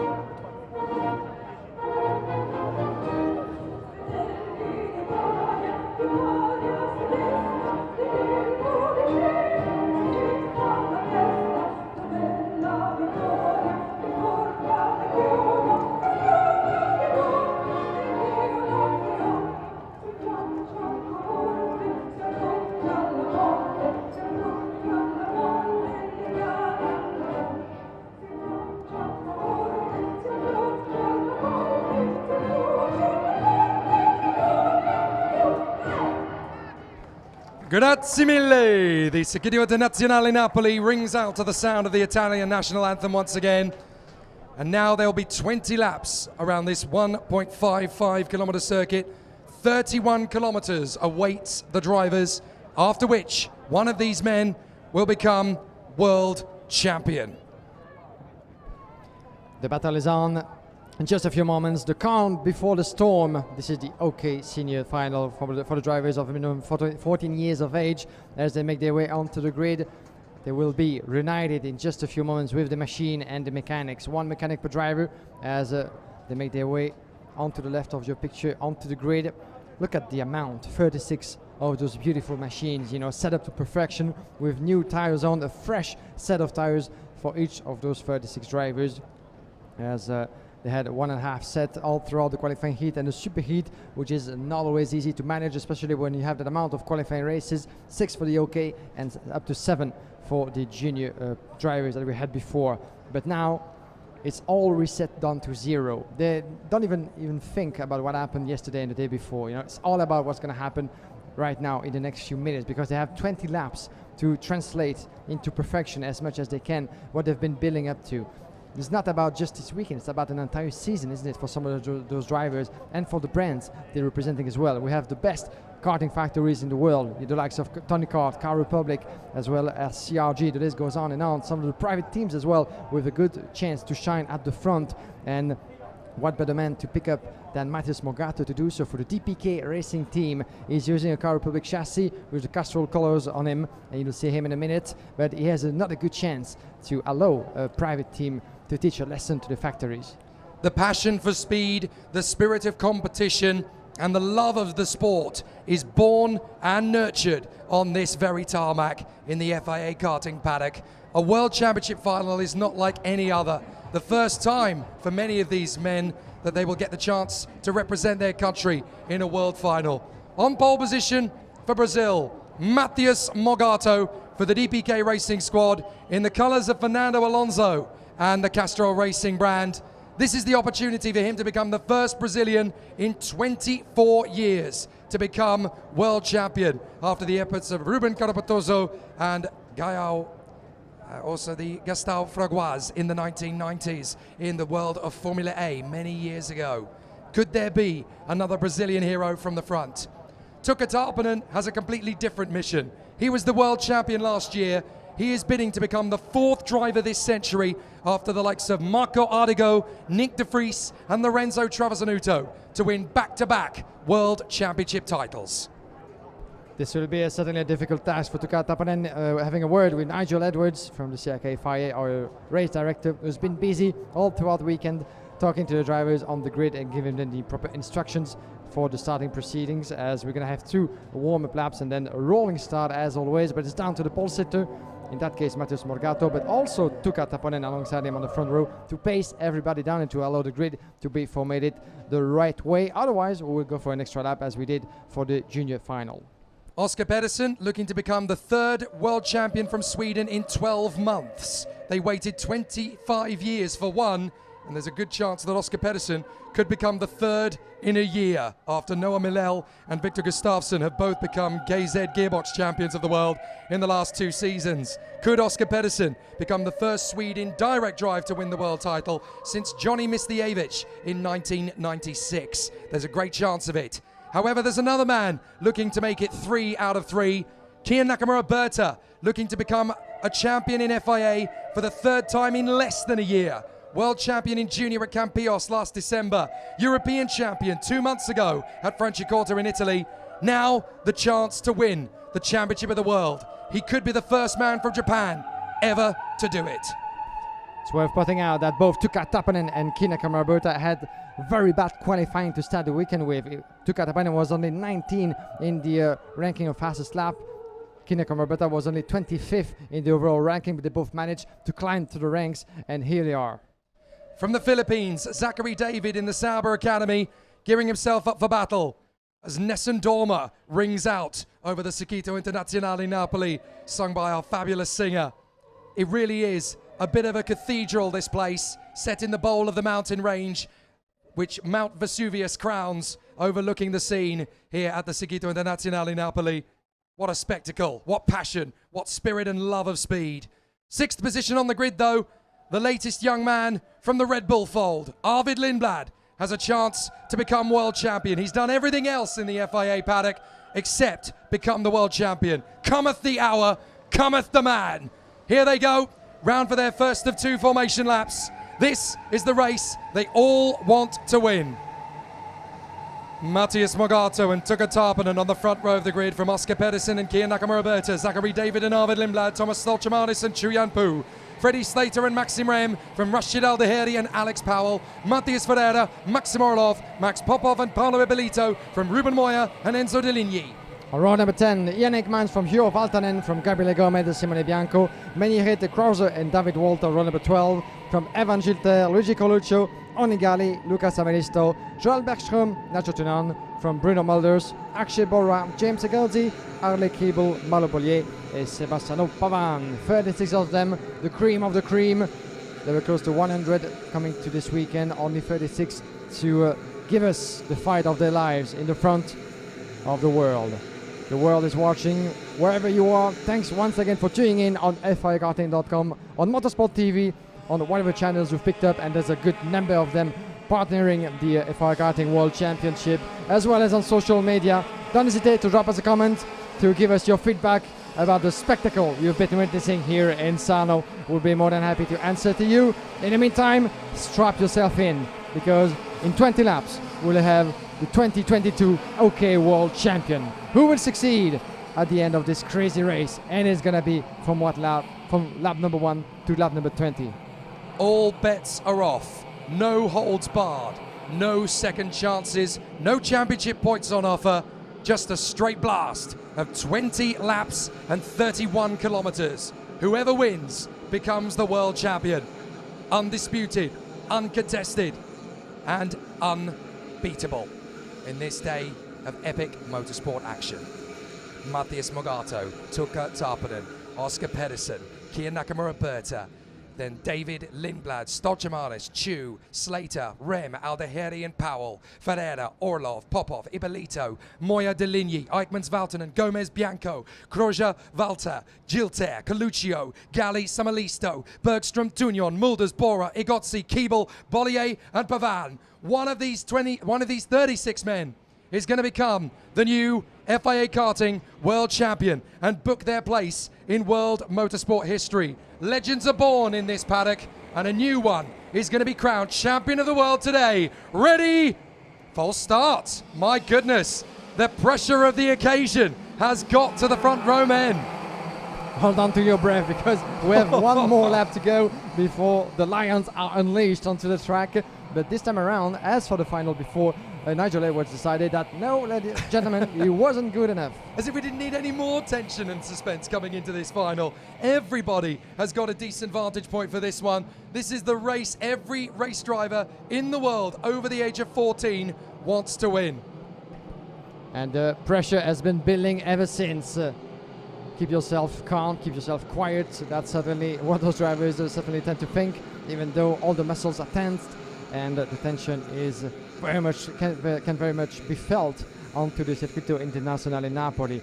But it's never ideal to have one extra lap at such a pace because of the engine pressure, because of the engine heat, as well as on the tire management, even though those drivers are brand new. This is a new set, 102.5 they can have all throughout the weekend. So this time, let's see if they're going to make it in one go. Get ready for the action and the drama to build and mount once more.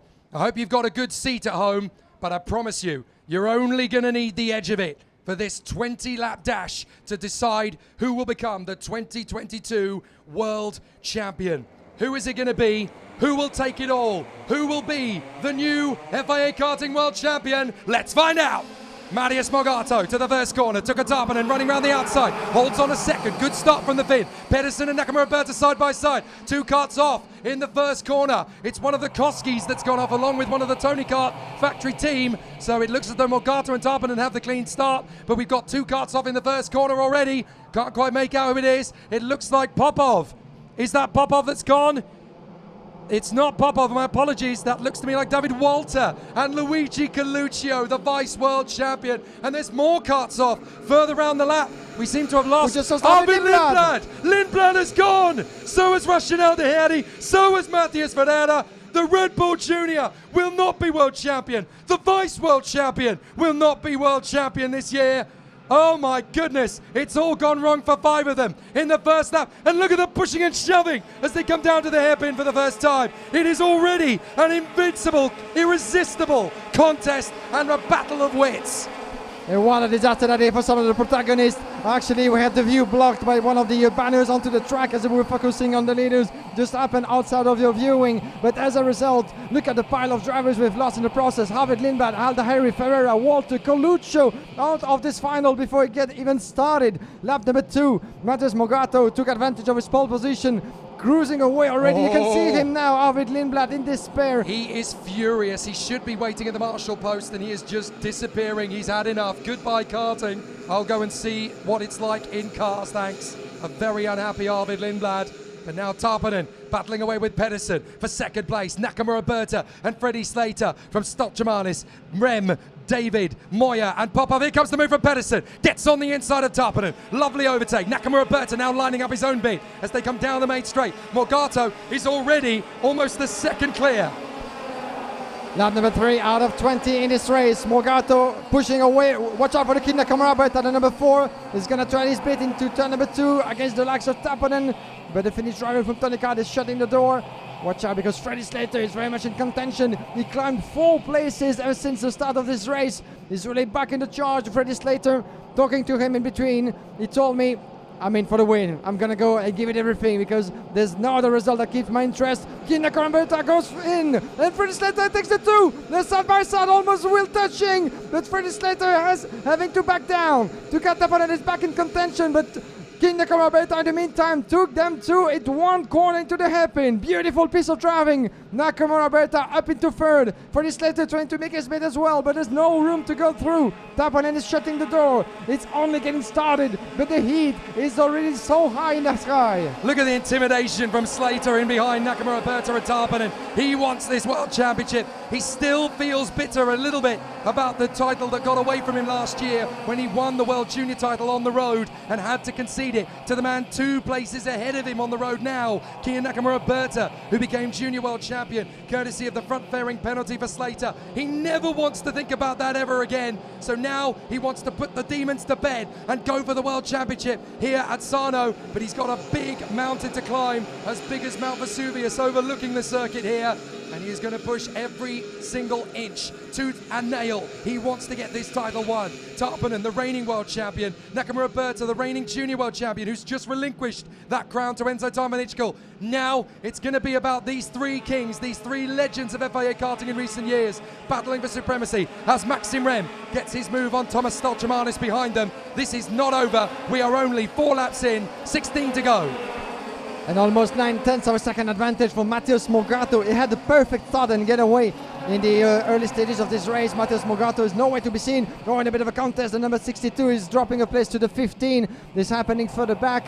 Try to see who That's that is. Crozier and Powell. Yes, indeed. Well done to you, Jake. Yannick Mans as well. Dropping down to 13 at the moment as Maxim Orlov is bagging on the fastest lap in this race. Back with the leaders, Kian Nakamura Berta under the pressure from Tuka Tapanen. As further back, Freddie Slater tries to stay in this party. Morgado 7/10. Pedersen is pushing just a little bit on this last sector, trying to decrease the gap. He still has a long way to go for both, either to hold on to that position. Alex Powell picking up a warning flag at the moment, the Jamaican driver. Let's try to see where he is. He's all the way down to 14. Another of those drivers who didn't have it right in the opening lap. Watch out for the move around the inside is on the number 8 of Maximilian Popov. Ruben Moya going ahead for what will be 8th place. Enzo Deligny trying to fight his way through the field as well. He's up to 10th in front of Zach David and Ian Eichmann. Alex Powell under investigation for an incident during this race. Well, it's looking very tricky now for Powell down in 14th. I think the Caribbean is going to have to wait a tiny bit longer for the dream of a world champion to be realised, unless something drastic happens over the course of these next 15 laps, and it could still well do, of course. Freddie Slater underneath the bumper of Tuka Tarpanen. breathing the exhaust fumes of Kia Nakamura Berta. These three still duking away. Rem, Stolchamanis, Moya, Popov and Deligny in the top 10 as the number 40 has picked up an investigation. That is Harley Keeble. So Keeble is battling his way in the midfield with the likes of James Zagotzi and Evan Gilter, but unfortunately Keeble is now under the eye of the stewards. This is the longest race of the weekend for the OK driver. Keep in mind they had only 10 laps in the qualifying races, so it's double the length. And the hardest part at this point, especially in the eyes of Freddie Slater, is to see the leaders pulling away and being quite unable to catch up because he's been stuck at the moment. He's going to try to make his bid as much as Nakamura. Tarpanen's gone into third. Tarpanen's got the move there on Nakamura Berta to get into third position. The reigning world champion is back on the podium, but can he go any further? It's a long race. This is not won in the first few laps. It's won in the last 2 laps. You've got to make these tyres work. You've got to be smooth. You've got to be disciplined. You've got to be controlled. Maxim Rem now in front of Thomas Stolchamanis, trying to close up on his teammate Freddie Slater. There's still a long way to go in this race, and the podium is far from decided, as Nakamura Berta will need to try and come back again at Tarpanen. Rem is pushing hard here. Stolchamanis in behind him. Moya, Deligny and Popov in the top 10 from Valtonen and Ian Eichmans. In the meantime, Matthias Mogato pulled out a 55.0 his last lap. This is almost 2/10 faster than Oscar Pedersen, and the gap keeps on increasing, 1.2 seconds almost. As the battle, Maxim Rem, Thomas Stolchamanis making himself upper position. So he made the move in turn number 2. Thomas Stolchamanis upper place into 6th. Maxim Rem down in 7 from Ruben Moya. Deligny, Popov running at the top 10. As we are back here with the leaders on the way to the hairpin. Mogato, Pedersen, 1.1 seconds down, 1 full second down, and we have Tuka Taponen, the number 1 on your picture, last year's world champion of this very category. Kia Nakamura Berta, who won as well 2 titles in the space of just a couple of months, the junior world title, this year's European champion. There he goes, trying his bit on the inside, pushing Taponen a bit wide, and look, it goes the way of Maxim Rem as well, who goes through. Slater manages to pop in on the inside. So that's really well handled. Slater read the situation. Now he's going for Nakamura Berta. The last time these two came to battle, it was last year in the World Championship, of course, in the junior contest. Now they're going for it in the senior. Very different circumstances in the heat of Sano compared to the wet of Campillos. But here they come again. And now Nakamura Berta holding up the battle behind. Slater, Tarpanen, Stolchamanis, Rem. Moya is not far away in the Pantano on the chassis maiden weekend. Slater drifts wide, but he's just about going to hold on. Tarpanen trying to keep in front of Stolchamanis. Stolchamanis has to bail out. Oh my goodness, this is getting tight. There was a big mistake from Freddie Slater, but he managed to keep it steady onto the line. But Taponen might need to take advantage of that sort of chance for him, even though the door is shut. Look at them banging wheels. Maxim Rem is going to be actually taking a position from Ruben Moya. 3 side by side on the way to turn number 1. Ruben Moya is having to back down, and he stays behind. But what a battle that is. Thomas Stolchamanis is still ahead. Freddie Slater trying to harass Tuka Taponen. This is the battle for 4th place, as Kia Nakamura Berta couldn't ask for a better occasion to pull away from the rest of that pack. He's sitting in 3rd, but really there is no way to be seen, the Japanese driver, as we keep the focus on the battle between Taponen and Slater. But in the meantime, look at the distance that Nakamura has been able to build on the way to the hairpin. There's no way to be seen, and it will be uncatchable if those 4 drivers keep on battling along, because the more they battle, the more time they will lose. Slater and Tarpanen really have cost themselves some time here. Nakamura Berta pulling clear in 3rd place. He's going to make a 2.5 to Pedersen. Pedersen's going to make a 2.5 to Mogato before this race is done. But we are 10 laps from the Samba. Matthias Mogato halfway home, and he are 24 years away. Oh no, Nakamura Berta! Nakamura Berta in the final corner! Nakamura Berta's gone off in the final bend! Oh my goodness! The Japanese driver's dreams of being world champion are well and truly crushed.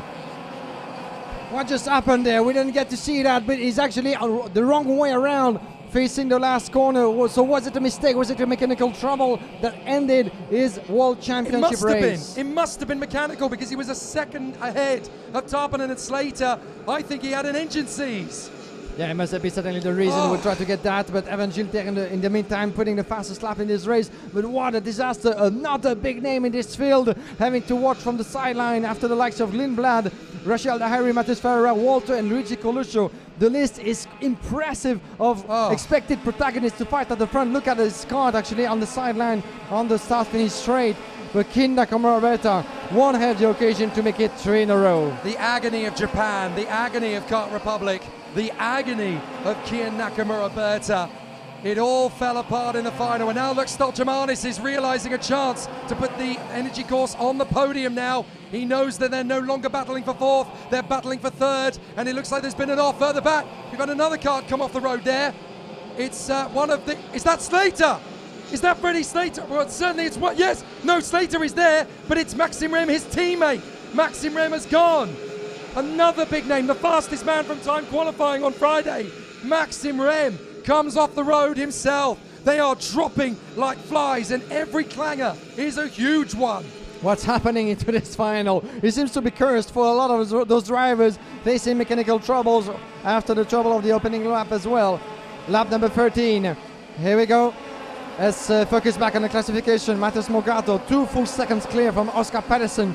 Himself, 2 full seconds clear from Tuukka Taponen, who has only half of a second from Thomas Tolsemani. So the battle for the podium is on. And look who's back into 7th place. That's Alex Powell.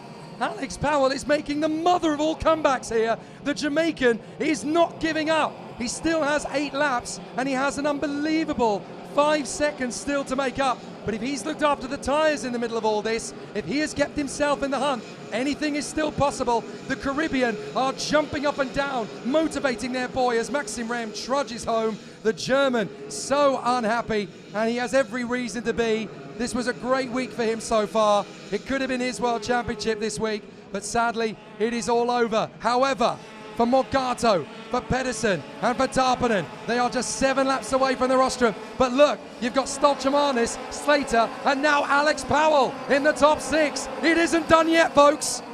Yes, indeed, all bets are on the table. Pick up your number, pick up your driver to finish at the front. Morgado, well ahead, Pedersen in second, Tuukka Taponen, the man with the upper hand on the way to the first step of the podium. But for how long can he hold on to the return of both Thomas Tolsemanis as well as Freddie Slater and Alex Powell for the bag? Ruben Moya in 7, Orlov, Deligny, Popov, your top 10. Just outside of it, Jo Vatanen is not far behind. As I was looking for Evan Gilter, he's been one of the fastest on track in 19th position. The Frenchman so unlucky in the Superheat this morning as he was coming close to maybe win it and have a better starting position. It all came down to 0, and all he has to do right now is to try to climb as high as possible, such as the likes of Holin Gali climbing 12 positions, as well as Benihine Kozner 11, 12 positions climbed from the start of this race. So there's a good pace throughout this field. And there's some more who have made their places. Olin Gali has made up a dozen. As Stoltemanis gets his run on top of it. Gets through into 3rd position. Stoltemanis is through then on the flying fin. The reigning world champion. He's knocked off the podium for the time being. I was going to make mention of the fact that Ruben Moya has made up 10, Crozier's made up 12, so has Olin Gali. James Igotzi, the young man from Miami, has made up 15 places. What a comeback from the American. Here comes his teammate, Tarpanen back in on Stoltemanis. They need to be careful running wide. Here comes Freddie Slater, remember me? Yes, Slater very much on the charge. He needs to take advantage of those losing time in front of him. Stoltemanis seems to be a little bit out of pace compared to Tuukka Taponen. Lost a couple of meters on the road. And watch out for Alex Powell, very much on the charge as well, putting pressure on Freddie Slater. That's going to be a beautiful, a glorious battle between those three. And Tuukka Taponen could actually take advantage of that as long as Thomas Tolsemanis has to be going defensive against Freddie Slater himself against Alex Powell. Then Tuukka Taponen might have a chance, a tiny chance as for now, to seal the deal and finish in 3rd position. It's far from done indeed. This is lap number 16, 4 after that, and then we will be ready to crown the new world champion. Matheus Morgado and Pedersen have been untouchable this race so far. So unless anything happens, I think we might have our first 2 names on the podium. Let's see about that. But the rest, the 3rd place, remains to be seen, and the battle keeps on going. They keep on observing each other. This is certainly the hardest part of the race, because you know that you have still your chance to step on that podium. There is certainly more than one driver on your way. But let's get Ronnie real here, because out in front, Morgado is the long way by. Here goes Slater on the inside of Stoltemanis. Alex Powell now has a chance. Stoltemanis coming straight back at Freddie Slater. 4 laps remain in the World Championship final. Just a whisker over 6 kilometres remain. And Slater is doing his best to hold on here in front of Stoltemanis. Alex Powell needs to stay hungry here. He could still get a... Oh, that's Popov! Max Popov has gone. What a shame for the Koski driver. Max Popov, the emotion bubbles over, and he is gone at turn 1. So Max Popov joins the retirement list in this epic World Championship contest. But out in front, Matheus Morgado commands his troops, and the whole of Brazil is about to get very excited indeed for Matheus Morgado, who has stretched away beautifully for the DPK Racing team. It's going to be the latest satellite heroes to conquer the world here in Sarno. And watch out for Alex Powell. He just made his move past Thomas Tolsemanis for 5th place. And now his next target will be certainly Freddie Slater. He's going to give everything. There he goes, Alex Powell on the side of the Ricky Finn Motorsport driver. But he didn't have the momentum enough into the start finish straight. He's going to have to start all over again into turn number 1. But the door is shut by Slater, who needs to go defensive. And unfortunately for Freddie Slater, Tuka Taponen seems to be pulling away. And he's gonna have to shut all the doors at every corner. Taponen is out of reach at the moment for 3rd place. And Freddie Slater is no longer thinking about the podium. It's about survival, into this final. On the way to the hairpin, going defensive halfway through the straight. There's no way to go for Alex Powell, but watch out for Thomas Tolsemanis side by side into the S's. But there was no room to go through as well for Thomas Tolsemanis that could go the way of Ruben Moya and Maxim Orlov. They're gonna get all together as one group coming to the checkered flag in just a few moments. But in the meantime, Alex Powell has no way to find his way through past Freddie Slater. Watch out for Orlov, trying to get past Ruben Moya. Did he make his bid? As this is the penultimate lap, ladies and gentlemen, of this crazy final. The podium seems to be sealed. But Tuka Taponen has made his way past. Is it a change for 2nd place? Taponen just made his way past for 2nd place. He made the connection with Oscar Pedersen. What on earth happened there? Taponen is back in 2nd place. An amazing comeback for Tuka Taponen, and he is now into 2nd position. Pedersen is plummeting from his position in 2nd place now. I think the tyres just haven't quite gone the distance. He's done everything he can to hang on to Morgado. And now the battle for 3rd is raging. Powell's come through! Powell's come through! Past Orlov and Slater. Absolutely fantastic from Alex Powell. He hasn't got long to try and catch up to Oscar Pedersen, but he could still reach the podium. The Caribbean is doing an amazing job as Matheus Morgado looks back and sees a country mile between himself and Tuka Taponen. Matheus Morgado on the verge of writing another beautiful chapter of the history of karting, the history of Brazil, as he will be the first one to get the crown since 1998. Beautiful history about to be written. Matheus Morgado in front of Tuka Taponen, Pedersen in 3rd, Powell in 4th. We're going to have to keep an eye on the battle as well into that last lap, because we might see a couple of changes moving our way. But what a beautiful performance, what a domination from Matheus Morgado from the DPK Racing team, driving the Alonso car by Car Republic. A sensational demonstration all throughout the weekend, and there was only him certainly to finish at the front. The 9th FIA title for Kart Republic, the first for Brazil in 24 years, the first ever for DPK. Matheus Morgado is the world champion for Brazil. Matheus Morgado ends the wait. Over 2 decades we have waited for a Brazilian world champion, and that wait is finally over. Matheus Morgado, after the anguish and the pain he has gone through all season long, he saved it all up. He bottled it and uncorked it here at Napoli. He really did save his absolute best till the last week of the year. Matheus Morgado, champion of the world. Fantastic performance indeed. Congratulations to Matheus Morgado. Beautiful performance from the young Brazilian driver who is being cheered up by the opposition. It's always nice to see, isn't it? The sign of fair play. Everybody is cheering along. Look at Gabriel Gomez with Matheus Morgado. He is absolutely delighted for his countrymen. They really feel this sport in Brazil. Don't forget that we should have gone to the World Championships in Brazil in 2 consecutive years. COVID-19 put paid to that. What a way to repay that debt. Matheus Morgado for Brazil, world champion. Tuka Taponen, vice champion of the world. Oscar Pedersen reaches the podium from Alex Powell, Maxim Orlov, and Freddie Slater. What a top 6. Enzo Deligny, Ruben Moya, Thomas Stolchemanis, and Olin Galli, 2 Brazilians in the top 10. From Valtonen, David, Crozier, Gomez, Igozzi, Ian Eichmans, Evert Gilter, and Nacho Tunion. Then we have in 19th position the likes of Bruno Mulders from Malo Boyer, Jan Pucciu, Lucas Samalisto, Joel Bergström, Sebastiano Pavan, Paolo Ippolito, all the way down, unfortunately for him, to 25th. from Akshay Bora. And that's it. And that's it, ladies and gentlemen. We lost 10 drivers out of the 36 that we had at the start. 10 drivers. This must be one of the most crazy finals in terms of retirement that I have ever seen for the past few seasons. But Simone Bianco, Arlie Keeble, Maximilian Popov, Maxim Rem, Kin Nakamura Berta, Arvid Lindblad, Rachel Daheri, Matheus Ferreira and David Walter, as well as Luigi Coluccio, didn't make it through here in Sarno. And the celebration can start over. He's not even realizing yet, certainly, Matheus Morgado. The emotions must be filling up his helmet, and he can punch the air, enjoy.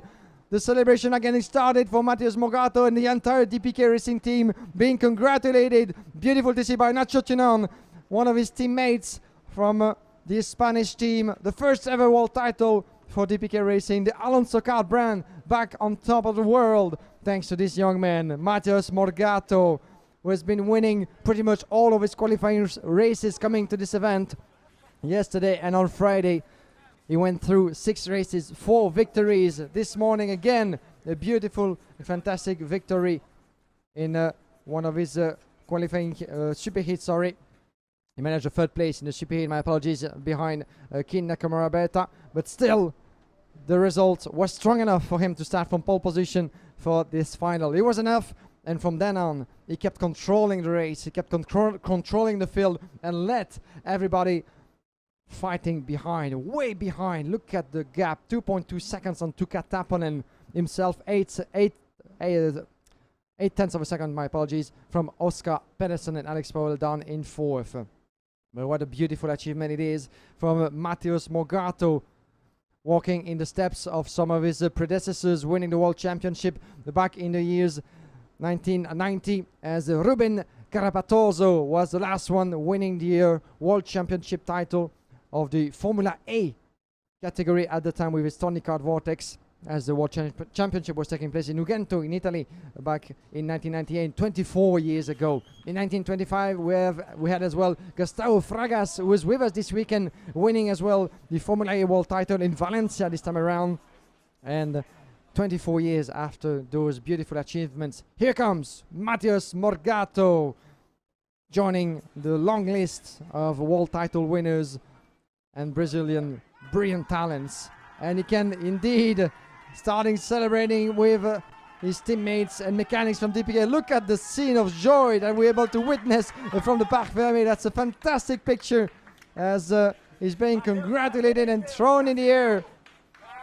Beautiful image. This is Arvid Lindblad, who is very, very happy for Matheus Morgado. That's beautiful to see. Sad that the race of Arvid Lindblad came to an unexpected early end into the opening lap, such as the like of 9 other drivers, and a lot of them that we expected to fight off the forefront, but didn't go their way. And look at that, actually, the number of people willing to congratulate Matheus Morgado. Renaud Didier from the CIK FIA just told him, celebration for now, but don't forget that you have your lap, your celebration lap in the Porsche 911 of the organization, and then the podium celebration and the champagne. And we can see as well Evan Gilter on your picture being recomforted by Kenny Verdasdong, his mechanic from the VDK Racing team. Didn't go the way of VDK this weekend. Evan Gilter, one of the fastest on track, managed to climb 8 places up to 17. But from what happened in the superheat, where a water pump actually went loose and exploded into this race, he was forced to retirement and forced to start from the back end of the grid. From that point on, it was, alas, too late for Evan Gilter and VDK to try to shine in this final. They will be back next year, that's for sure, as well as for all the teams and factory teams that we had the pleasure of welcoming here on the Circuito Internazionale Napoli. What a fantastic spectacle it has been, the peak of direct drive racing into the whole world. 2 races, 2 new champions, Enzo Tanvanishkul and Matheus Morgado. And as we just said before, what a way to pay back the disappointment of last year and the year before. Well, when the World Championship of the direct drive classes was supposed to go to Brazil, unfortunately the conditions were not met, and the international situation due to the pandemic didn't allow for this event to happen. But this is a revenge on the bad luck of those past 2 seasons. Matheus Morgado on top of the world in front of Tuukka Taponen and Oscar Pedersen, who came close to become the third driver from Sweden to shine on top of the world indeed in the course of just a few months after Noah Milel and Victor Gustafsson. So Oscar Pettersson from Sweden will be certainly eager to shine next year once again with World Racing. That's the least we can wish him, unless maybe he makes his way to the gearbox class as well. Remains to be seen what the future holds for the best drivers of the OK class, because it's fair to say that either you choose to go for another year before making your way to single seater if you get that opportunity. Otherwise, a good choice that was chosen by the likes of Max Verstappen and Charles Leclerc was to go for an extra season in the gearbox class, the KZ, and look at where it brought them afterwards. We're gonna go back to the track in a minute to witness the celebration lap from our top 3 driver from the OK final here in Sarno. Tuukka Tapanen, after last year's success on a soaking wet Campillo circuit, went on to finish on the podium again of the OK Championship. So a beautiful performance from the Tony Kart driver from Finland, that some of them nickname as the future Kimi Räikkönen, the future Iceman, if he can make it through and climb the ranks of the motorsport ladder as high as possible. The podium ceremony will will start in just a few moments, so stay with us to celebrate in champagne and in singing, as well as in trophies, the top 3 driver of the OK final. The OK final indeed, that was controlled for its majority by Matheus Morgado, who went on to build a 2.2 second gap in front of Tuukka Tapanen. But what a return it was from the Finnish driver in the last lap, in the very latest stages of this race, was able to get past Oscar Pettersson, who made his bid.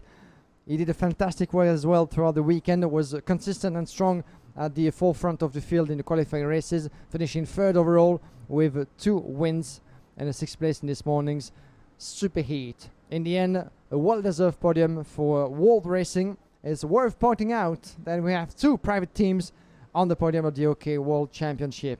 Matheus Morgado from the DPK Racing team, Oscar Pettersson from World Racing from Sweden, and Tuukka Tapanen from the factory team of Tony Kart. Matheus Morgado and DPK linked to the Alonso Kart and the Car Republic factory, while Oscar Pettersson is driving a Tony Kart machine from the OTK group. So that's a beautiful success for the OTK factory of Mr. Robazzi, and a sign of determination for years to come in this category, as the 62 from DPK is coming through the scale. This was Menine Krosner who crossed the line in 13th place after climbing 10th position, and there will be a lot of celebration within the DPK tent, that's for sure, just after the podium and tonight as well. This concludes, ladies and gentlemen, the 2022 FIA Karting season. 2 weeks ago we had the World Championship for the gearbox class, the KZ, the KZ2, the new KZ2 Masters and the Academy Trophy. This time around, the OK in the OK Junior gave us the proper conclusion to what has been a tremendous year at the peak of international karting. Kin Nakamura Alberta sealed the deal in the OK class. Anatoly Kavalkin was crowned Junior European Champion. And this time around we have Enzo Tanvanishkul in Junior and Matheus Morgado in OK. I can hear already some applause coming from some of the tents behind my position as we're waiting for Jake Sanson and the RJMMC crew to be ready to get the podium ceremonies going. And this is my opportunity before we conclude the show that it has been an absolute pleasure to be back in Sarno 4 years after my personal start of adventure with RJMMC, my first ever race that I had the pleasure to commentate back in the day here in Sarno. Things have changed ever since, the layout first here in Sarno, and we kept on progressing through the year to giving you the best show possible and to give you the thrill of international karting at its best. Thank you once again to the Circuito Internazionale Napoli for welcoming us for this beautiful event all throughout the week. Thank you to all the marshals and officials from the CIK FIA, the Orange Army on track that were very active. They were on their feet for more than a week now, making sure that everything was happening according to plan and in safety for the drivers on track and off track as well. So these are all the people that have been very active on to the site and behind the scene to make sure that this World Championship was a perfect success. We got a chance as well to talk to quite a lot of drivers behind the scene indeed into the Parc Fermé at the scale, as we do hope that you guys are watching along find that interesting and amusing as well, as we had all sorts of feedback. Some of the drivers were not keen to talk to us. That's part of the game, isn't it? As after a difficult race, you're not really too keen on sharing your thoughts, but a lot of them were very, very nice to talk to, and this is hats off to those youngsters of the OK and the OK Junior category. This has been my pleasure as well, alongside Jake Sanson, to present to you and to commentate on this year's World Championship of the FIA, brought to you by Mondo Kart and Mobile Falcons Racing, as well as the RGMMC Group. Well, the podium ceremony will be going underway very, very soon, as this will be time to conclude this year's fantastic FIA karting season under the sun of Sarno, the beautiful region of south of Italy, just a couple of steps from the Mount Vesuvius that has been watching along the spectacle. Thank you very much indeed. Over to you, Jake Sanson.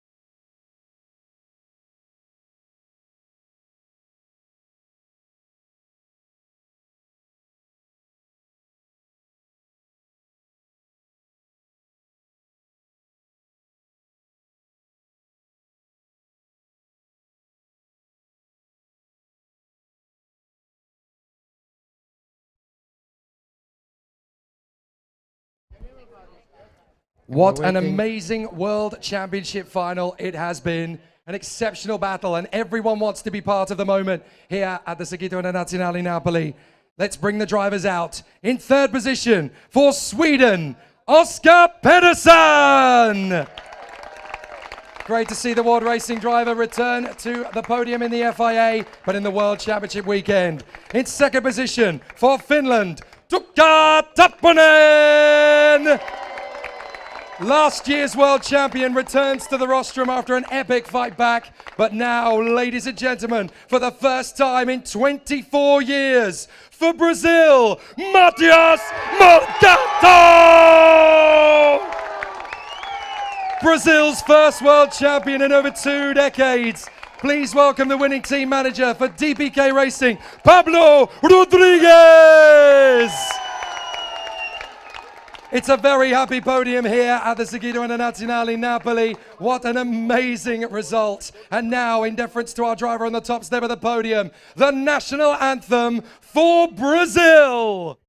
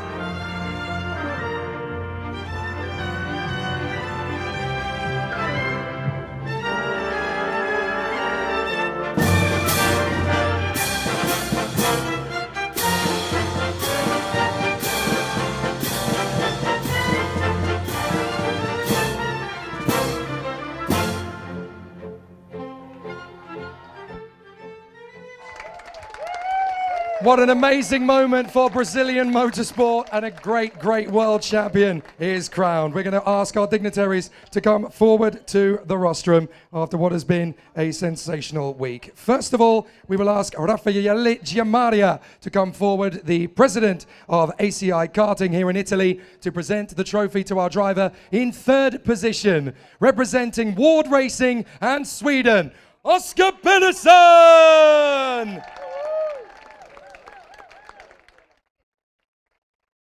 And once more, we will invite the CEO of Mondokart.com, Simone Colombo, to come forward and present the trophy for our driver, finishing in second position. A return to the World Championship podium for the second year in a row. For the Tony Kart Racing Team and for Finland, Tukka Tappanen!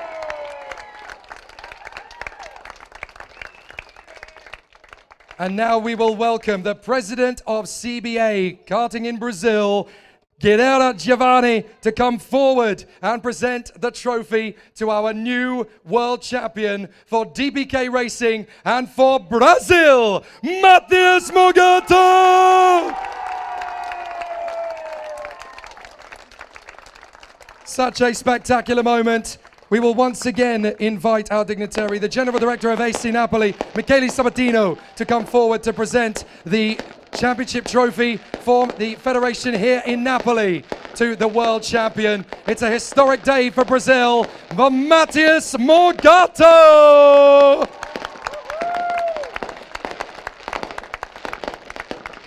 And last but by no means least, we will ask the karting vice president of the FIA, John Ryan, to present the trophy to the winning team manager. It's the first of many for DBK Racing and Pablo Rodriguez! Fernando Alonso, I hope you are proud of your boys. They have given us an amazing day here at the Circuito Internazionale Napoli. What a sensational day in FIA Karting as the drivers hold their trophies aloft. Ladies and gentlemen, Oscar Pedersen, Tukka Tappanen, and the new world champion, Matheus Mogato! A beautiful, beautiful day to be Brazilian and a fan of motorsport. Let's get the drivers together on the top spot of the podium as the fireworks ring out over the Circuito Internazionale Napoli. What a sensational day of the races it has been here at Sarno as we welcome our World Championship podium 2022! And now the dignitaries will come forward for the podium celebration photograph.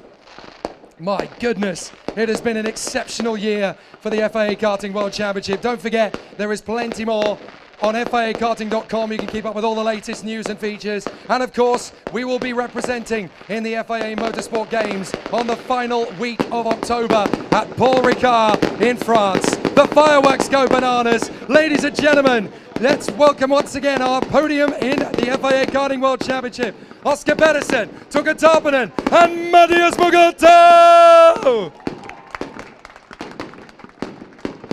And now we will ask our dignitaries to vamos, because it is time for the samba of Brazilian World Championship pride. Ladies and gentlemen, it's time for the boys to celebrate in style. Let's samba!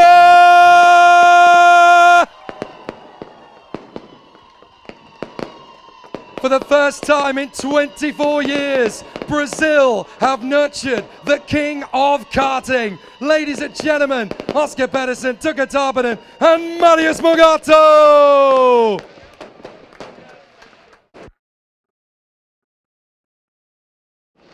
I'm going to go forward and get a word very shortly with our world champion, but the ladies from Circuito Internazionale Napoli want to have one final moment on the rostrum with our drivers at the top spot. My goodness, it has been a sensational week, has it not? This has been one heck of a world championship here at Sarno. And of course, we're gearing up for a busy calendar in 2023. You can get all the details and all the dates on the FIA Karting website, FIAKarting.com. but the 2022 season has been exceptional in both the KZ and OK paddocks, and we can't wait for some of our stars to return to represent their nation at the second FIA Motorsport Games on the last week of October in Paul Ricard in France, in the city of Marseille. But what a fabulous end to the OK World Championship season.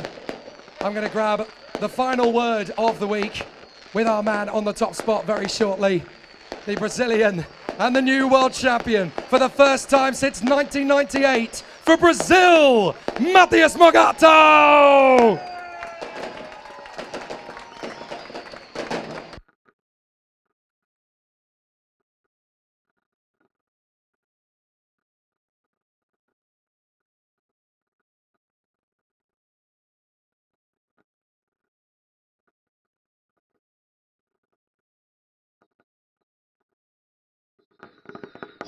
One final picture on the rostrum with the Brazilian president of the CBA, Giovanni Guerreira. What a fantastic moment. And it's celebration samba style here in Napoli. A fantastic end to the ultimate karting week.